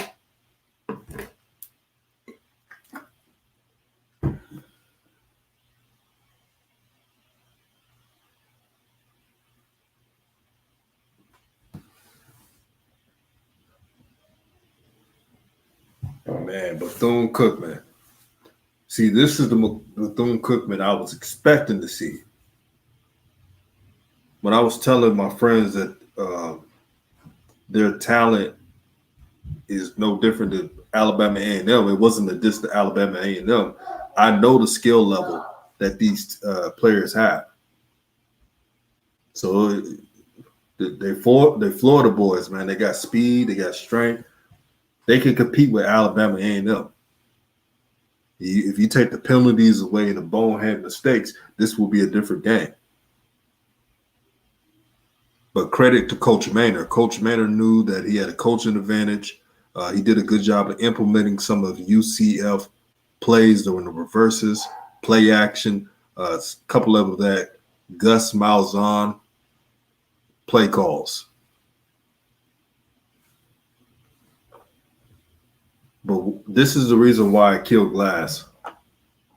Is a draftable player. His defense is not giving him anything. Really, Bethune-Cookman made the Alabama A&M defense better than what they already are. Michael Head says, come on, man.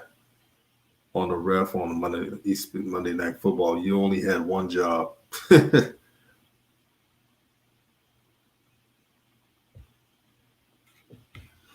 But this is what we wanted to see. We wanted to see competition, especially in the SWAC.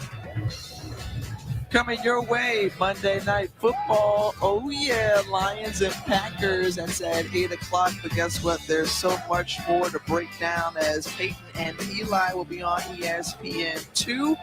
They'll give special attention paying to that quarterback position. Of course, Jared Goff and last season's MVP Aaron Rodgers going head-to-head. Our Monday Night Football coverage is also available on ESPN and the ESPN app. Second drive for Bethune-Cookman starting inside their own 5-yard line this half and able to give themselves some breathing room on that completion to Marcus Riley for the first down. And Marcus Riley could be a playmaker. Keep the same personnel in.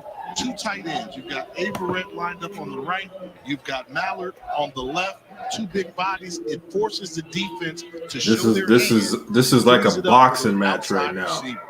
Who's going to fold? Who's going to make a play? This is what football is all about. The rain is coming down. Man, I love it. Now, referees, stay out the way. Let these 2 teams fight it out. And Shannon Patrick, with time, just dumps it underneath, takes the safe throw, and a gain of about 4 or 5 yards. We got to let's go Bulldogs. We got to let's go Wildcats. Get the fire emojis rolling, man. This is what football is all about. Rising above everything. This is what we're talking about. Because we're completing passes, and it could cost you. Let's see who wants it more. The rain is out right now. Oh, they milking this clock. Coach is saying he's done a nice job through the first couple of games. Important to get those snaps to Patrick as cleanly as possible. Patrick, quick release, gets it on the outside. That's Marcus Riley, and Riley. Oh boy, number 10, Patrick is getting comfortable. Down by DeMarco. He's getting comfortable right now. First down.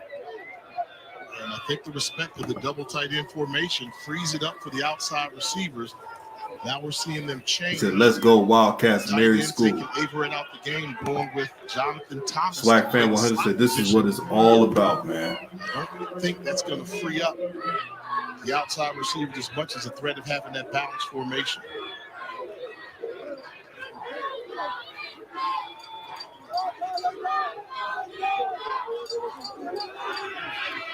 Patrick with Thomas, and Thomas is able to come up with it. Get down. He fumbled it early as he was initially. Hey, sometimes it takes luck. Thomas coming up with it, and Trinell Troutman. Man, that could have been a pick. Field tonight for Alabama A&M. Hey, Troutman and Sanders from Alabama A&M are great defenders, man. Everybody got to assist them. They're ballers. Good They're ballers, by man. I've seen some good things from the them. leader of this team, the coaches say, will be a leader in life as well. He's from Port St. Lucie. Under 2 minutes to go. Low snap again. Patrick picks it up. Has a man. Boy, that tight end. Big tight ends, Teron Mallard. Oh, they feeling it. Bethune-Cookman's feeling it right now. Another low snap. You see it bounce off the ground again. Now, whoever's the center of Bethune-Cookman, he got to stop the low snaps. That's going to cost him if you keep doing it. Good ball from Patrick. 1st and 10. Across the 40-yard line. Patrick, again, looking to his right to that sideline. Oh, man. In and out of the hands of Jonathan Thomas. Brings up 2nd down.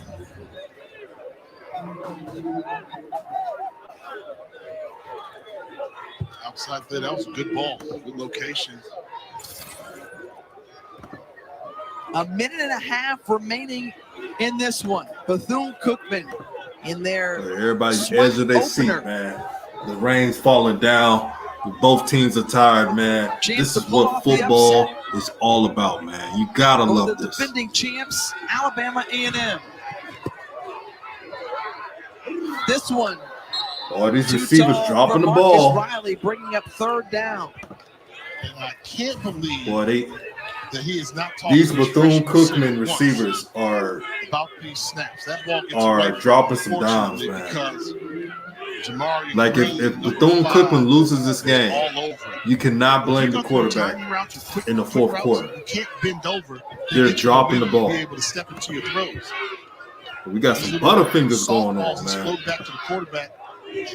prevent or they slow down the quarterback. They're really, from making it. and you know what's crazy? It would have been a first down Jay, this is a multiple times. critical 3rd down and 10 for Bethune-Cookman, trailing by 3.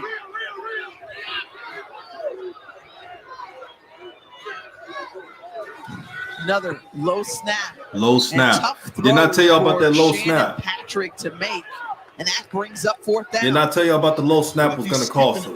The low snap by 67 altered number 10 Patrick's throw. Just not being aided by the snap. The snap messed him up. Didn't I call that? It's coming down to this, Jay. The snap messed him up. I would go to 2 tight ends. I would bring Averett into the game. 12 personnel. Go 12 personnel. On opposite sides, but instead, Averett stays on the sideline, tossing a towel 12 personnel. To Patrick. Yeah, you got to go for it because a field goal, then he's not going to make that field goal. Ooh, and Bethune-Cookman spending their 2nd timeout of the half. Mr. Jizzle, I understand your anger on this because they had so many chances, but there's too many drop footballs. 4-yard line. Let's go back and look at some of miscues within the kicking game. Didn't I tell y'all about that low This snap? one earlier from Bethune-Cookman. He had a first down right there. And they go for the 2-point with those low conversion snaps, he here. couldn't get the Jay, ball that was out. a decision that made you scratch your head a little bit. Yeah, there was nothing that said when you're down by 3 that you go for 2. So just think if they would have kicked an extra point, then you could have been talking about a field goal to win the game. Now, if they kick a field goal, it would be to tie the game and send it into overtime. Wonder if that'll come back to haunt them. But Man. They got to figure out a way to get 10 yards to keep this drive alive. Look at Coach Maynard. He's pumping. He's boosting up. Now Alabama A&M. If he make one stop, all is forgiven for Alabama A&M fan because they give up some yards here.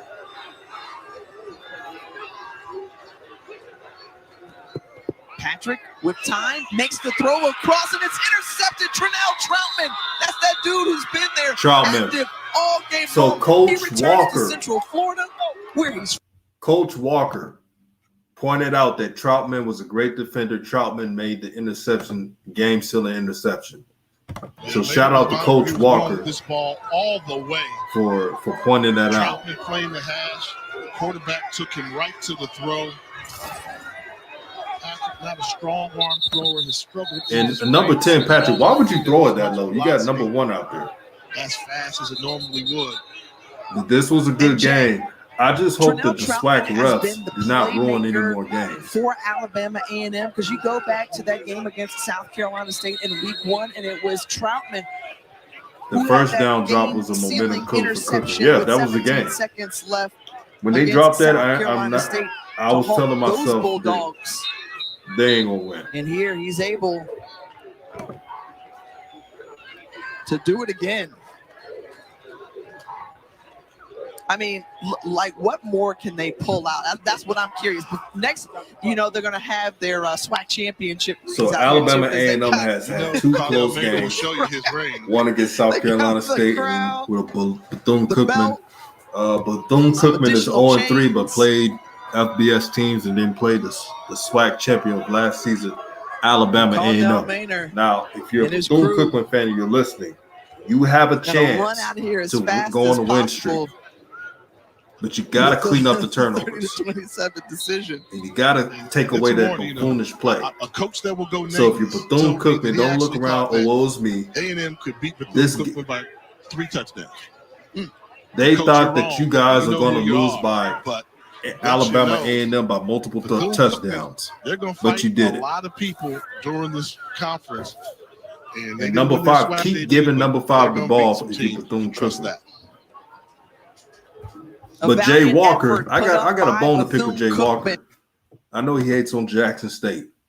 He has Alabama A&M number 1.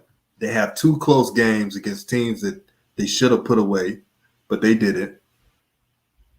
And you got Jackson State, who has beat the number 1 HBCU team, which was FAMU. Preseason poll said that, not me. They said that. And then you beat Tennessee State. That could have been even worse. And they still not number 1. I bet you if Jackson State beats ULM, they're going to say, well, they didn't win many games. But this is not about Jackson State. I wanted to point that out. Shout out to Coach Maynard. Shout out to Alabama A&M for doing it what it takes to win. And shout out to Bethune Cookman. Bethune Cookman played hard. They just can't be making these mistakes. Now, for any SWAC school laughing at Bethune Cookman, I wouldn't laugh. They have 2 tight ends who are 6'6" and that are ballers. Also, when they don't turn over the ball, they can beat a lot of teams. But who does before I go? Who does FAMU play? Alabama A&M play next?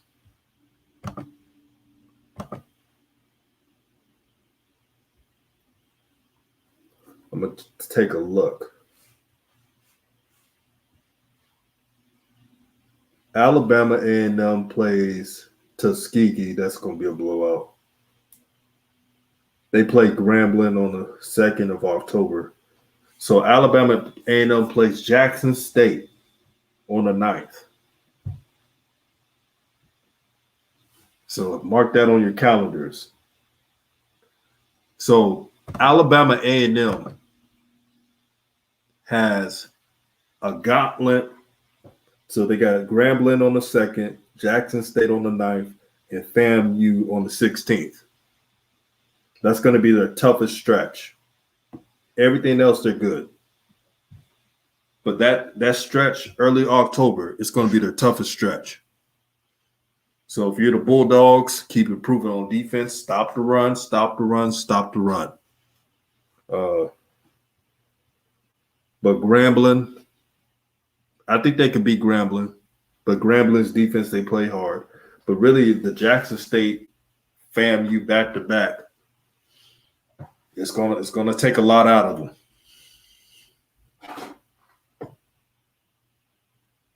But I want to thank everybody for this live stream.